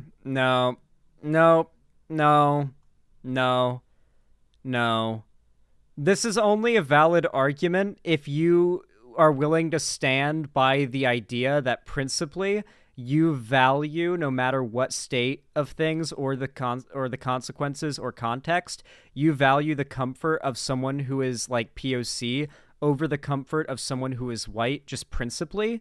The comfort of one party or the other should not be a concern, because there will always be cases in which there are people who are made uncomfortable by another group having rights. So, notably, when segregation was originally being ended, notably in bathrooms, famously white segregationist women would argue fervently that they didn't feel safe having black women enter their bathrooms. They felt that black women were a threat to them and a threat to the children they would take with them into women's bathrooms, because a lot of moms do that. And that was like a huge argument for segregating bathrooms, was that particularly white women would be made uncomfortable if black people could go to the same bathroom, or specifically black women could go to the same bathroom as white women. That, like, the argument was white women's discomfort was an argument for segregation. So this guy has, and I have to admit, Prager, you got a guy who's pretty clever here, basically getting these college kids to, through the same line of logic, argue that if it makes black people more comfortable, then we should do segregation. The fact is, comfort should not be the priority. Freedom and people's rights and rights to free movement should be a priority. In fact, I argue that whether you like it or not, you should be forced to be as integrated as possible.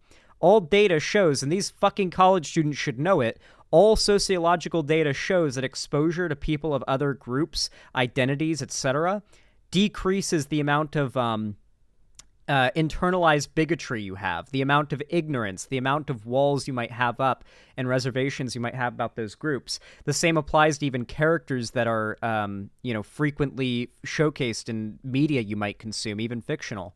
So the idea that segregation could have any positive outcome whatsoever, even if it makes POC more comfortable, absolutely ridiculous.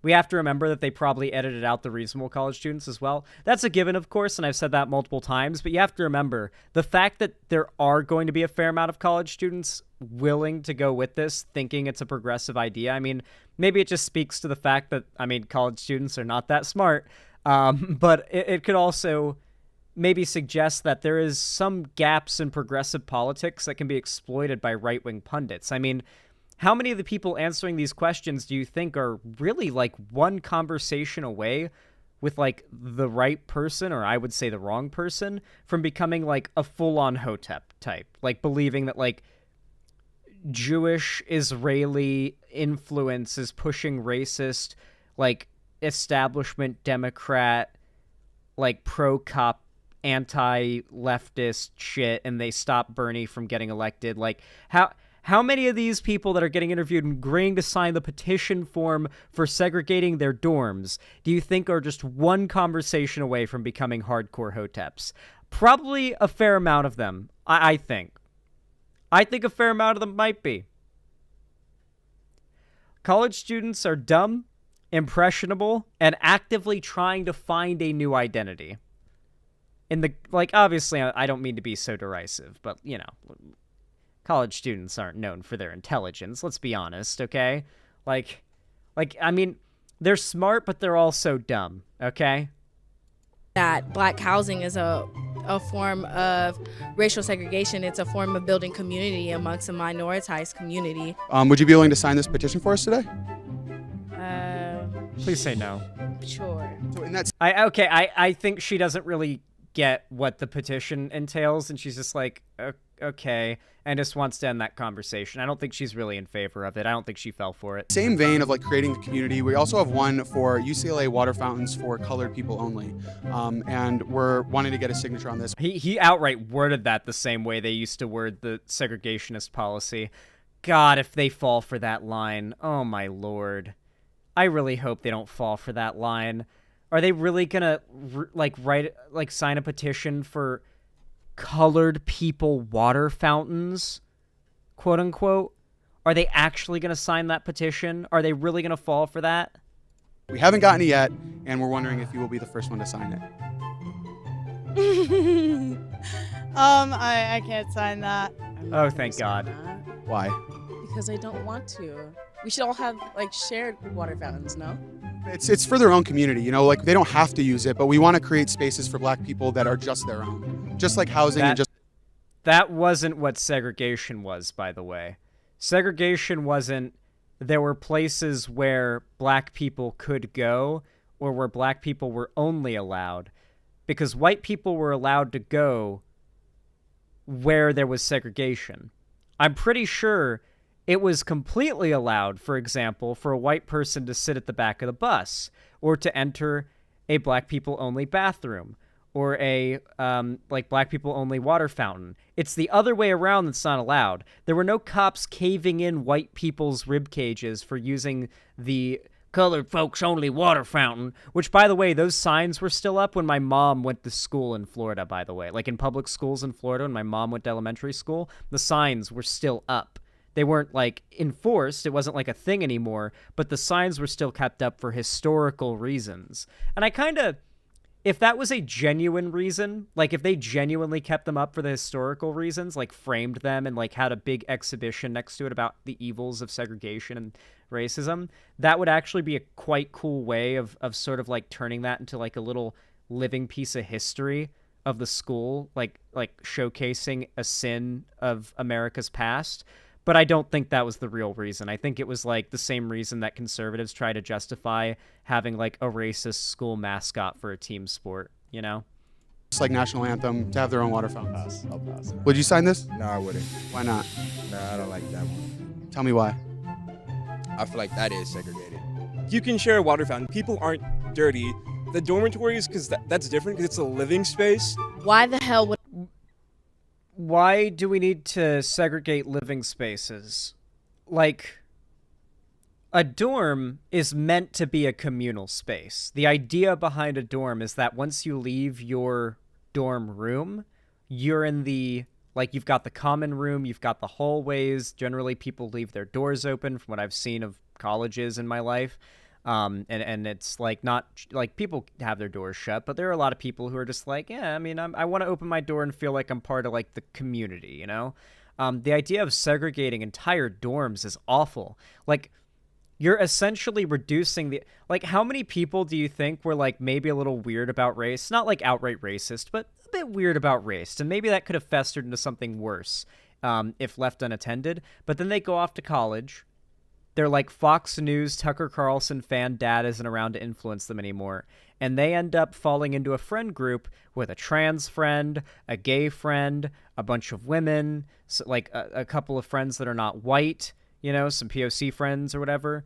And like just from having those friends, those weird takes on race just start to melt away. That is a valuable experience that I feel is like really important that college provides. And I don't like the idea of getting rid of that for the sake of like this bogus idea of making POC feel safer because there's no white people around. Like, come on. Like, white people need to be around not white people so they'll not be weird about not white people, okay? That won't solve the problem. That'll let the problem fester and grow. But I want a black-only water fountain. Why the hell would you want a black-only dormitory? To live with my community. Something that, as people from outside the community... He's got them caught here. I can't, listen, I can't save her. I can't save her. I can't save her. Like, she really did just fall into this one, guys. I don't know what to tell you. Like, she just kind of fell right into this trap. You wouldn't understand. To build a sense of community for sure, because a lot of black students feel as if they're not supposed to be here because obviously it's predominantly white. They're separate, but they're equal. No, that's not how that works. Yes, it's separate, but as long as it's equal. I wouldn't say that either. Separate, but as long as it's equal.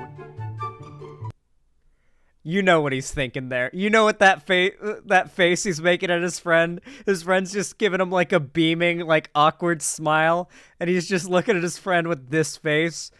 Everyone knows what this face means. Everyone knows what he's thinking right now. I wouldn't say that either. The separate but equal clause is what they used to define Jim Crow, so no thank you. Isn't that what black-only dormitories are?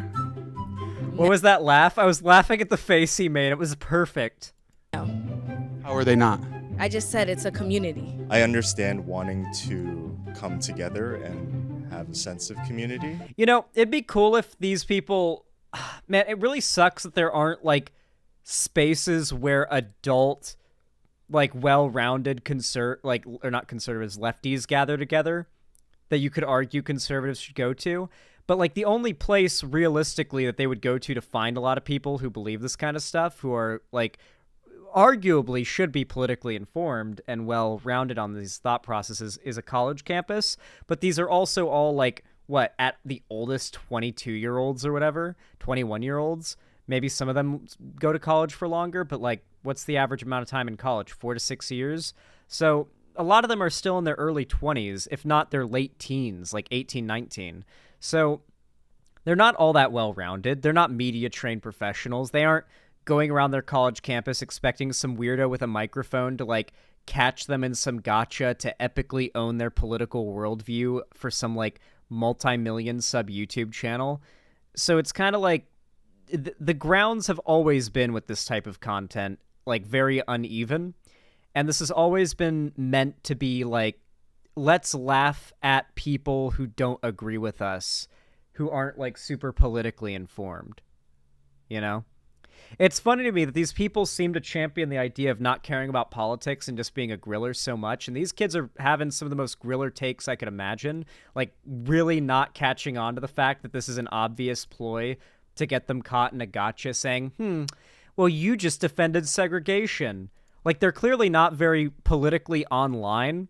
So it's weird that they see that as, like, a gotcha for these kids, I guess, you know? And, like, mind you, none of these kids are, like, there's no way they could know these kids are progressive, right? By looking at them. Notice how every person, at least of my memory so far, that they have interviewed is not white. So the argument he is trying to make here is that non-white people want segregation, and you can trip them up and catch them on that if you hit them with the right gotcha. So if you actually accurately titled this video, it wouldn't be, would you sign a petition to bring back segregation? An accurate title for this video would be tricking minorities into signing a petition for segregation. That would actually be the accurate title of what he is doing in this video. Am I wrong? Has he interviewed a single, just, like, white person here? Or is it literally all POC that he's, like, singling out to try to, like, catch them up, saying they actually want segregation under certain circumstances, it turns out? Because they're not very, like, well-argued, like, interlocutors. But I think it should just be available to everybody, no matter what. I think if anybody is thirsty, anybody should be able to drink from any water fountain, you know? Just like anybody should be able to live in any dorm, right? How is it any different than racially segregating dormitories in 2024? It's not. You are a black person. Should I talk to white people about these issues? Sure. How about we ask a white person? Yeah, let's do it. Looks around. There's got to be one around here somewhere. Doesn't this also, like, create a fission in society as well, then? Ding, ding, ding. They did find the whitest guy, too. Holy shit. Like, she was like, hold on, I'm going to find a white person. I was like, why is she looking around so much? There's white people everywhere. It's a college campus in, like, what, UCLA? I don't know where this is. But, like, like, she looked around because she was trying to find the whitest guy. And she found this dude who looks like if Michael Kelso from that 70s show existed today and was like a teenager today instead of the 70s. If I gave you this petition again and it said UCLA colored housing, how would you feel about that? Colored is just, like, that's not cool. That's like a slur, in my opinion. I don't know. Because it's... Okay, they're going to try to catch them up here in, like, a gotcha. So for those of you guys that don't know, and people are already calling it out, what is considered politically correct language evolves a lot over time. And so, believe it or not, there are terms that are today considered very not progressive, one of them being colored in this context, that were frequently used by civil rights activists, white, black, whatever, like, race you could imagine, during the civil rights movement of the 60s. And that term was still considered relatively polite and woke even in the early 70s. But around then, we started to see a bit of a switch up. Prior to that, calling a black person black was not seen as, like, socially acceptable. Like, if in the 1950s you called a black person black, they'd be like, okay. And, like, go on with their day, probably, and just think of you as a racist, rude person, because that was generally considered a pretty derogatory thing to call someone. But over time, that changed. For a while, African American was like the term that was considered politically correct. But now that's considered pretty cringe. Like, if every time I talked about black people on my stream, would you guys, and if I said, like, African Americans, you guys would cringe your eyes out. I guarantee you. After, like, a day of me doing that, you'd stop watching me. And nowadays, it's just like, we've reached the point where it's like, yeah, black. That's, no one thinks you're racist if you say black, and it's not like, obviously there's conservatives who will, like, you'll hear a conservative, and they'll say black, and they'll say it in a certain way. You know what I mean? I almost don't even want to try to imitate it, because for one, I don't think I could do it well, and for two, I don't want anyone to be able to clip me saying it that way, because it's like, you can sense the N-word in the way they say it, just tonally. It's the same thing as saying black people housing. Do you think it's important for us or to they look put at a the life blacks, through yeah, the lens or of blacks, race, yeah. or We'll say it like that. we should reject that and not look at our racial identity as so important? I think we should definitely acknowledge what goes on in terms of race. In terms of, like, how we operate in life, we should, see through that. Why y'all talking about black people? Because we want to. Because we want to. What? We're having a conversation. I can talk to you in a little bit. But why are you coming over to us? So I just want. Okay, so for those of you guys that don't know, these like media companies pay people to act as plants all the fucking time. For example, we covered a Charlie Kirk video recently. Charlie Kirk is connected to PragerU. He pretty regularly appears on their videos as, like, a guest. Charlie Kirk, in a video we covered from him recently, I suspected that a certain person in the crowd who was wearing a shirt, it was an all-black shirt, or it was an all-white shirt with black text, simple black text that just said feminist. I am not aware of any company or business that just sells plain white shirts with black text that says feminist on it.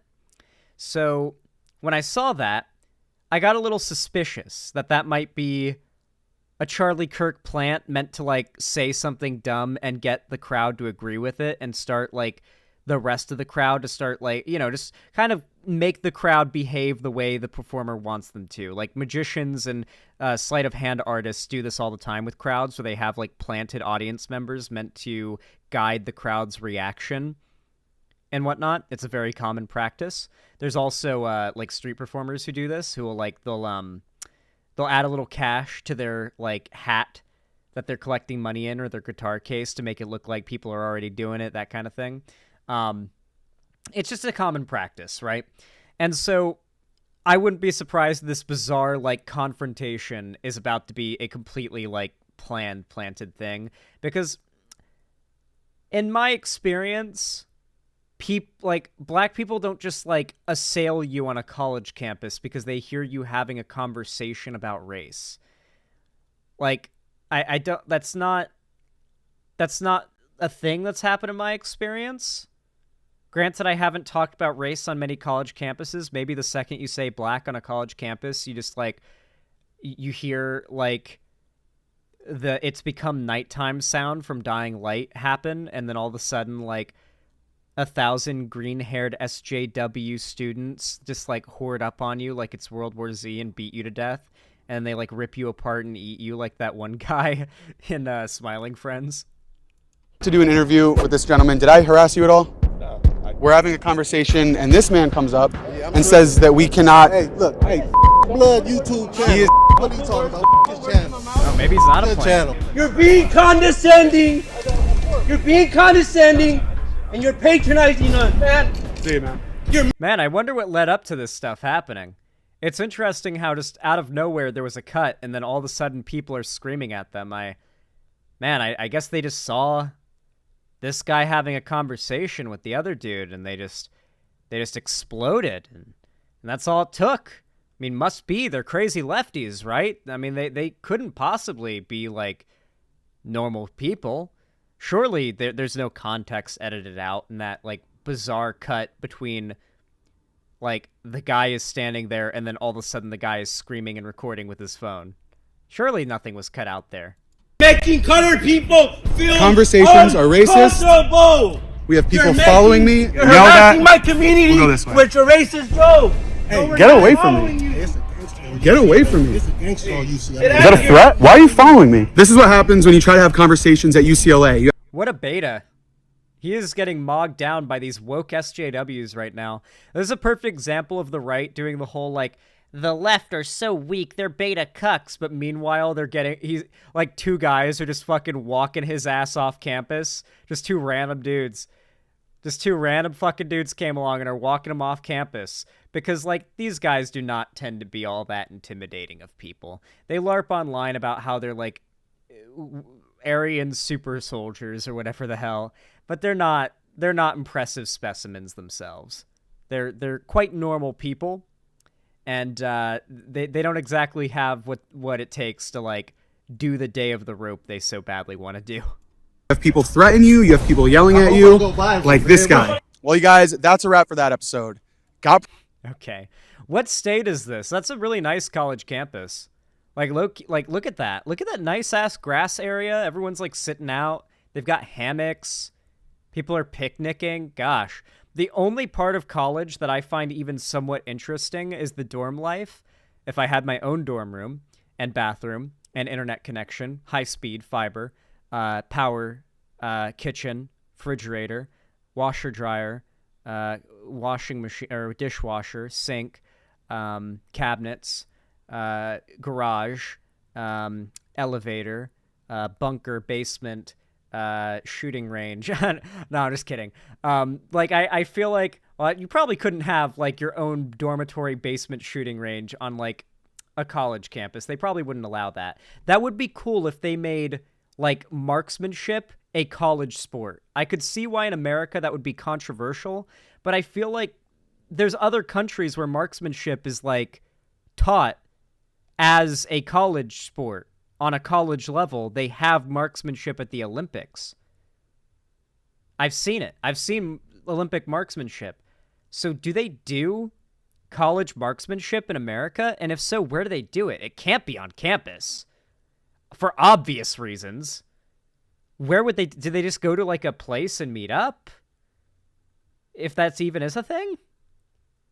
I don't know. Regardless, what a nice campus. It's so pretty. I really like it. I don't know where it is, but it kind of looks like maybe the East Coast. At first, I thought maybe like Pacific Northwest where I am because some of the trees, but now looking at it, it looks more like it's probably like north to central East Coast. Very pretty college campus. Besides this ugly-ass dude standing here ruining the scene and fucking with people's day. California. Probably Northern California then. Yeah, besides this fuck-ass standing here and ruining everybody's day. What a beautiful college campus and a nice day. I hope those people are having a nice one. I like the hammocks and their entire vibe just set up on the hill. Very cozy, very comfy. But yeah, PragerU has really fallen off, haven't they? Like when this is they're actually like recycling Caitlyn Bennett's entire channel idea, which completely fell off and failed, by the way. It's SoCal, okay. Yeah, really fucking hilarious to me. We have sport shooting in Canadian universities. That's like a sport they offer. That's so cool.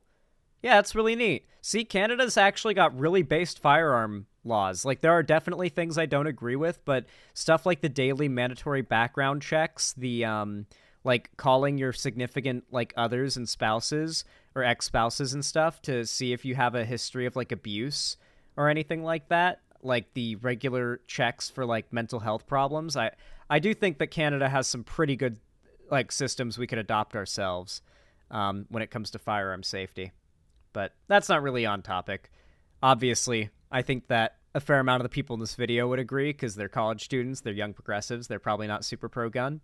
But regardless, I think the issue overall here is that a lot of young college students are just not very well-rounded in their politics, so it's very easy to catch them up in easy internet, like, pundit gotchas. But I don't think most of these kids are, like, bad people. They very clearly went back on what, like, the gotcha was trying to get them to say when it got them to that point. They didn't just suddenly say, oh, I guess I like segregation. They very quickly were like, wait a second, no, wait, I see what you're doing. So, you know, there's hope for him. There's hope for him for sure.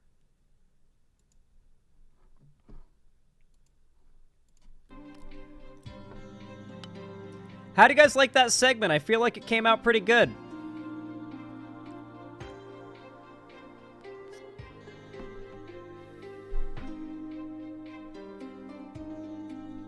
Good Seggy? Hell yeah. Loverworm, thank you for the $5 donation. Says, my theory as to why Tolkien, a hardcore Roman Catholic, hated Dune is mostly due to how organized religion was used to manipulate the masses and commit countless horrible atrocities. No, Tolkien was, like, fairly okay with criticism of religion. He did have a slight dislike of it, but that wasn't his main problem with Dune. His main problem with Dune, as many beloved authors have also said, is that it is an extremely flawed story in terms of its writing. Like, the writer, had, a flawed writing process.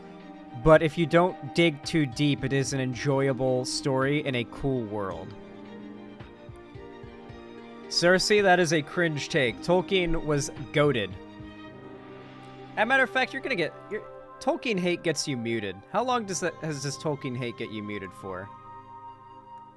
I think Tolkien hate gets you muted for at least 30 minutes. Like, not even a warning. Just, saying anything negative about J.R.R. Tolkien. That's not even, a thing of opinion. I'm not even... that's just... You deserve to be punished.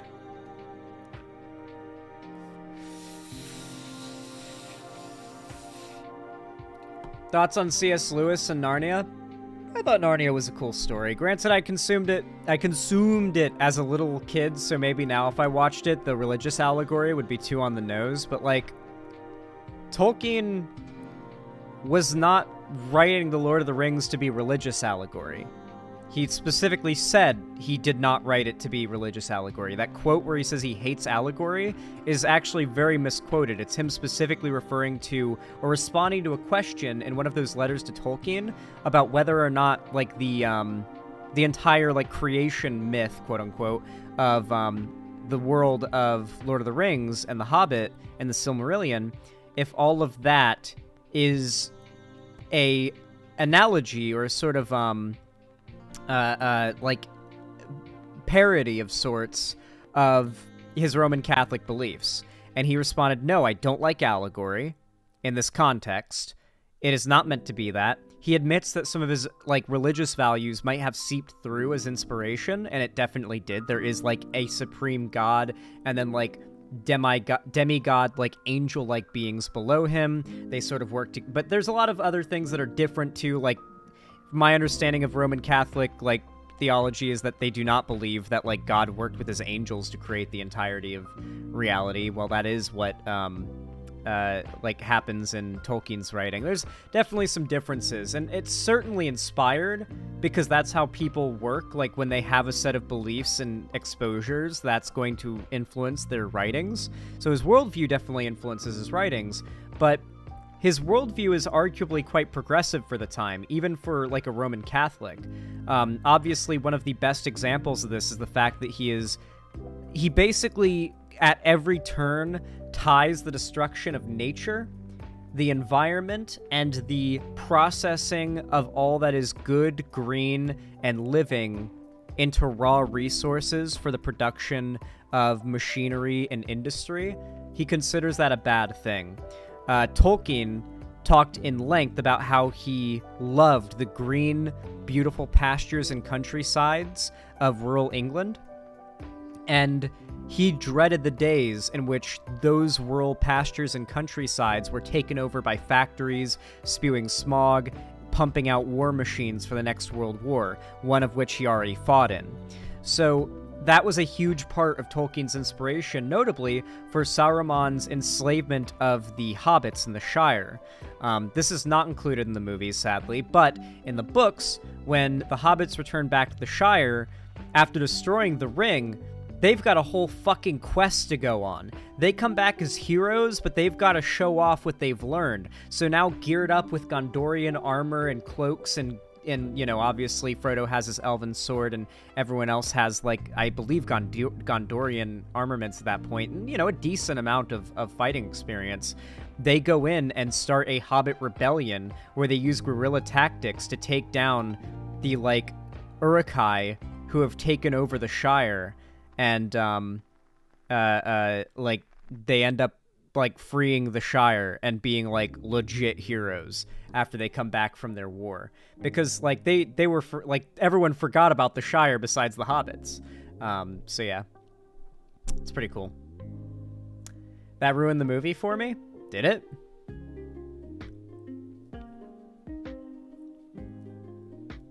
Tolkien hated allegories, but Mordor was definitely based on experiences in the trenches of World War I.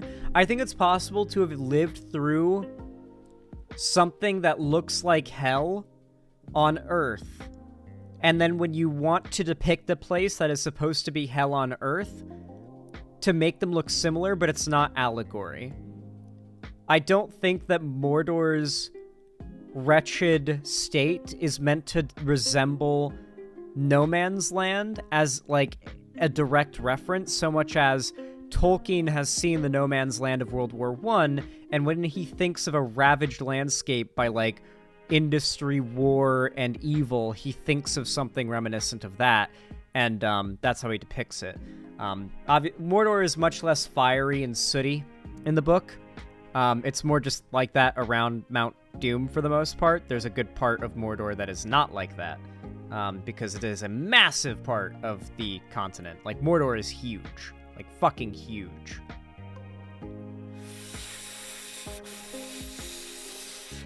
It has an entire sea in it. Like, there is, within Mordor, a sea that is bigger than the Salton Sea in Southern California within it. So, like, honestly, no, a good approximation in size for Mordor would be the entire Coachella Valley of California.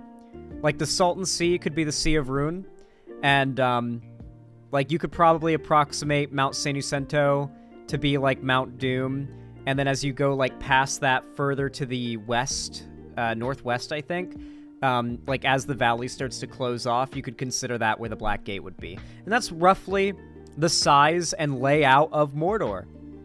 For scale. Gives you a bit of perspective on how fucking big it is. Yeah.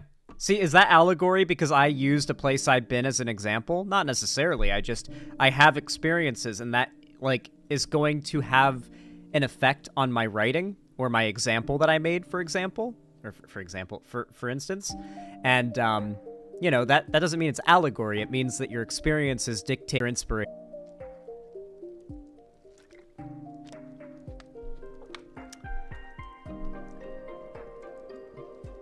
Well, the Shire recovers, Larry Banks 78. It's implied the Shire recovers. The hobbits weren't all, like, slaughtered. Loverworm, thank you so much for the $5. I really appreciate it. Very kind of you. Oh, wait, I already counted that one. My bad. My bad. My bad. Let me update the dono goal really fast.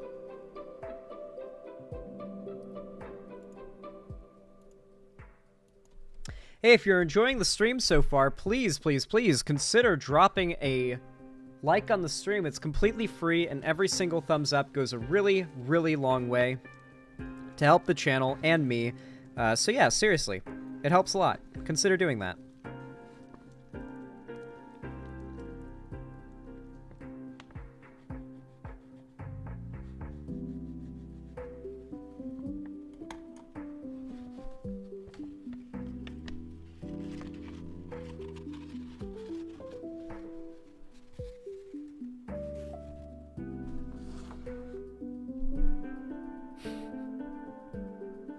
Goes so fucking hard. Okay, I'm gonna prepare the next segment.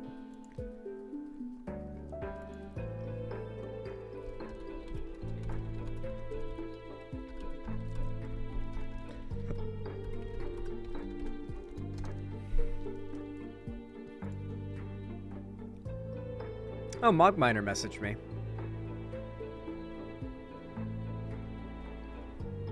Let me check my segment list. Trump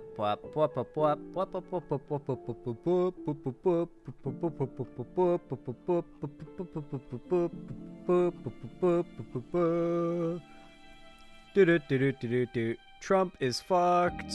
Trump is fucked. We fucking love it when Trump is fucked. Damn, I'm a lyrical genius, guys. Hold on.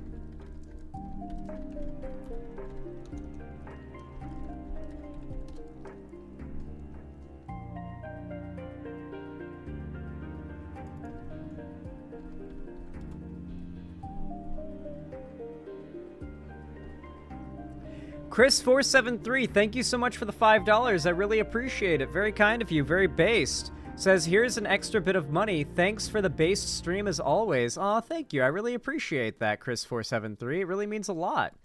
It really, really does. Thank you, thank you. I'll update the dono goal really fast, then we'll start our next segment.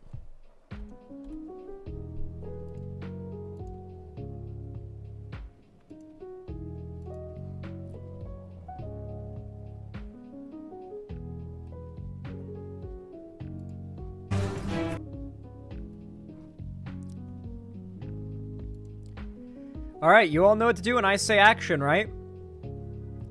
3, 2, 1, action. All right, everybody.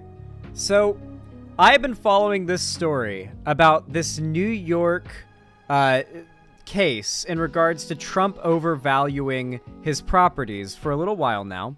And for a moment, during our last stream, we got some news that looked really bad for us. You see, Donald Trump has been expected to pay, I believe, over $400 million bond, or is it over $700 million? I can't remember. It's somewhere in that ballpark, that enormous ballpark. And we've kind of been following this and hoping that, you know, as this develops, it continues to get worse and worse and worse for Trump. 454 million. Okay, thank you. I knew it was somewhere in that ballpark, like I said. Yeah, we were really hoping that Donald Trump was going to be forced to liquidate everything and possibly go bankrupt over this, because as you guys might know if you followed my coverage of this, the bond agencies or whatever won't accept assets for the bond, the civil bond.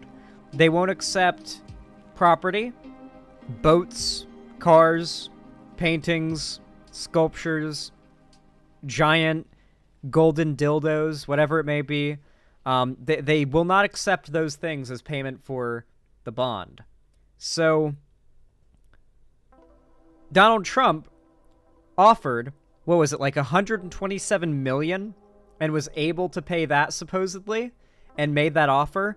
And it seemed like for a moment that posted bond would be accepted. And we had a day, a stream, where it seemed sad that Donald Trump was going to slide out of this one. But guys, I'm here to surprise you with some good news. They rejected his posted bond. New York Attorney General questions financial strength of company that posted Trump's bond. That's right, guys. Trump is not out of the woods yet. Breaking news in Donald Trump's civil fraud case. The New York Attorney General has filed notice questioning essentially the financial strength of the company that posted his bond and whether it can cover the cost. I want to bring back MSNBC legal correspondent Lisa Rubin, who is frantically looking at her phone because this is literally just breaking. So this is the $175,000, right? $175 million. I love how quickly she put her phone down as she realized the camera was switching to her. That was funny as fuck. If only it was $175,000, Donald Trump is saying. $175 million. So there's a question about whether they're really covering it in a sufficient way. Is that it? Let's go back for a second. So this morning, Knight Specialty Insurance Company filed a corrected version of the bond that attached, among other things, its financial statements and showed what its assets were as of the end of last year. That's December 31st, 2023. It has over $537 million in assets. And what the Attorney General's office is saying, the cash it has on hand is less than the bond. And they need to know, because specifically this company is not admitted under New York's Department of Financial Service. It's not a New York insurer. And because it doesn't have qualifications in New York State, they are entitled to ask for what's called justification of the surety. That means, among other things, Chris, that they want to know, how is this collateralized? What are the specific identifiable assets that Donald Trump... Yeah, they claim they've got over 500 million in assets to this company's name. What are they? Okay. 500 million in assets, but you don't have the cash. Okay, well... what are these assets you're going to liquidate for this magical $127 million bail? Or is it 72 million? Listen, I'm bad with these bigger numbers, okay? I'm also very stoned right now because dealing with Trump, you gotta be high. I would be stoned 24/7 if I was on Trump's team. Trump posted to ensure that if they went on appeal, they will get back this 175. No shot. Trump's a gamer? That's the Republic of Gamers logo, isn't it? ROG? That's the ROG logo, right?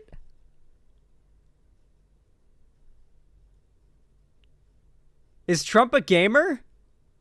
That's a gaming laptop, no? Dude, one of us. Hashtag our guy. $5 million and up to the value of the judgment that Judge Engoron had ordered, which at this point stands over $454 million if that judgment's upheld. His lawyer's laptop? Similar? Wait, his lawyer's a gamer? He's probably running it in my LoL ranked games. Yeah, he's the one that keeps feeding in top lane. To the problem Donald Trump himself faced, because he clearly has a lot of assets. The question is, are they liquid assets? How quickly, for example, if he needed to, could he sell something? And would it be worth what would be needed to cover the he had bond? other problems too, right? Yeah. A lot of those assets were encumbered and he couldn't pledge them because there was already somebody essentially in line. If you owe a $125 million mortgage, for example, to an existing lender, then you can't exactly give that over to the Attorney General first when you've got somebody in line with what's called a perfected security interest. So that is a similar problem. Trump had even greater problems on his own, which is why he went to Knight Specialty Insurance Company as his suretor here. But here you see the Attorney General's office saying what you filed this morning is still not enough to satisfy. He looks like a sun-dried sea creature you would find in Shell City. Like he's being baked like a hot dog under one of those heat lamps in a 7-Eleven. Us that you have posted a bond that is sufficient to cover our judgment if and when we went on appeal. So now what happens? They have 10 days to file what's called a justification of the surety, and then there will be, in addition to the motion practice, a hearing at which the suretor can come forward. And they have copied, for example, on this motion, Amit Shah, who's the president of Knight Specialty Insurance Company. I love that I'm high on stream all the goddamn time, and my eyes are less red than Donald Trump's eyes always are. His eyes are always bloodshot. Signed the bond. He is copied here because he is basically the person on whom this is being served. You will show up. You will file these documents to explain to us how this is collateralized. This is bringing Don Hankey and his company a whole lot more into this mess than I fear that they anticipated. Okay, so then the question becomes, what if, we don't know what's going to happen, but what if the decision is, no, this isn't good? So if it's not, if it's not good, then Trump will have to obtain a new undertaking to prevent Tish James from enforcing on the judgment while he appeals. Right now, he has a stay. Look at Trump's neck pussy. It's so cute. That is a crazy line. That is like, you are MVP of the comments section tonight, Ninja Not 9000. That line goes crazy. Look at his neck pussy. It's so cute. Jesus Christ.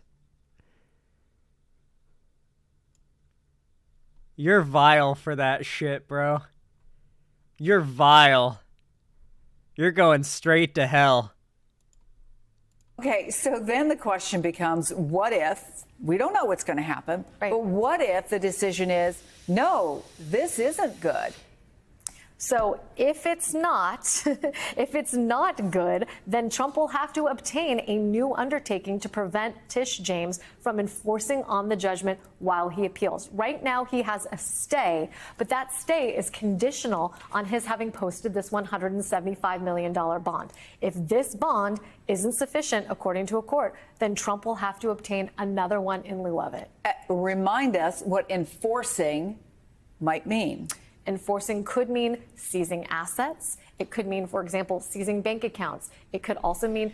Do you think Trump will ever live to be, like, really old and doddering? Like, right now, he's starting to lose it a little bit, but, like, are we ever gonna get, like, a really old Trump?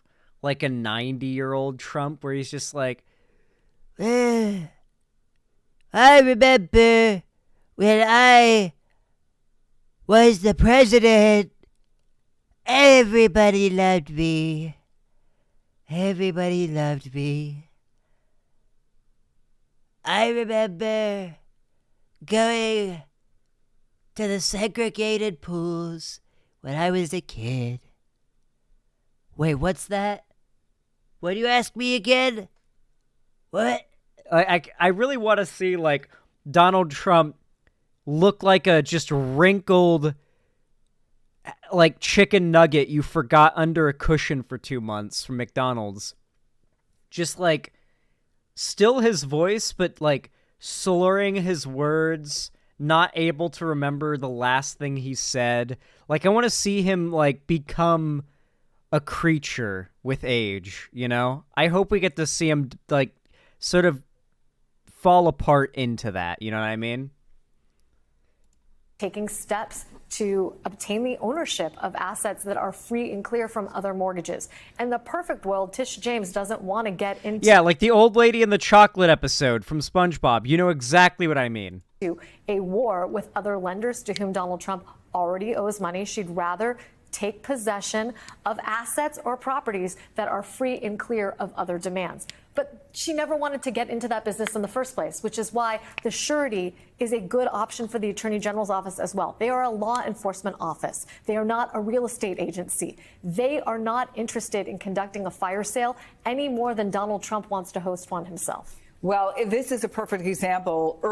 What they basically mean there is that Trump said that in order to pay off the civil bond, he would have to sell all of his assets at, like, almost all of his assets at fire sale prices in order to get them sold in time to have enough money to like pay the civil bond.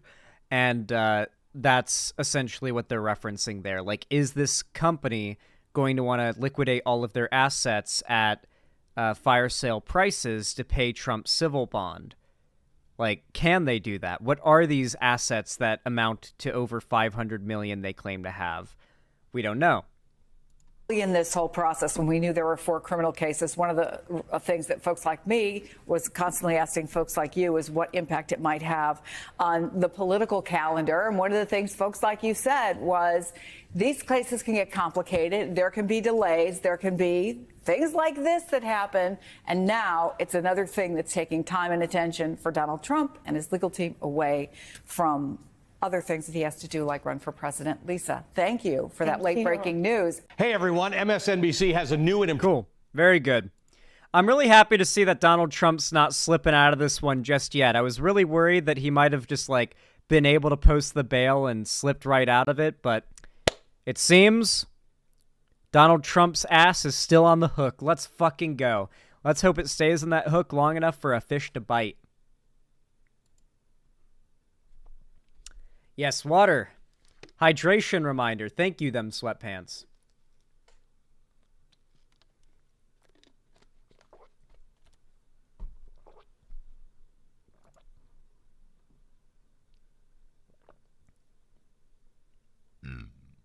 Yummy. Water. How do people not like the taste of water? Cold water is the best tasting thing there is. Like, There is nothing that makes me feel more rejuvenated and feel better when I feel like garbage than cold water. Just plain old water that is cold. There's nothing better. Like, I'll have a Monster every once in a while, but honestly, my favorite not water beverage is orange juice. Maybe milk behind that. But, like, I'm not big into iced tea. I'm not a soda drinker outside of Monsters, which I drink to wake myself up, not because I particularly love the flavor. Like, they taste good. Normal Monster does, but I like the caffeine and the boost to wake up that it gives me. I'm really just a water guy. Cold water, if I could just have cold water that gave me the effect of Monster, I would. Maybe I could, like, dissolve caffeine tablets in water. That could work.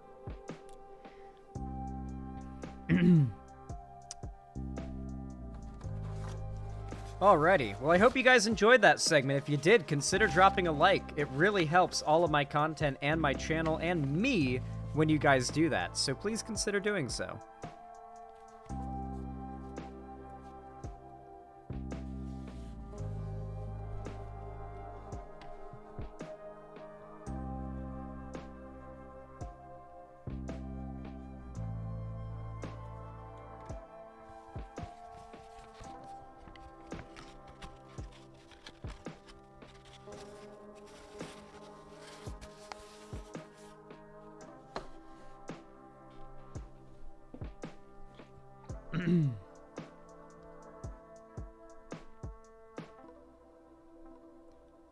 What?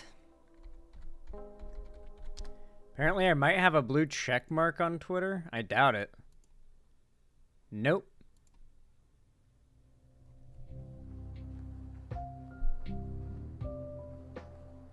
No.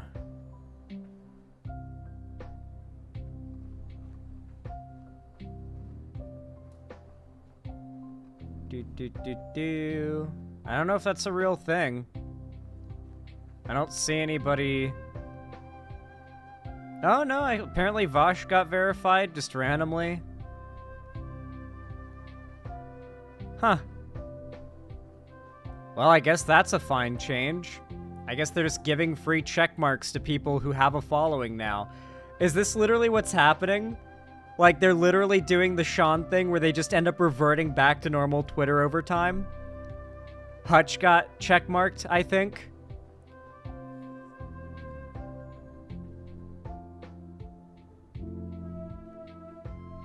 Who else got checkmarked?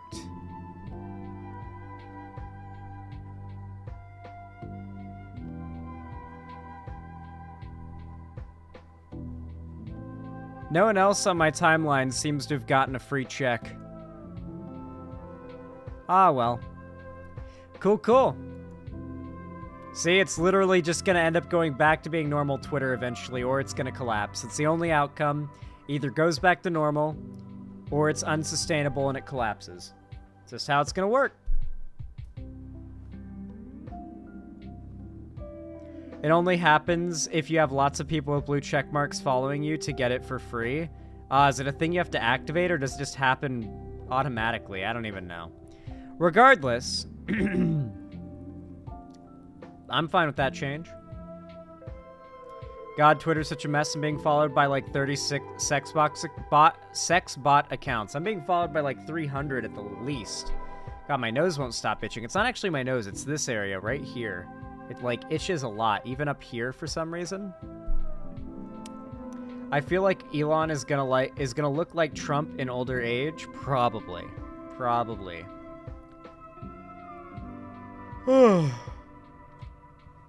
Okay. Let me check something. Alrighty.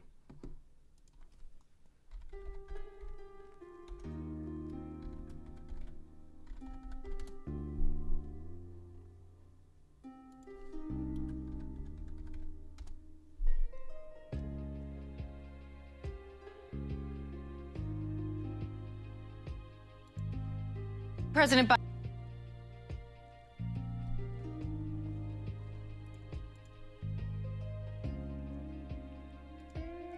All right, you all know what to do when I say action, right?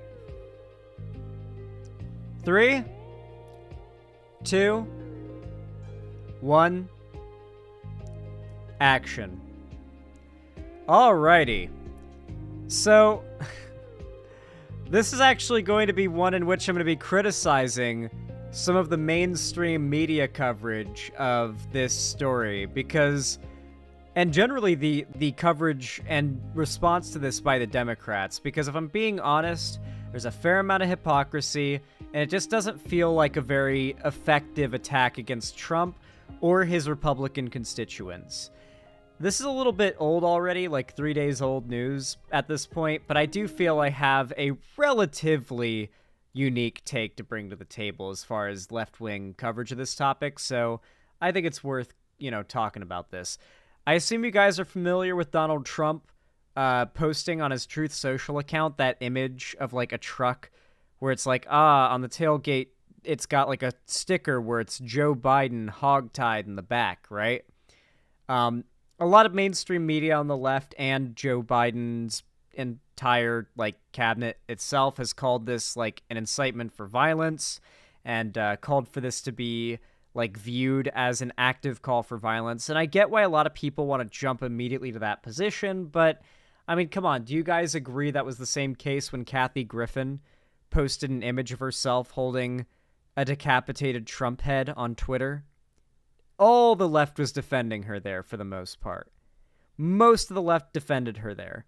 And I feel it's blatantly hypocritical to defend Kathy Griffin in that instance. Yeah, but that was based when she did it. I do want to just default to, yeah, but it's based when we do it. But that's not a very effective line of argument, I'd say. I think it's important to maintain some level of moral consistency, regardless if action... I don't think an action should just be bad solely if someone who you disagree with does it. Aw, come on, moral schmorals. Okay, I get that you're memeing. Regardless, though, this seems a little bit extreme of a reaction. Of all the things to attack Trump over, I think this is one of the weakest things they could go after Trump with, especially on, like, legal grounds. Biden's campaign says former President Trump is inciting political violence after he shared a video on social media showing what appears to be an image of the president tied up and kidnapped in the back of a pickup truck. ABC's political director Rick Klein joins me now for more. Rick, does this qualify as inciting political violence, and how is the Trump campaign responding to what... It's arguable, but the problem is who it is arguable to. And the people you have to argue it to are not going to be that well convinced that this was a blatant incitement of violence towards the president, because, like, Trump is just like that. He makes insightful posts. He makes derogatory memes and rude posts. He clearly didn't mean violence by this. He posts about people like this all the time. What the Biden camp is saying here. Yeah, this is a... If he didn't get got for Jan 6th, he won't get got for this. Very brief portion. You really have to slow down the video to see it. That was posted, portion of a video that was taken, according to the Trump campaign, just along the roadway on Long Island last week when Donald Trump was in town to commemorate the fallen police officer who had been killed. From the Biden campaign's view, this is dangerous imagery in the context of other incitements that they'll cite. From the Trump campaign's view, this is something that was out there on a public roadway, and it was very brief and very quick. And I think often with Donald Trump, the point is the provocative. Crazy how in America it is legal to, like, create art and depict it basically being a joke that you have kidnapped the president. Maybe that guy's gonna get a knock on his door from Secret Service. It wouldn't surprise me if he does, but as far as I know, he's just been driving around with that, you know? So, like, isn't America amazing that the First Amendment gives you the right to do that, when in other countries, within a day, you would be getting taken away by men in black suits and black sunglasses to be disappeared? Action, the provocative gesture, the provocative image, and then they're happy to deal with any fallout that occurs as a result. Now, President Biden and former President Trump also shared very different messages on Easter Sunday. Walk me through that, the strategy there, and the reaction those messages are getting. Yeah, it is striking because in addition to the traditional White House Easter message, you saw the President Biden commemorate the National Day of Trans Visibility, which occurs on March 31st traditionally. That got some backlash from the right. It's funny, too, because the right freaked out, but, like, that holiday has been the last day of March for as long as it's been a thing, you know? And Easter isn't always on the last day of March. It just happened to be this year. So it's just a random thing that, like, happens to happen. Since 2009, yes, yeah. So it's just a very bizarre freak out from the right, where I guess they just kind of had the right circumstances to make it a big culture war thing for a couple days this year.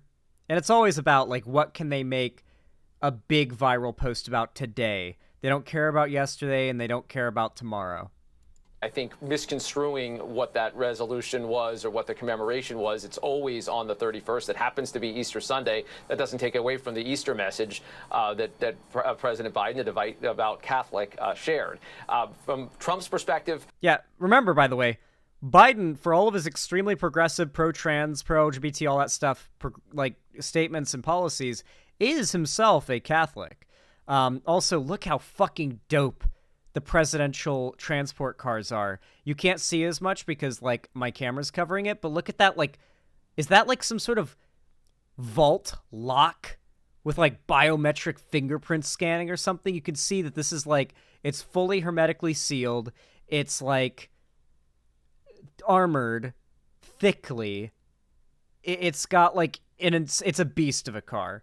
It's called the Beast. Yeah, it's literally called the Beast. Look at that thing. Holy fuck. Hold on. Let me get rid of my camera so you can see how thick the interior is. Look at that monster. Just that car door gives you a little perspective on what this thing has got going on.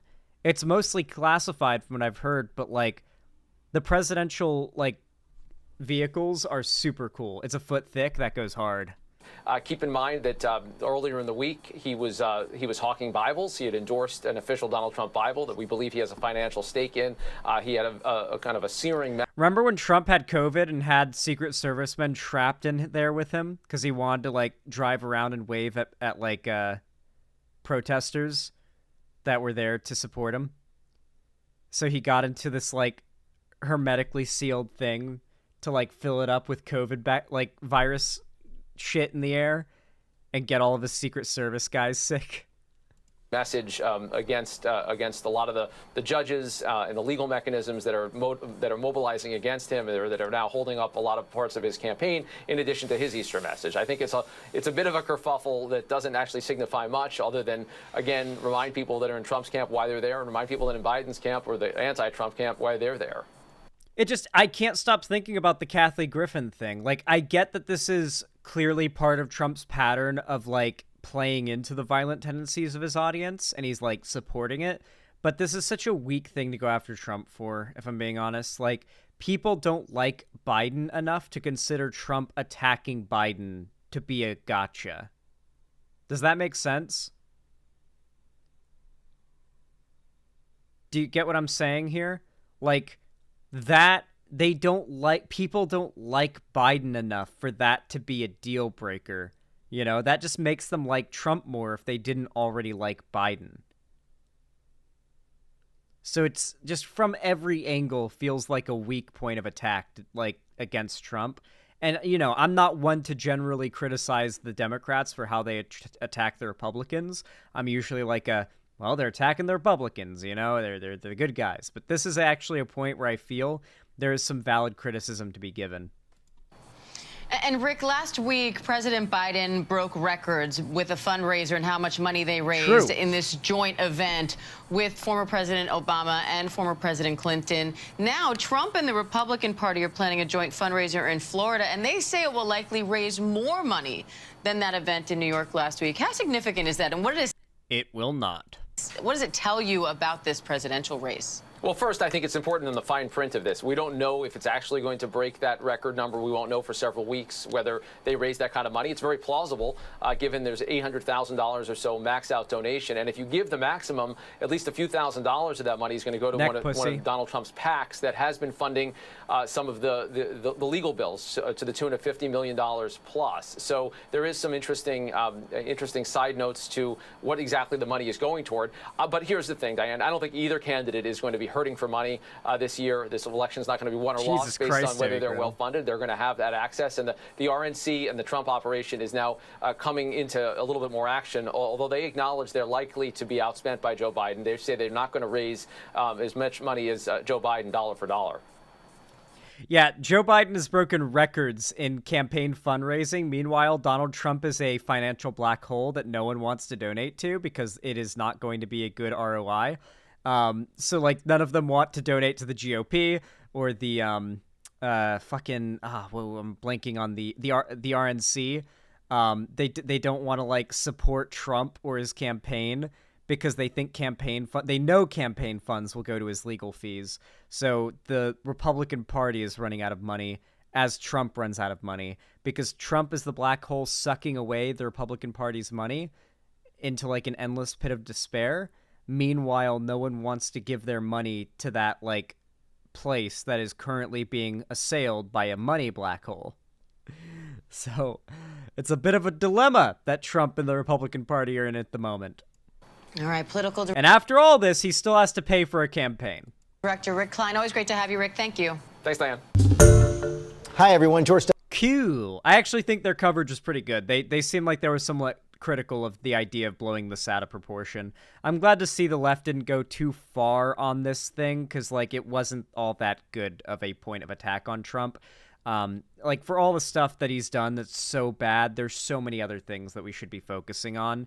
The fact that he posted a meme where someone else's truck has Biden hogtied in it. I mean, there's certainly a conversation to be had there, but like making a motion for this to be considered like an incitement of political violence is, if Jan 6th wasn't it, this won't be it. Simple.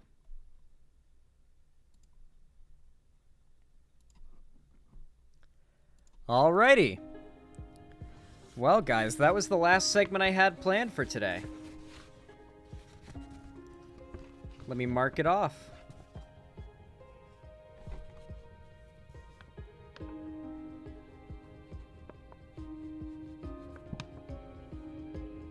Nice. All right, everybody. Helldivers, no gaming today. No gaming today.